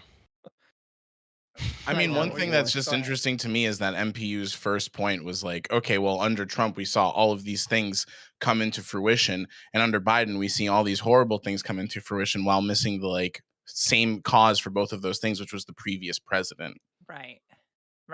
How is Exactly. Trump responsible for inflation? Yeah, I Yeah. Explain that to me. don't know what you're please Explain that saying. to please me. elucidate. I'm curious because Trump didn't shut down the economy. It was Well- Kate Bush. It was people like Whitmer. It was people like all those people did it. If we can Wait, Trump strong literally like did shut steelman down this the argument, Yeah. the Well, argument he would might be be that like No, during it COVID, was the state economy governors that did it, shrank, IRI. and when the economy grew back under Biden, like that inflation all hit at once, whereas it should have Yes. been like more prolonged. So like the Yeah, steelman version of the argument is to say that like Trump's policies made the pandemic, worse, and we're seeing the effects of those like rolled into the Yeah, economy now. How did it What make do you it mean worse? How did it make it worse? Like you don't know how Trump made the pandemic work. No, I'm asking you what policies did Trump pass that made the pandemic worse? Because he quite literally gave everyone stimulus checks, which actually may have made things worse on a different level. But I assume you guys wouldn't be opposed to people having stimulus checks when they're unemployed, are you? So I mean, if the you are, very argument is good, about but- like the economy did like a V shape, right? Where things tanked for a brief amount of time and then they recovered. And so the argument is going to be that during the recovery, we expect to see inflation because that inflation is not occurring previously when the economy is making its dip. So basically, if you look at like the bottom point of the dip and you compare that to now, it looks like the economy grew like a ton, right? But it also looks like inflation increased a bunch. So it's sort of, the argument would be like, you need to look at things on a bigger time scale. Right. I Sure, agree. and for the first Well, and yeah, for the first right. year or so, for the first year or so, Biden was in support of lockdowns. Now his administration's like, oh no, we don't want lockdowns. We don't want that. Right. And Because they because for the realize first they're year or so, fucking better. stupid. Does right? They were in context support of change though? lockdowns, and the No, Yeah. no, lockdowns, the it wasn't lockdowns because we contributed. realized they're The stupid. lockdowns, That's Yeah, ridiculous. that's lockdowns, no, that's we, silly. lockdowns we have contrib- people They realize that vaccinated. they're not politically Okay, tenable. the lockdowns Yeah, contributed. exactly. Okay, wait. We'll let Watson finish, then we'll have people respond. The lockdowns contributed to what you're seeing, this sort of artificial inflation of GDP and inflation. So yeah, I used the same word in the same sentence. Lucky me. But yeah, that's the lockdowns contributed to it. If you hadn't had people's businesses shuttered in the name of public health, you wouldn't be having this economic turmoil right now. We were in. I am a part of Gen Z. I'm Gen Z, and I played in the my wrong generation, unit this is the in first time we're Hearthstone. really That's crushing. experiencing That's so sad. inflation. More Perfect Union generation experienced it in the 70s, but this is really like the first time we're experiencing inflation, and that is because of an artificial crisis created by power-hungry politicians who have no idea. Wait a minute. It was Are artificial. we It have was the number artificial. one death? Yes. Hold on. No, Like, well, yeah, hold on. do you What's want that to say mean? because because wait a second. What is You're that? How's that trying to even say relevant? you're trying to say right now that lockdowns because businesses got shuttered is a problem. Do you realize that if we just let the economy go at full clip when we were losing people at a higher rate because nobody was vaccinated and people were dying like crazy? Like The economy like, wouldn't go that's at full better? clip though, because people would It willingly wouldn't have restrict gone. Fatality themselves. rate for this No, disease Exactly. no, is the under fatality that was 0.3%. because of the things that we were doing to prevent people from getting exposed to COVID by locking down schools, doing all of that stuff, and then as soon as vaccines came out, been at least oh my God, I can't. Listen, No, if you look at hospitalization, guys, shut up. Okay. Thank you. Jeez. Now What I'm we're gonna have Josie finish. I don't want to respond to that, Dylan. Okay, but wait, can you say that again? More Perfect Union? Fine. No. I want to respond to Josie. No. I want to respond to Josie. I want to respond to Josie. No. You see, like nothing's gained there, right? So we're gonna have Josie finish, and then you're gonna respond, MPU. And Watson, I've written your name down. Is there anybody else who wants their name written down? Okay. Josie. So let me finish my point. The fact of the matter is, when we started, when the pandemic was wild, the wild COVID strain, and we didn't have any Holy protection shit, guys! with I just got vaccines to help pog people units get in the Hearthstone. survivability rate Oh my up. god, I'm that was a pogging. time where people were just dying, and it was very scary. Like, it is a situation that was very visceral, real. If we did not shut down schools and shut down those businesses, then people Look would at have how died even more so, and pog that would have this hurt the is. economy even more from the fact that we would have had more mass fatalities, not only just on an economic scale, but also an emotional scale for the country to lose that many people. Now, we know with the COVID booster with Omicron that the chances of death are extremely low, like to a point where it's not even really an issue anymore when it comes down to the issues that are actually happening. So the material things have changed on the ground, and that's why the lockdowns aren't as necessary as much anymore, because we figured out how to solve and deal with this issue. So the fact that you're saying, oh, now things are opening up because of the bad idea is not true.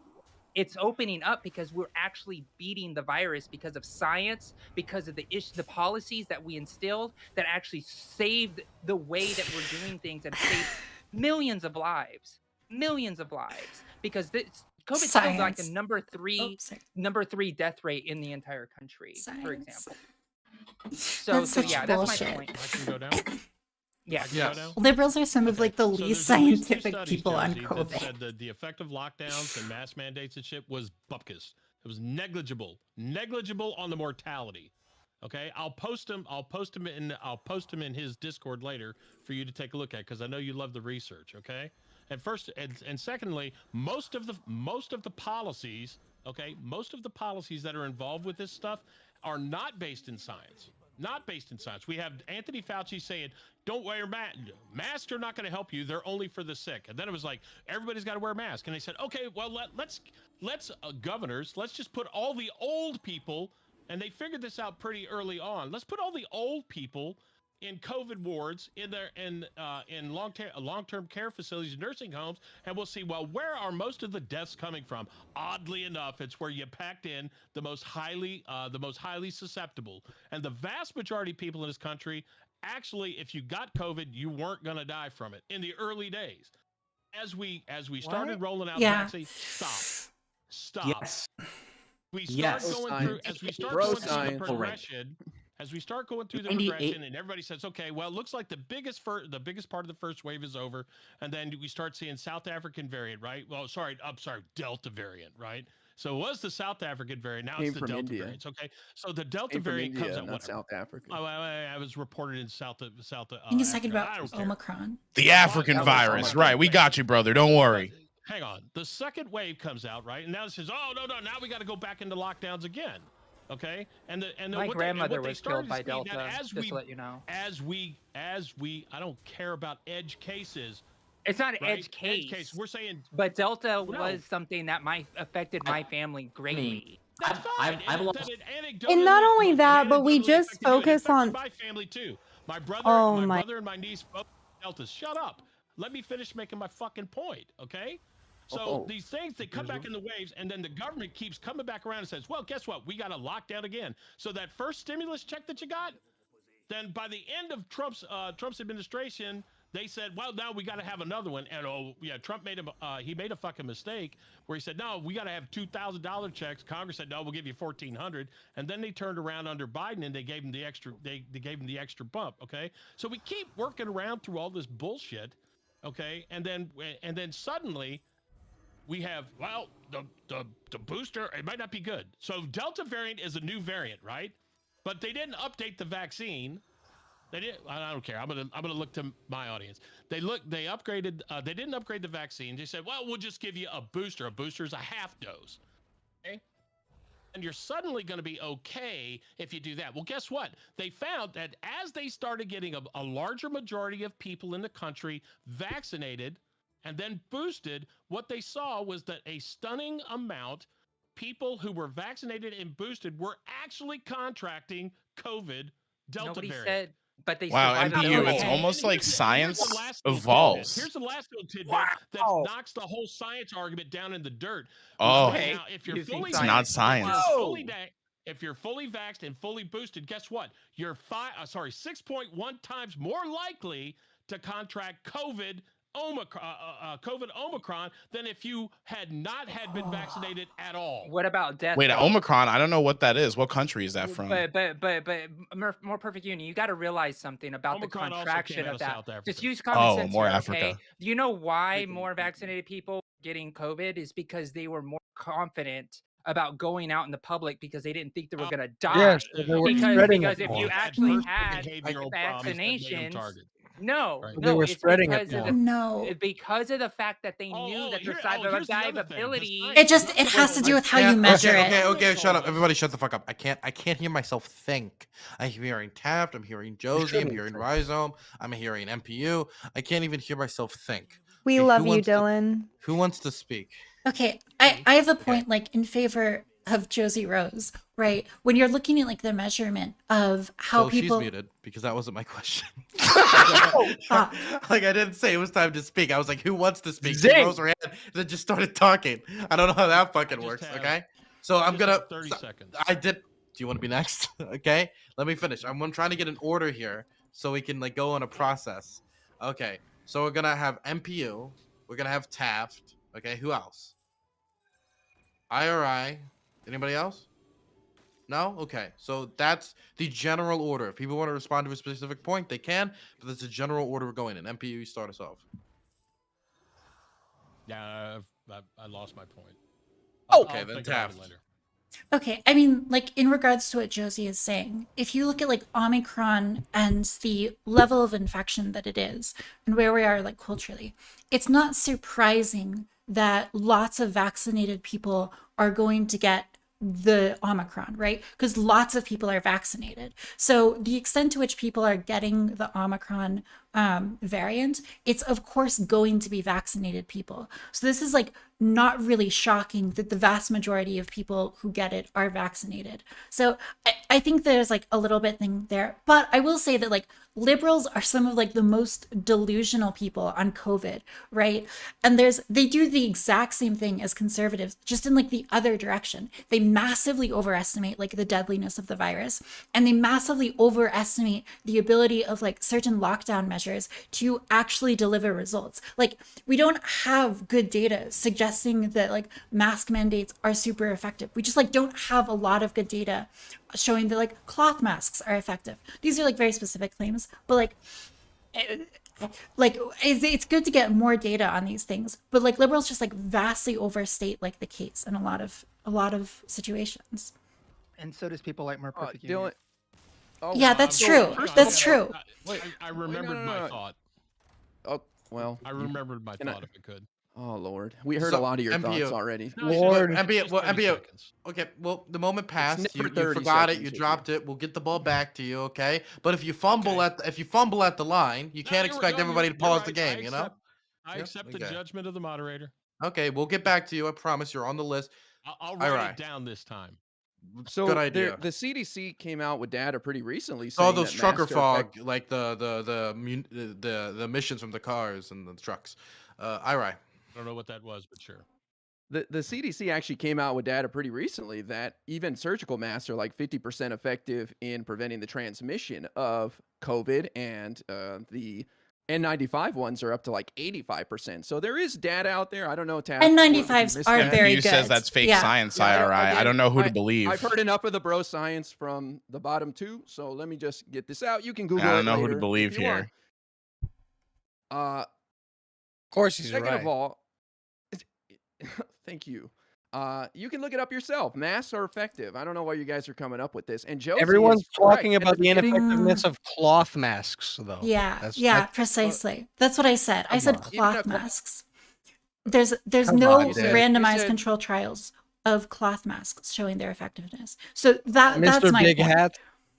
And I agree with you that N95 masks are very effective. The problem is that like when you do a mask mandate, you're not mandating people of N95 masks or really providing people with those. So if you did that, if you like provided people with like free access to N95s, that would be like, I'm guessing that would be a really effective policy. The problem is that like mask mandates are so loose in what they allow you to do that people end up using these like dirty, overused cloth masks, and it's not like helping. So it's still better than nothing. I don't know if it is. Is right? it? That is so. Yes. Because we're There's data that shows. I mean, how are we 3 years into this and we're still teaching this? Also, I want to say to MPU. Okay. No. COVID. There's studies that shows that there's. Hey, hold on, man. Please don't operate heavy machinery. Also, I want to say MPU. You can get COVID with the vaccine, bro. How are we still teaching this 3 years on year number 3? Anybody can get COVID. That's not the point of the vaccine. How are you saying? Yeah. Wait. Everyone knows knows what that. the definition of a vaccine is? Wait. It depends. No. It seems like there are different We've been people that talking have about this different for a while. standards for vaccines, right? It seems like I have a higher standard for what a vaccine does than you guys. And if you are fine with FDA's version of it. Whatever the FDA's version, whatever. I want a vaccine where if I take it, it's like the polio vaccine. I don't get polio after. But if you're fine with this other type of vaccine, that's fine. Yeah. I'm just speaking right now. What I want is like it seems like that's fine. We can have different versions of what our standards of a vaccine is, and that I can find. But that's why we can't mandate it because it seems like you have a different standard. It seems like for you a vaccine that. It seems like it prevents you from having severe symptoms and maybe prevents you from having a hospitalization, but really you don't know because you can't tell. No, we know. You know. No. Here's how. It's Studies. so I know that goofy that they're studies. mandating them. Show that this is the case. But what you cannot tell is on the individual basis, right? If you get COVID and you are vaccinated and you get severe symptoms, you cannot tell me that you know that at 100%. At 100% that if you weren't vaccinated, those symptoms would have been less. You don't know this. So We IRI. do know this. This Yeah, we no, do- no, we- no, no, not at 100%. On no, average, no. This is on average, generally, you have this less. is generally the case. What's This happening? is generally the case, but not at 100%. You Oh my can't god, tell this is like a that- pointless thing to 100%. make. Yes, on average, the vaccine decreases your symptoms. Anyway, Of course, Like- of course. IRI, like I wear an N95 mask when I go out because I think it's good. I think it's really important to like mask up, and I care about not spreading COVID to people and reducing the viral load if I get it, right? So if we like have a mask mandate that like provides people N95s and mandates those, I think is great. But like the way that we have it now, people who really care about like the science and the safety of people, they're going to make sure they're using the masks effectively and they're using the right kinds of masks, right? But those people are going to do that with or without the mandate because they care about the issue. And so the people who don't care about the issue are going to use like shitty, ineffective masks. So like the degree to which the government is like mandating things, I think, we can point to like examples of N95s being really effective, and I agree. But like as a government policy, I just think it needs tuning. Oh, she wants it heavier. That's worse. If you're going to have it, it needs to be heavier. But like- that's why you don't want it, right? Because then I think it's well, debatable, there's maybe like- a mask that's more effective than that one. Well, And I then- do then think we it's should like probably a move to debate. that one. Because if you ask like the public health experts, they're going to tell you wear the masks. Masks will reduce like the total cases. Now, I think there's an argument that like maybe we need to involve other experts and ask like psychologists or economists, like, okay, maybe we should optimize for other things rather than just like total, COVID cases. Maybe that's an argument that you can make, but like insofar as you are optimizing for like the lowest COVID deaths and the lowest COVID cases, then yeah, in order for like a mask mandate to be truly effective, you do need to provide people with N95s and then make that the standard. If that's your goal, yeah, you're right. What was the topic again? I'm gonna throw it now over. it's should Trump. Donald should Trump. Trump run again, but I'm gonna throw it over to MPU, and I'm gonna write down Rhizome. I have Christian's name written down too. Yeah. So, Splonker, you're 100% right. Your definition of what a vaccine is exactly what the FDA defines it as. Okay. What the COVID vaccine isn't a vaccine. It is a therapeutic. It mitigates severity of symptoms and does a pretty good job of preventing people from dying as a result of the vaccine. Okay. The CDC said for 2 years, almost 2 years, that if you got the shot, you wouldn't get COVID. They said it prevented. That's bullshit. Wrong. You could go back. All you got to Lie. do any internet. They did search say of that. They did Dr. say that. Anthony Fauci. Wrong. Stop. Let me finish. I'm speaking. Correct. Okay. You're wrong. Just look him up. Wrong. Look him up. Okay. Wrong. So, No, and no, then no, no, no. also, With respect to masks, before Congress, Anthony Fauci told Congress, everybody's pretty much going to get Omicron. That to me is a stunning rebuke of the construct of wearing a mask. Okay. Period. No, because the And then point of other wearing a thing, mask is that and you then, Taj, slow you it. were talking about people wearing masks, right? If we all wear N95 masks, that would be great. It would be great, except for people like Rhizome and me who have beards, and IRI who's got some kind of scruff hanging off his chin. Okay, I'm trying. that you Come can't on. get a good seal. You can't get a good seal. Okay, so it's not gonna fucking work. Right. Okay, yeah. What is it? It stops me from somebody spitting in my mouth, sure, but then it's just gonna go around the mask and come up on the inside. Come on. Yeah, my man. beard is a That permanent part of my It body. helps I to a can't very be small without it, degree. otherwise I will die. Well, I think it's pretty People are totalitarian to realistic, I get force that. people to shave their beards, right?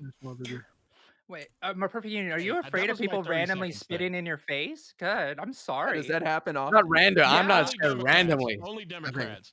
Only Democrats. Most people are actually pretty nice to me because in regular conversation, okay, with people that are logical, I get along very well with them. Can I bring I this like to back to think- I Trump? would like to think The that guy- since the I'm guy talking to that- you, Josie, we could actually have a beer. I could sit across the table Probably. from any of you guys and have a beer. No sweat. I'll Okay. say We're all this. great people. Rhizome over here that wants my funds taken away from my government. Me and him might get in this little beef. You mean the over here. racist? The racist. Yeah, the I'm racist. just being racist, Splonker. Don't worry. It's You're just okay. severe racism, Well, and let I'm me, against it. Let me throw it over to Christian for the time. What? I got cucked, dude. I have a response. You're next. Oh, okay.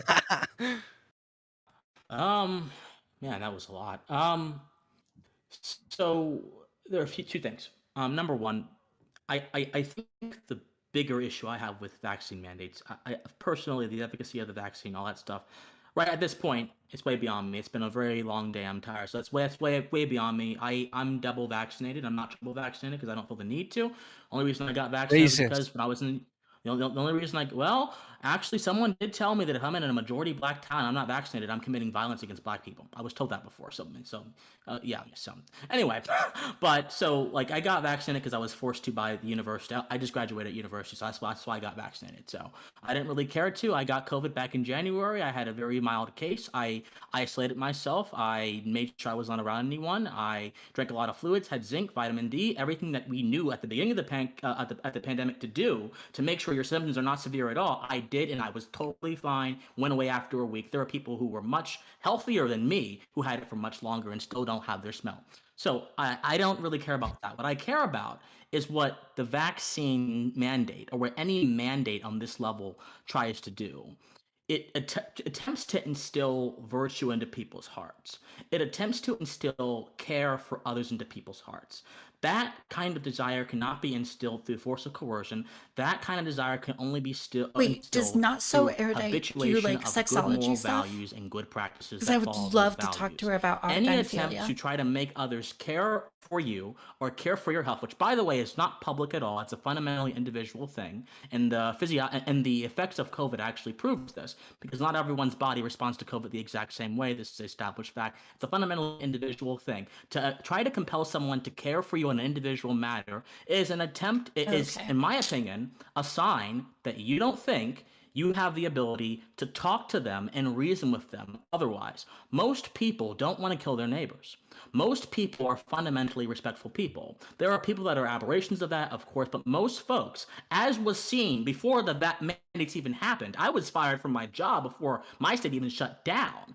And because my boss said, I don't want to endanger any of you guys. I'm sorry, have a nice day. And that happened to so many other people as well. So most people already want to have community preserved, and that requires not killing someone. So you just can't mandate virtue. It has to be instilled by community, by good values, and by free will. And that is what I don't think leftists get, and that is why I'm fundamentally against vaccine mandates. I want to ask you a real quick question. So do you believe that like anti-discrimination actually Cutting Say out. again, you cut out. Oh, Cut out. sorry. I'm sorry. Sorry about that. Do you believe that anti-discrimination bills and like laws are useful? I think they're immoral. They're wrong. So Legend. So wait. Yes. Morality. So you're saying Yes. so you're saying like a law that says that people can't like discriminate against you because you're a black person is immoral? Yes. So A you law think that it's says that it's morally no, just no, of no, somebody to be able to no, discriminate against you? no. Well, I didn't say that. I said forcing someone to not discriminate against me, to not discriminate against me. Excuse me, I'm tired. Is unjust. Yes, particularly if It's they're a private also business. forced. Now, if they're a government institution, then they have an obligation to serve the public, obviously. So that doesn't. But That's different. but you would need But an anti-discrimination law for that. yeah. No. So if they apply So to they are government, useful. no, they're no. So no. Anti-discrimination laws voted against private people is immoral. Yes. So this is why I'm against Section 3 of the Civil Rights Act. I think people should be able to do what they want in a free society, and I should be able to take my business elsewhere if I want to, and I have. I mean, for What if example, every Government business says institutions, no? then that's different. For It's example, completely. I'm a gay black man. I know of businesses that have refused to serve me because I'm gay. Well, guess what? I'm not going to give you my money anywhere. So why would I? And thank you for telling me, by the way, because I'm not going to finance your bigotry. So as anyone can do in a free society, I just walk away and I do my own thing, and What if that's it's what the we whole need to town? get back to. What if it's every business in that town? Do you move? Okay. Yes, I will not Okay. move, but I would go somewhere.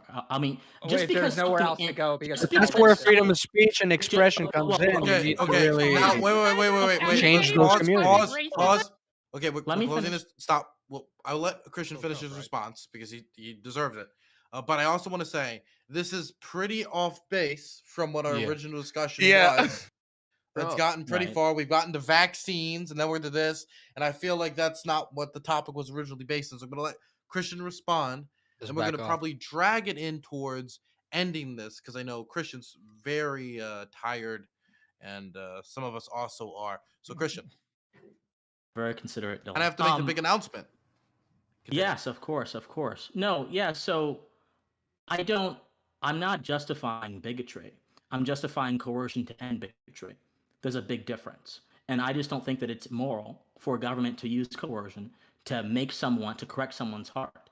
The heart is a fundamentally private thing that can only be corrected by reflection. This is kind of the Daryl Davis principle. Daryl Davis going towards in talking with Klansmen, trying to get them to reflect on the behavior. And guess what? Through that, a lot of them actually shed their robes and left their racist ways. That's how we do things in a free society. Also, the idea that if an entire town does not want to serve me, therefore there's some moral wrong committed. Look, being inconvenienced is not being morally something. It's not a moral wrong. I don't have a right to be convenienced. This is why the progressive idea of freedom is bogus. What if it was a hospital? They believe. Well, and I'll go find someone who will serve me. You'll seriously. No, I wouldn't. No. So can I just say to Christian who asked? Let me finish. So what you guys are doing right now is what? No. Hold on. What you guys are doing right now is what? No, let me finish. Sure. What you guys are doing right now is what Ayn Rand termed lifeboat ethics. You are making ethically absurd situations to argue against a matter which in almost every other situation is ethically justified and have absolutely no inconvenience all night. No, segregation literally ended last year. Guys, let him finish, or we're gonna have to talk about this for the rest of the day. And I want to talk about this. Okay? Let me finish. Continue. First of all, segregation was both a private and a public thing.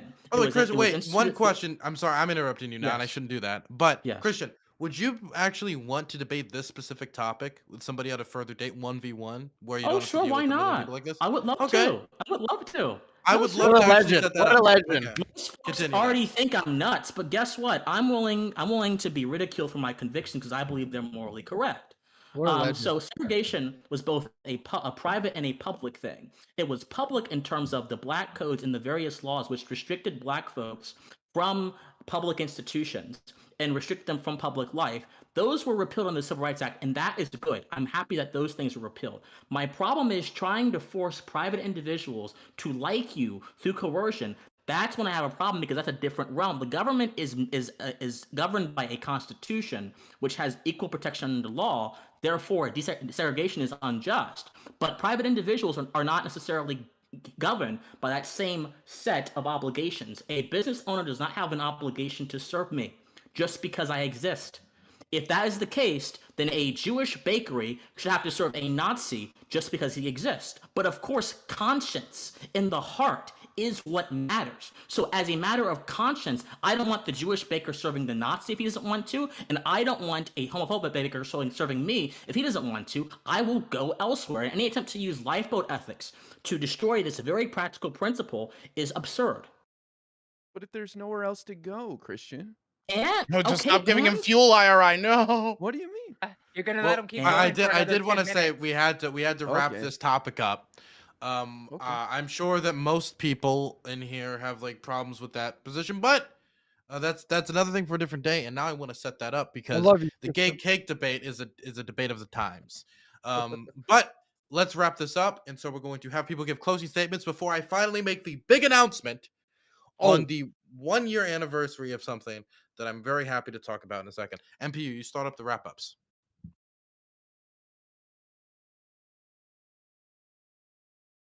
Muted MPU. Oh, shit. Dude, I can't even hear you and I know it's muted.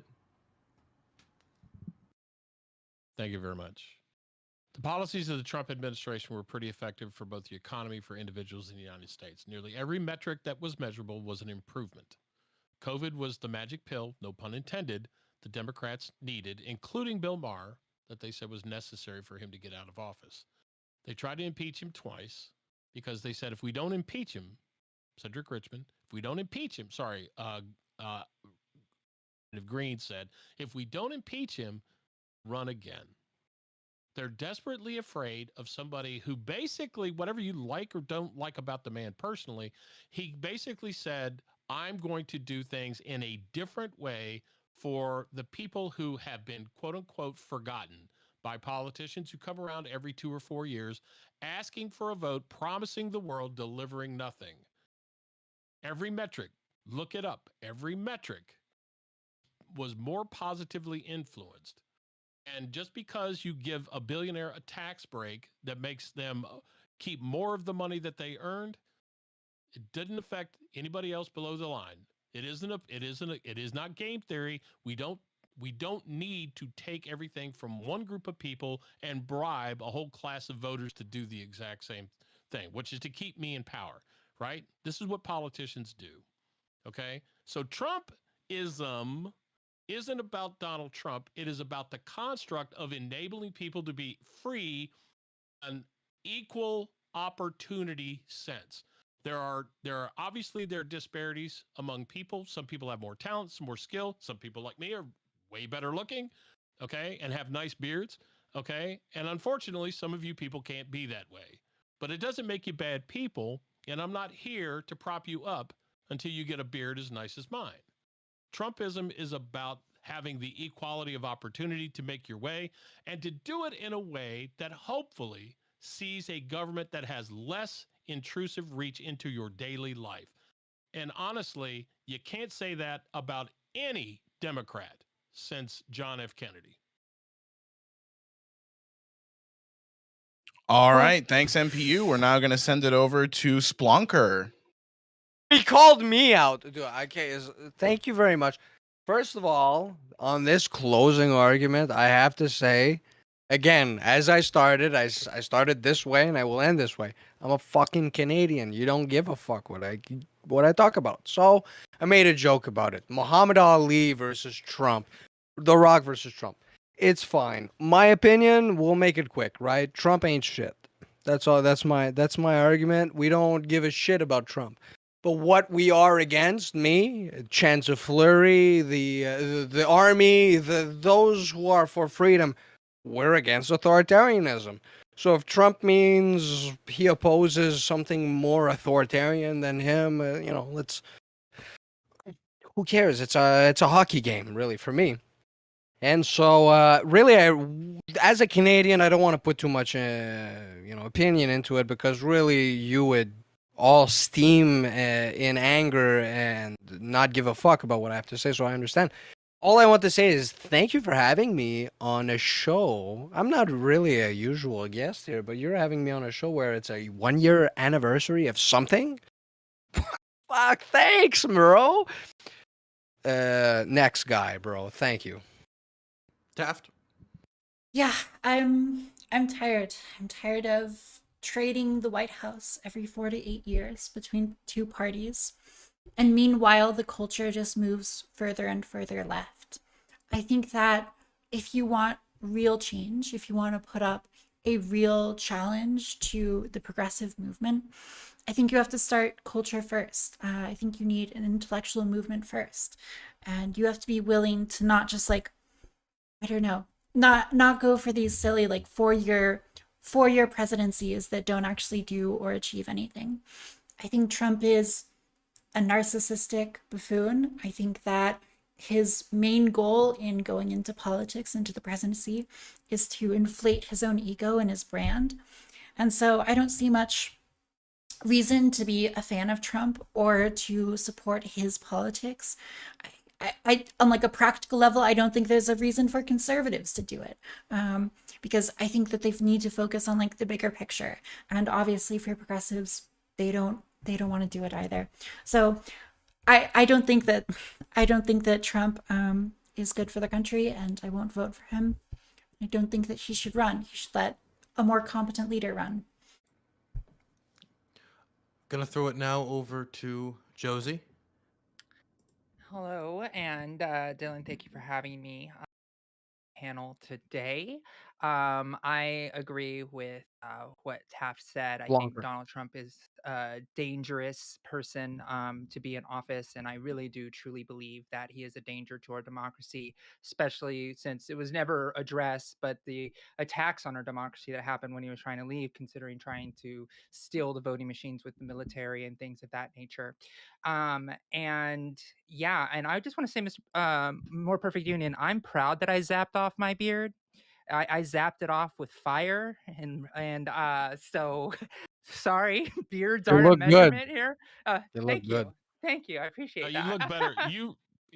Yeah, you look better without a beard. I'll give you that. Thank you. I appreciate that. Anyways, I will say this last point for Christian. It's like when you're talking about legislating values, I know talking about Donald Trump tried to legislate a lot of values, especially with, trying to teach certain things in education, trying to say that immigrants were a danger, trying to like coerce people into being afraid of people that are from not in this country. I think that Donald Trump's probably one of the most egregious people when it comes to legislating values and more people. So with that, I am Josie Rose C. You can find me on Twitch at Josie Rose C. You can also follow my Discord at the Love Nest. So it was a pleasure. And if you like my content is political streaming type of stuff. And I'm also a lead trans researcher for trans issues in the country. So we always talk about trans stuff. So we didn't get to talk about that, but if you want to jump into my channel, you can learn more. Okay. Now I'm going to throw it over to Lumi. This is just our ending statement on this topic, right? Yes. The southern Okay. border isn't Oh, I thought it was unchecked. over after You this. see a There- lot you more see- I think migration we gotta there. talk about estate tax. Oh, No shoot. way. I'm Let's sorry. fucking Yeah. go. Yeah, Don't worry. I Wait, did before research that- on estate I- tax. Wait, I read wait, studies, wait. Dylan. Trump Wait, sucks. stop. Trump 1 second. sucks. Wait. What I'm gonna do for that, since I know a lot of people want to go to sleep, is, Oh, really? is I will try to keep the estate tax conversation as short as possible. What I'll do is I'll make like intros like 30 seconds long, possibly 20 to 25 minutes of back and forth, and a cutoff, since most topics go on much longer than that, since a lot of people want to go to sleep. But Lumi, you can Okay. continue. Trump sucks. Okay. Rhizome? Yeah, for sure. Trump sucks. I would love to like have a discussion about how we should like on the left galvanize the voter base more as opposed to placating the more moderate factions and trying to bring people over from the right. I think that would be the most successful strategy, is to push people to the polls and get people who normally don't see the benefit of electoralism to feel that. So I think a populist platform would be beneficial for us. It would be great to see that happen. Okay. Rhizome, do you apologize to me? No, Splonker. I stand by my words. My racism, I stand by it. Okay, we're throwing it over to IRI. Yeah, look, my goal is to get Joe Biden elected for a second term, and the best person to run against would be Donald Trump. He already beat him once, and Donald Trump's star is falling. There's been polls recently released that among Republicans that up to 50% of Republicans want anyone else but Trump right now. The walls are closing in. He's got criminal investigations into him in 2 states. The January 6th Select Committee is going to reveal a whole bunch of stuff that's not going to go over I'm well. against estate So tax. I'm all for draining the swamp strongly. and finishing the wall. So Trump 2024, let's go. Get him. Woo! Gonna throw it over to Christian. Yeah. Trump. I don't even know what to say. Trump's not the issue. Well, maybe I don't know. Okay, so I'll just be very short. Okay. Trump spoke something that is very deep in the American psyche, and it's very important that people not forget that. That's all I'll say. That's all I got to say. Okay, so now I'm going to take a second to talk about an announcement. Now, you're going to have to give me a second here because this means a little bit to me.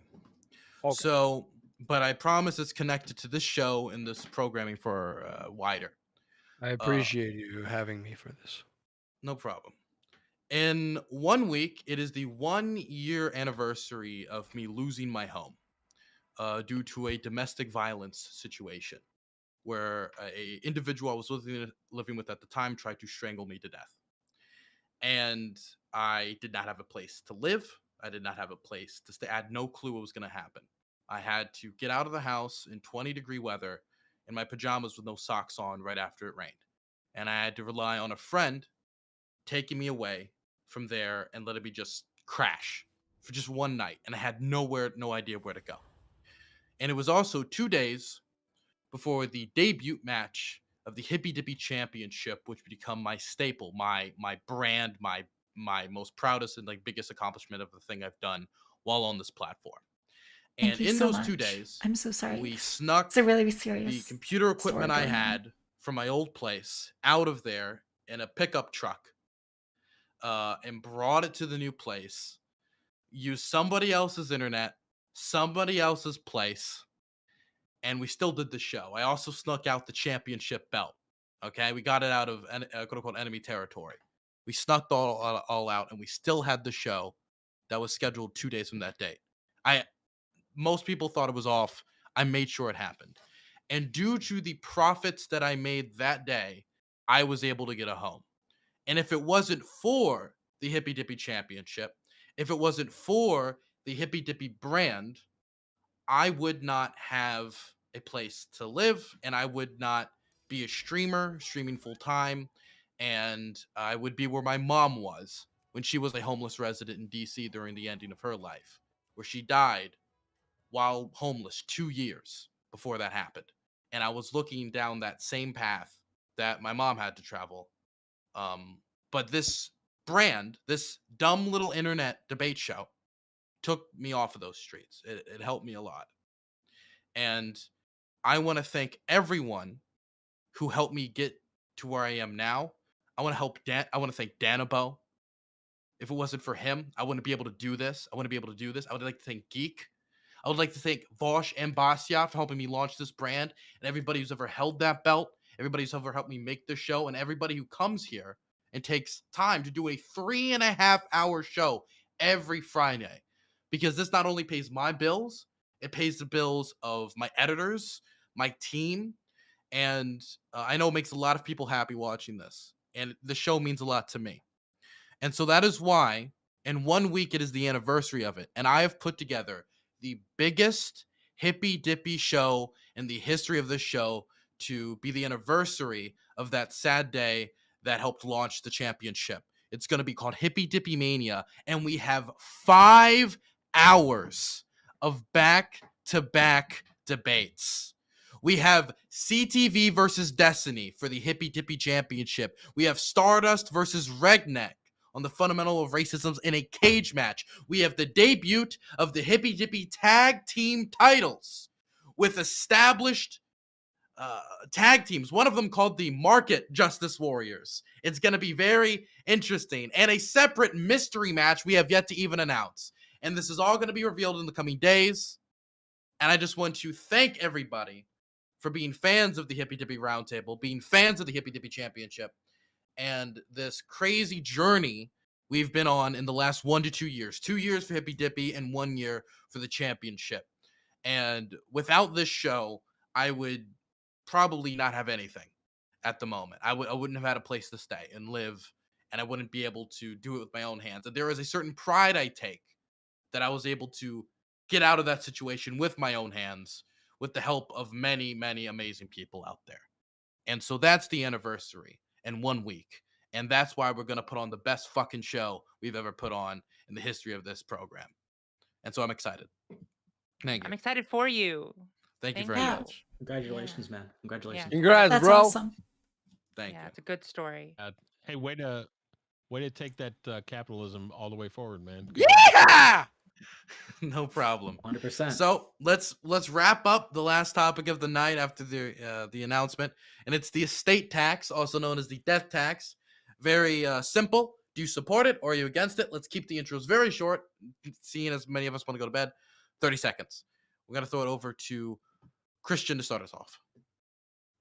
Against it. I'm against all taxation, but that doesn't move the conversation forward. So the estate tax.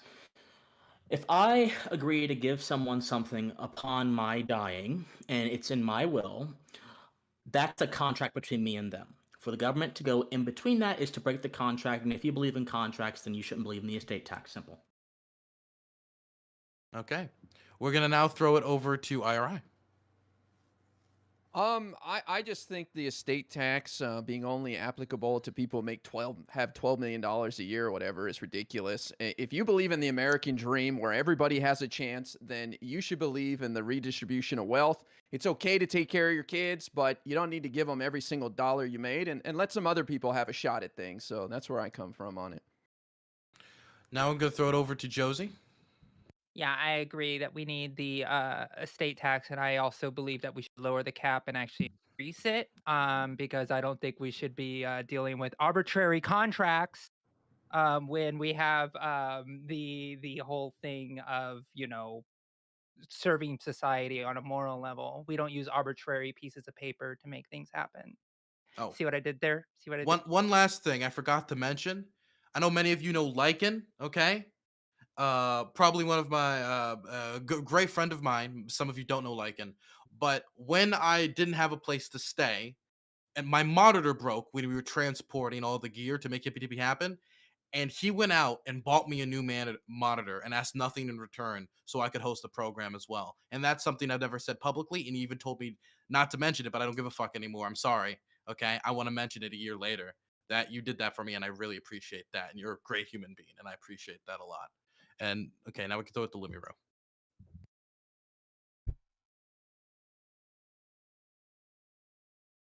for intros. Oh shit.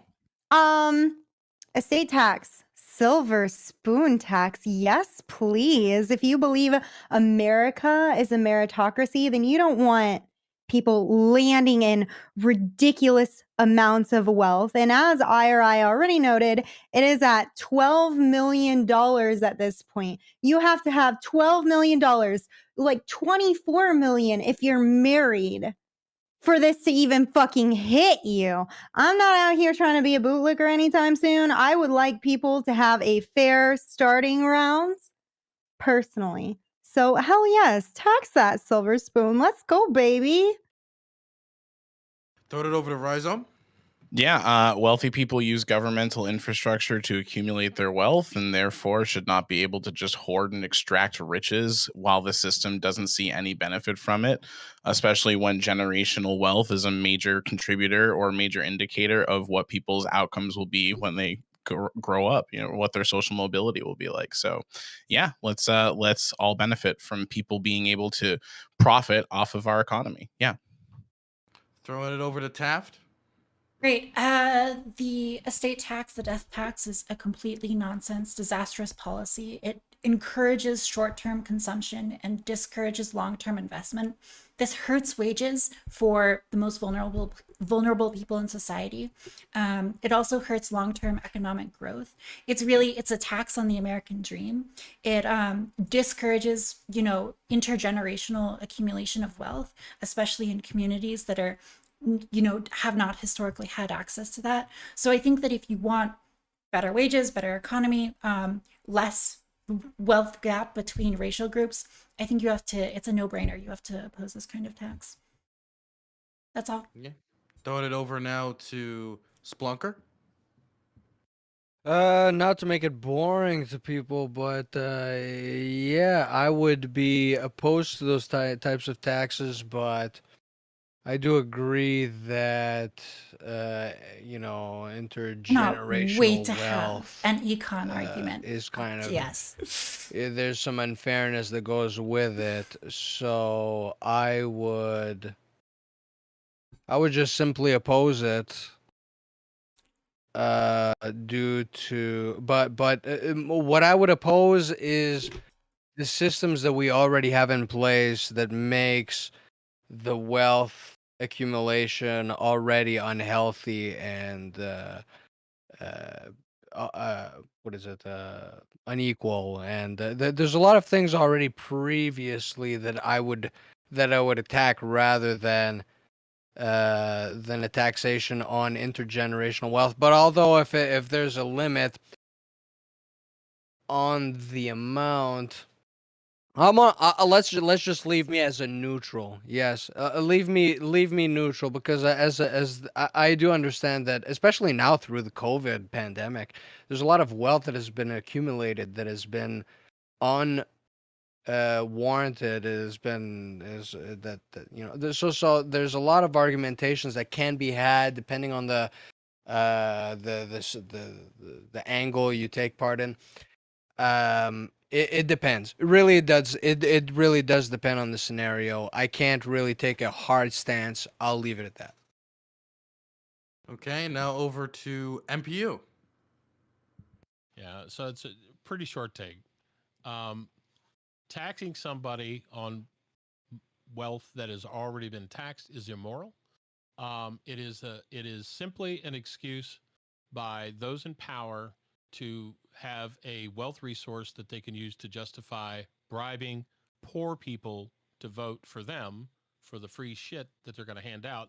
And then furthermore, it is a bit problematic when we say we want to have an equal opportunity society, but yet we promote policies that instill classism in the poor, thinking that, well, that rich guy, he doesn't need all that money. But earn your own way. Do your best. Fuck the poors. And it's not fuck. Look, this is an opening, but since you're doing that, I'll go ahead and be done, and I'll just answer your challenge, Rhizome. Go for it. So here's the gig.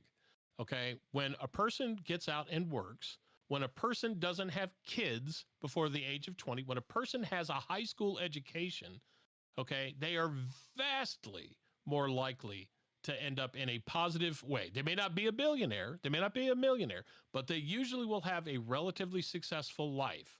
Okay? Yeah, and we're all set up And equally telling to do people that right stop. now. You're right. Let me respond.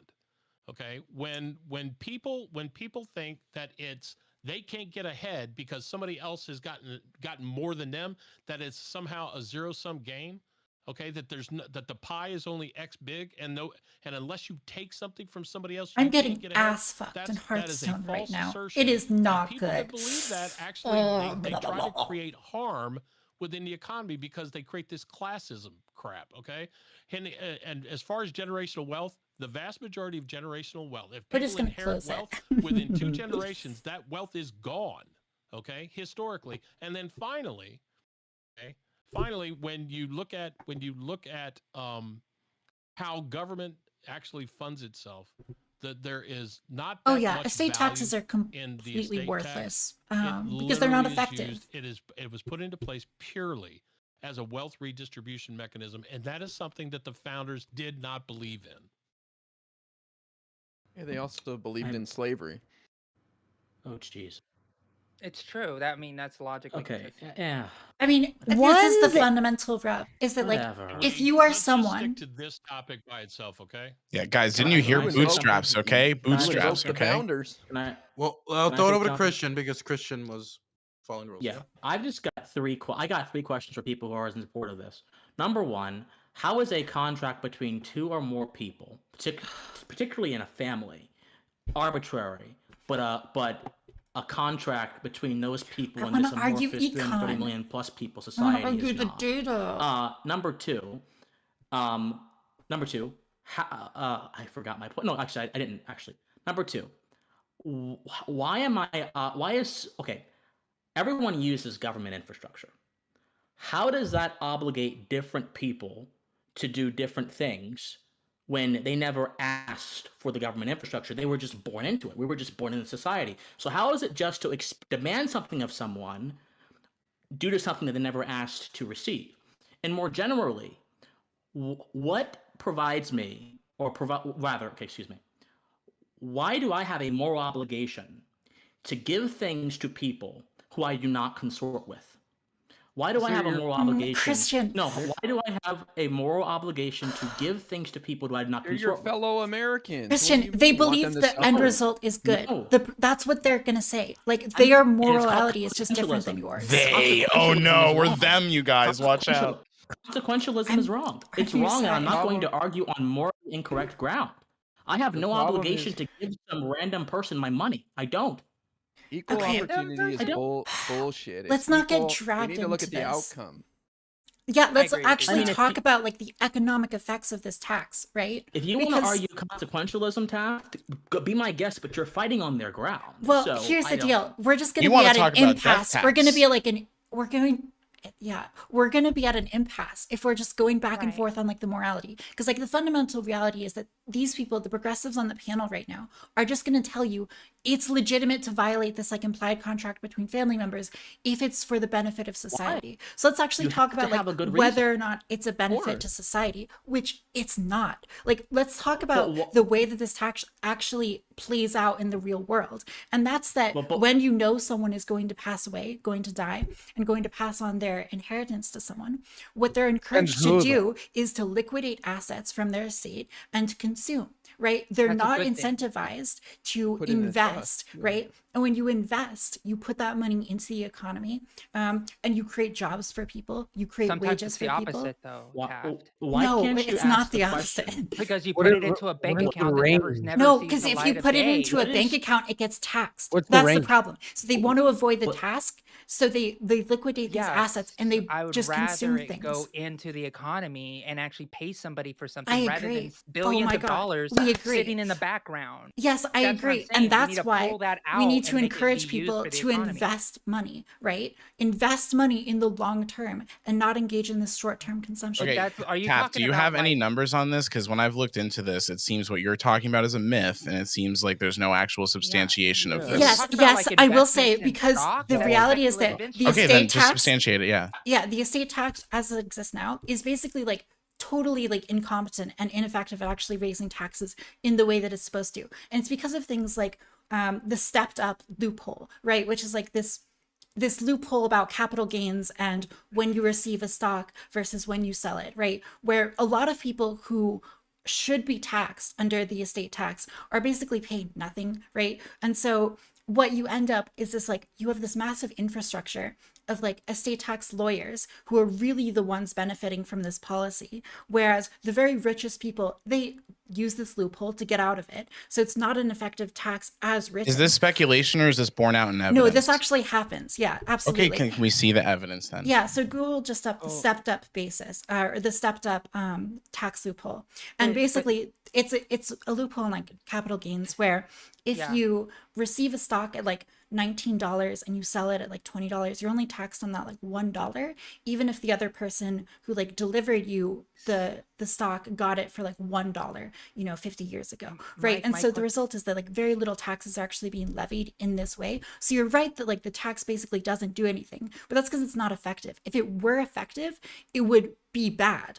So yeah. Can I ask you a question? So you're asking about like investments, and when I hear investments in speculative, such as like stock or putting things into like things that are basically not going into the economy, right? Like the investment doesn't actually make anybody else wealthier except for the people who are investing in them and the banking institutions that make value on those investments, right? So the situation for me is I'd rather see that wealth get distributed into the economy so we can actually have like people buy things, right? And like you want people to buy things, you want people. Put the link in the Discord chat where we're already in. I think that makes the most sense. Yeah. So basically, like the whole situation about investment, I just don't buy the premise that investments actually build economic growth. What we know does build economic growth is actually putting money into the economy and buying actual assets of things and actual real things. So that's what I'm trying to say. What is do you like, think I don't see the investment stock is? market. That's what I'm telling you. Investment, like as far as like stock and like mutual funds and things like that, don't actually benefit anybody except for the ultra wealthy. Oh my God. Okay. So when we're talking about investment, especially in the case of estate taxes, we're talking about so much more than like liquid assets, like stocks or cash, right? We're actually talking about physical assets, like business assets. So what we want is for people to grow businesses, to onboard more employees, to create more products at a cheaper price for people. We want them to grow the economy, basically. And so what you do, no, here's what you do. Oh my God. Let me just finish. Okay. Look at the Tax Josie, Cuts and Jobs Act. It's let a me fucking failure. finish. Okay. Josie, if you have an estate tax, what you incentivize is people putting their money into stocks and then avoiding the tax through the stepped up loophole, right? That's what happens if you have an estate tax in the way that it is now, because people put that money into stocks. And by the way, you're so wrong about how stocks works, but like just ignoring that. Allowing them to be in stocks is how they avoid the tax, right? So if you get rid of the you keep tax, citing the step up loophole, but you don't say how many people are using it or what percentage of like the taxable wealth that goes into it would, like you're not giving us actual numbers. Taft, I don't know what to I tell want to you. zoom out a second. Yeah. It seems like you're against the estate tax because of loopholes. Shouldn't we try to close loopholes No. and keep the estate tax? No, No, she because thinks the it'll estate be a tax disaster if they fix the encourages loophole. short-term consumption. So what But that's a happens good as thing. people are no, it's not a good thing. We want long-term investment in the economy, right? And the way that that happens is by preserving business and estate assets, right? That are productive and producing things. And so what happens is if you have this estate tax, what you encourage people to do is liquidate those assets and then, consume things while they're alive. But We get that you think people will use this loophole. You have not shown that people are using this loophole to a point that it's detrimental. It's very well established that this loophole. I could show you. I could link you Then something. we close the really quickly. loophole. Okay, then we close the loophole and we benefit. Let's close. Hey, I tell you what. Let's close all loopholes and reduce the tax rates. Let's even go even further. Okay. Let's say for all tax rates, everybody pays the same rate after we've exempted food, clothing, and shelter, transportation to your job. Let's say that. And that way, when your government officials come up to you and they say, well, we want to do a new program that's going to benefit 10% of the people in this country, but everybody's going to have to pay for it, including the 10%. Okay. Then you're like, well, hang on. Maybe we might rethink our strategy about how fast and how strong we grow the government. Okay. This is the tax. I agree that the whole construct, right, of having a tax law system that is set up and then having myriad numbers of loopholes is problematic. Okay.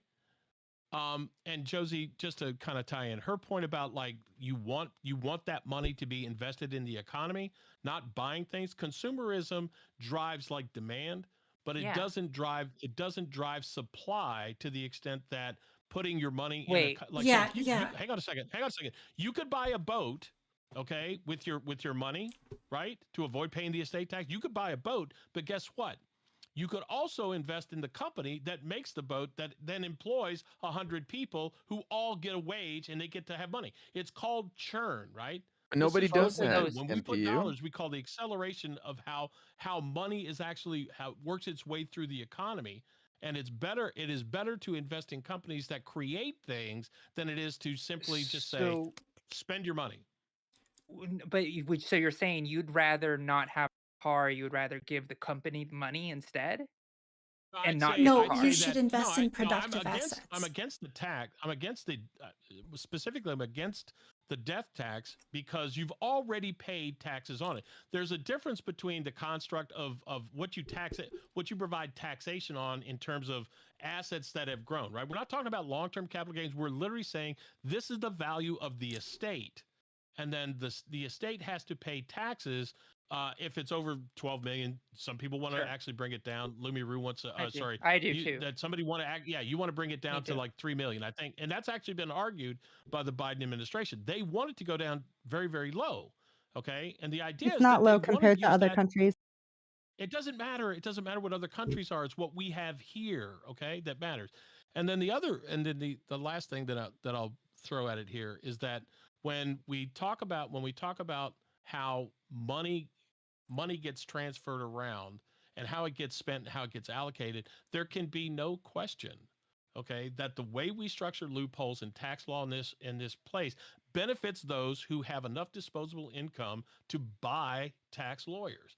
The rest of us don't get any value out of it, right? We're the ones, even when we sell our stocks and bonds, we're the ones that are going to get hit harder than guys who can afford it, right? So just do away with all the loopholes. Wait, who is we? And then make everybody. I mean, okay, you're talking about all the loopholes. I see what you're saying. All loopholes and all tax, right? Just have one simple tax structure. No, I didn't that's say not realistic. No, it's not realistic. Needs, okay, can I stop? We're talking about prescriptive dynamics. Oh, I'm sorry. Here, right? I just want to explain something for 10 minutes Josie, straight. God forbid, like an economic speak. concept. It wasn't 10 minutes straight, and you interrupt. You are the worst interrupter ever. I have to interrupt. You're the worst interrupter. Forever. You won't shut up. Anything to the conversation. Wait. We all agree that the best. You got a big mouth. Stop. Look, we all agree that the best interrupters are the trucker convoy. Actually, okay, they interrupted the movement of trade. I'm sorry. Okay, I just had to get that one in there. Okay, continue. I just want to say that MPU's attitude is not matching that peaceful background of his right now. I think he needs to chill out a little bit. if I can Oh, just no, I'm clarify like super- a no, I'm concept for super We can Josie. talk in that. Let Taft go. I want to Yeah, hear what yeah, Taft because I think we can like maybe come to some more agreement. When you buy something like a boat, right, or a car or something, that's the kind of thing that is a depreciating asset.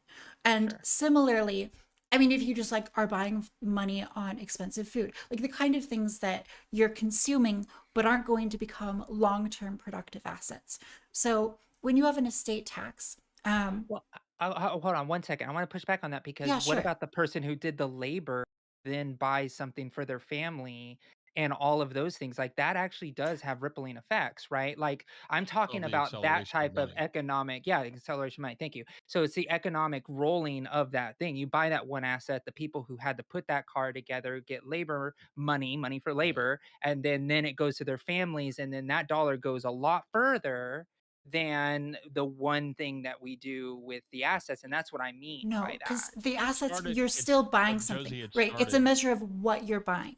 So if you're investing in your company, for example, you're buying like new machinery, you're, hiring people, onboarding them to help out with accounting or, whatever marketing, any of the various roles in a I company. agree with all These are all that. forms of like investment in a company, right? So you're still giving money to people, but the distinction is like what you're buying, right? And so if you're buying an asset that is short term, if it's the kind of thing that's going to be depreciated and consumed, it's meant for like the rich person to just like have more fun before they die, basically, because they know the money's going to get taxed. So what they do is they just like spend their money, or they're But incentivized to that's a just like good thing. spend. It would be better if they invested money In what? in The companies, company in that Well, long-term makes the thing they assets. would otherwise buy. That's what I'm talking about. Even if you're investing in buying Oh machinery my for a God. company, that's still spending money right then, right? What I'm against is like buying stocks and things like that and just holding them there and just Yes. waiting for Well, it. but the That money doesn't you help the invest in economy. companies allows them to go buy the machinery to make the boat. So you're right and you're wrong, Josie. Right? Okay. Investing Why? in companies, Why? investing in companies allows them, okay, to grow. If they can grow, that means they hire more people, they make more things, other people, and if there's more things, then they are then there will be But the stock competition. doesn't There'll go be to the It's price about company. competition. long-term There will versus be like more short-term. people working. The And only so time that the like the stock short money goes term, to a company is through an IP when they IPO, right? That's okay, the only time Josie, the company ever I'll gets pose you a money. The hypothetical. stock Put is just your for put your investors. brain in the brain of like a rich person. You're super wealthy. You Man, know I that wish I could do there's that. yeah, right? Exactly, amazing. As long as You've she's got this hot. estate tax. She's gorgeous, super hot, Okay, right? great. Yes. And so Man. you know that you've got this estate tax. You're aging. You know that you're going to die. So what do? Do you invest in these assets that are going to be productive long after your death? Or do you cash out? Do you go on like a wild bender? Do you have fun while you're, around? And that I've money thought about goes into the, this. yeah. I've thought about And this. What I so would do is when I'd you, create a foundation that is legally and contractually obligated to either build other smaller businesses or do nonprofit work at a scale that actually employs people at a generated scale. That's how I would do it. I'd create a foundation of so the I love Josie you, Caballero Josie, Foundation. because I Yeah. think that's a You recognize great that a movement. death I think tax that's a actually precludes that long from term. happening. No, I it think doesn't. that's a long term goal. You're creating It does. something that's going to last long after you die, that's going to benefit many people. And I think that's a great mindset. The problem is that when you tell people that you're going to take a significant portion of their estate after they die, a lot of people are not as morally virtuous as you. And what they're going to do is they're just going to consume and blow I their want money that now. though. That's okay too. You want them to The way that consume. the way And the I estate want them to tax the consume. way Ooh, estate tax okay, law I would works. prefer if they invested in the long-term future in I the would too, but economy. if they're not and they're just gonna consume, if they're just gonna invest for themselves and family and not build that money into the economy, I'd rather them just blow it Here's the into the thing, economy and taxes use can it. be great, but we need to do Wait, taxes okay. This is right. why. Here, And I have a This so is genuine. Wait, why. I have a question though. Okay, so them blowing it though, right? For example, I would say actually blowing it, right, Yeah. helps a lot of young entrepreneurs, right? Who Mhm. a lot of people who are very interested in the Coke market, which has been No, affected by God, inflation. stop that! You're Mhm. memeing What? me. I'm sorry. No, I'm exactly, looking out right. for the young entrepreneur. The people on the streets, I'm hell looking out for yeah. the man on my street corner. Right? That's fair. That's fair. Mhm. Yeah, no, I mean, I think that like taxes can be really good, but like when we talk about tax policy, it's about finding taxes that are going to be most efficient. And I think the estate tax, if you want to create redistributive wealth, the estate tax is just not the way to do it. And so there are much better taxes that'll bring you a lot further. So that would be my position. Well, lay it on us. What should I do if I Well, want a progressive redistributive wait. tax? Negative From- income tax. She's gonna answer that question and get into detail during outros because it is getting wrap up time, and I can watch Okay. Christian slowly melt right now. I'm watching him like melt into his seat, just thinking about bedtime. So I'm gonna let us And that's all all- take sleep, I'm and I'll make thinking about a sure. lot of stuff right now. So, man. So I'll let Taft give the first answer. Oh dear. Since you were just going to talk about what you were going to talk about, and remember, everybody, shout yourselves out. Yeah, I'll just reiterate quickly. I think that like estate tax is not the best kind of tax. If you want a redistributive policy, there's better options out there. I think it, like I said, encourages short-term consumption, discourages long-term investment, and ultimately this depresses wages, depresses economic growth. I'm sympathetic to some of the moral arguments. I think we should be encouraging people to try to succeed and have the most money possible when they die. I think it's good. We should encourage people to success, right? That's the tax argument. In regards to other stuff, Taft has, you should follow me. I post politics stuff and sexy pictures online. Okay, now we're gonna go So over do I. to the biggest star of our show, the Spelunker. Oh shit! Listen, I'm pro everything really, and I'm also pro nothing. What I'm for is for a voluntary system, and so right now, really, things have happened. Right, we would agree. Right, we've disagreed on many things, but we'll agree on this. Things have happened over the course of many years. COVID and whatnot. So, wealth tax, inheritance tax. Depends on who, depends on what the conditions are. I don't know. I mean, we're not here long enough for us to go that deep. In my opinion, I haven't gone that deep. I can't agree or disagree. I'm gonna stay neutral. But what I'm going to say is that, hey, I'm a legend, right? I'm the Splunker. Everybody knows who I am, right? I'm legendary. And then we got me. I'm a co-host of a podcast called The Chance of Flurry Show. Flurry is spelled Fluri, right? And we're no ordinary guys. We're two guys who are anti-authoritarianism, basically libertarian anarchists. We don't give a fuck about authoritarianism. Sir, we're against racism. I'm looking at you. Oh shit, dude. We're, is it Rhizome? Oh We're shit. strictly anti-racism. So if you want to follow us, we're also pro comedy. It's really a comedy show, guys. Really, come on and have some laughs. And all I gotta say is thank you for having. Is it because a joke hosts it? What did you say? Don't worry about it. Continue. No, you need to repeat that. I didn't say anything. Okay. Who said what? Who? It was racist. Don't worry about him. Yeah, it was The racism. No. No. Okay, so I need to specify this. I don't want to take too much time. I'm joking about the racism. Come on, really, guys. I like you guys. It was all a joke. Follow us. It's really a comedy show, Chance of Flurry, where anti-authoritarianism, libertarians, and anarchists went up. But I'm joking. I love you all. Okay, we're gonna throw it over to More Perfect Union. I don't know how. I don't know how I follow that. You don't. I'll lead. I'll lead with the outro. I'm the More Perfect Union. I occasionally stream here on Twitch. I'm on other platforms. Check my page out. You'll get some updates and things like that. I'm trying to branch out a little bit more. Dylan, thanks a lot for being here.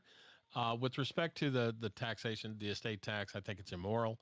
I think it's problematic. I think the government has way too much money since the 16th and 17th Amendments were passed. And if you need any proof more than this, it is simply this.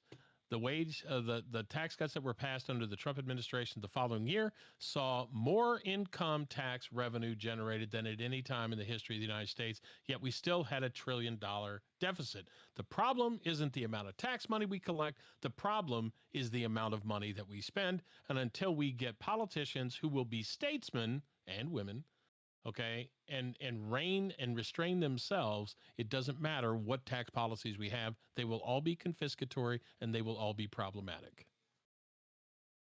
Legend. Okay, throwing it over to Rhizome. Yeah, so I want to just live in a world where people have more equal opportunity. And I think the first step in doing that is making sure that we can redistribute wealth and stop contributing to the wealth disparity in the country. Once people get wealthy, I think that, we shouldn't just allow them to hoard it for generation after generation. Anyways, I'm Rhizome on Twitch, RHYZOHM. I like to meme. I like to have fun. I like to joke. I'm a lefty who can joke. Go figure. And yeah, it was a lot of fun tonight. He's also a racist. Yes, true. Based and true. Very True, true. true, Very true. racist. True. Very racist. True. Gonna throw it over to Lumiru. I support the silver spoon tax, but I'm always down to talk about other ways of redistributing wealth. And I think taxes are good, actually. So that's where I'm at in this boat.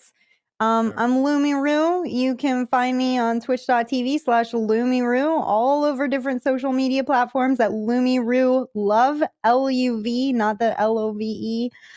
And join us tomorrow at 12 p.m. Eastern Time at my channel to talk about sex and philosophy and fetishization of different bodies throughout history. I'd love to have you there. Thanks for having me, Dylan and everyone. I appreciate Happy it. to have you on. Gonna throw it over to Josie. All you Coomers in chat, you go to that, okay? I'm throwing it over to Josie. I will be there. I cannot see it. Don't go there, you asshole. I'm going there. So He's going. He's going. I agree with Lumi. I love the silver spoon tax idea. I also think that there are more creative ways that we can actually do actual redistribution of wealth. I think it's a really important concept considering we have in history the largest hoarding of wealth that we have ever seen in modern human history on the planet. So we need to make sure that people have equal opportunity to that and equal opportunity to equity. So I'm Josie. You can find me on Twitch at Josie Rose. You can also follow me in my Discord at discord.gg/lovenest. I do a lot of variety content. I do reactions. I do political content, and I do a lot of trans rights content because if you haven't tell, I'm a trans girl. But I couldn't tell. all of you. I know, right? Thank you. I appreciate it. The flag kind of gives it away. It's just where all the hot people come from. That's where that country represents. But anyways, I really enjoyed it, Dylan, and I want to say a big congratulations to all of your success over the year. It's been a pleasure to see you thrive because you are an inspiration for people. When things get low, you can come out. And I think that you being on this platform shows that, and you give inspiration to a lot of people on this platform. So I'm happy to know you, and I want to thank you for inviting me on from time to time. Thank you. I appreciate that. I'm gonna throw it now over to Christian. All right. Just one last word on this entire matter. I think any conversation we've seen phrases like redistributing the wealth, hoarding the wealth, and these are all concepts that connect to a broader philosophy. Any conversation that willfully ignores philosophy and uncritically accepts the premises of either people's side without questioning them is a conversation that does everyone a disservice and that misses the entire point of accruing knowledge. So I think philosophy is important for any debate, any conversation, and I think that if anyone rejects that, they're really missing the bigger picture. But I'm Christian Watson. I am the host of the Christian Watson YouTube channel, which you can just find by typing in Christian Watson on YouTube. You can follow me at Did you just release your first YouTube video in like 4 or 5 months? What's that? Did you just release your first video on it in a very long time, like 4 or 5 months? Yeah. So I've been on hiatus for about 4. I've been on hiatus for about 4 months, and so I'm coming back. I think this weekend. It depends what my mood is, but I think this weekend. So you can just go to Christian Watson and follow me there. You can also go on Twitter, which is at official C Watson, and follow me there. Dylan, thank you for doing this. Thank you for having me, and you're an inspiration, man. So keep it up. I appreciate that. And for everybody in my community, before I throw it to IRI to wrap us up with that sultry voice of his, I want to say that this Sunday is the Dylan Burns movie nights, meaning that at 10 p.m. Eastern Standard Time, we will be watching a movie. I'm thinking it's going to be a Russian movie by the name of Brat. Very good movie. I recommend everybody go see it, even if you don't watch it with us. And of course, next Friday is the 1 year anniversary Hippie Dippie Mania, biggest show we ever put on. 5 hours of content, having to start an hour early. It goes so long. Okay, Ew. 7 p.m. Eastern Standard Time. Now we're gonna throw it over to IRI to wrap us up. Sure. So quickly on the estate tax, I just think it's kind of I don't know. I think it's kind of sad to just dump a big pile of money on your kids. Don't you want them to work hard and fight and learn and struggle a little bit? So I kind of appeal to that first and foremost, and I hope my conservative friends could agree with me on that. That just spoiling your kids and next couple generations probably going to screw them over and could lead to a lot of problems. So you want them to learn how to work hard. I'm not saying they have to be uncomfortable, but let's lower the cap on that estate tax. Let's spread the wealth a little bit. Otherwise, we're going to end up like South Africa, where they have ridiculous wealth inequality, 35% unemployment. They have a bunch of strikes all the time, lack of skills, and it's bad. If you don't want to head towards socialism, then I'd be exploring more ideas of spreading the wealth, shall we say. I also want to say I had a great time chatting with everybody. I know I yell at people and stuff, but it's all for fun. And I love these love people. you. I love people. Hey, thank you, brother. I love anyone that's passionate about politics, and it's no bad feelings at all. These are all friends, and I could easily have a beer with any of them. Dylan, thank you Except for so me. much. I'd have one with you, trust. Dylan, thank you for having me. I go by I'm Really Important on Twitch, Twitter, YouTube, all that. I focus on electoral politics, what's going on in the House and the Senate. Like I said, Texas is already voting. Midterms are in full swing. If you hate Joe Manchin and Kirsten Sinema, the way to negate their vote is to get more Democratic senators. We have some opportunities coming up, so come by. We'll talk about it. Okay, thank you all for coming on today. I appreciate every single one of you. I couldn't do this show without every single one of you coming on every Friday, and I appreciate that. And in 3 weeks, I'll be able to have a beer with you guys too, because I'll be turning 21. So I'll see you all next time. See you, Dylan. See you later. Bye. Bye, everybody. Take it easy, guys. Fun stuff. Fun stuff, guys. I'm pogging. Oh my god, I'm pogging.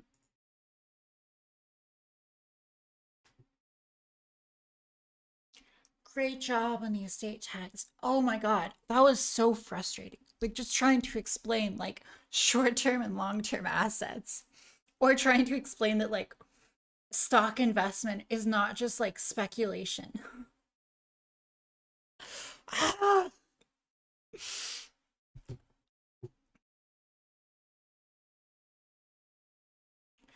I was yeah, I don't know. I feel like there's like so much ground to cover in that description, where like I didn't even know where to begin.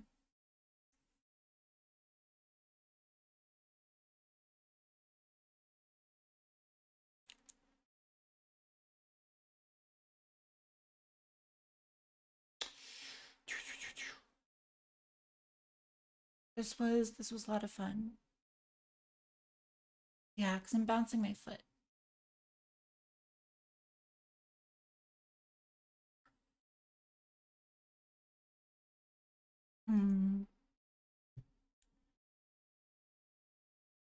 I think I should head out for the night, right? Yeah, I mean, there's like so many problems with the estate tax.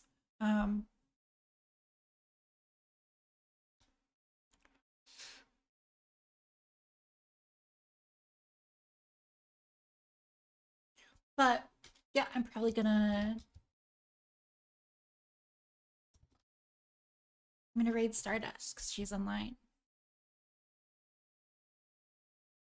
And everyone should join. So you make me look good. So she's like, Yes, I'm pogging. A raid. Okay. We're gonna raid. It's gonna be amazing. We're gonna go in there like bandits, like banditeers with bandoliers. And we're gonna raid her. Okay. Yeah. Say to her nice things. Just like fuck up her mind with positivity. She'll be like, what is going on? It'll be amazing. Okay. Bye, guys. I love you all.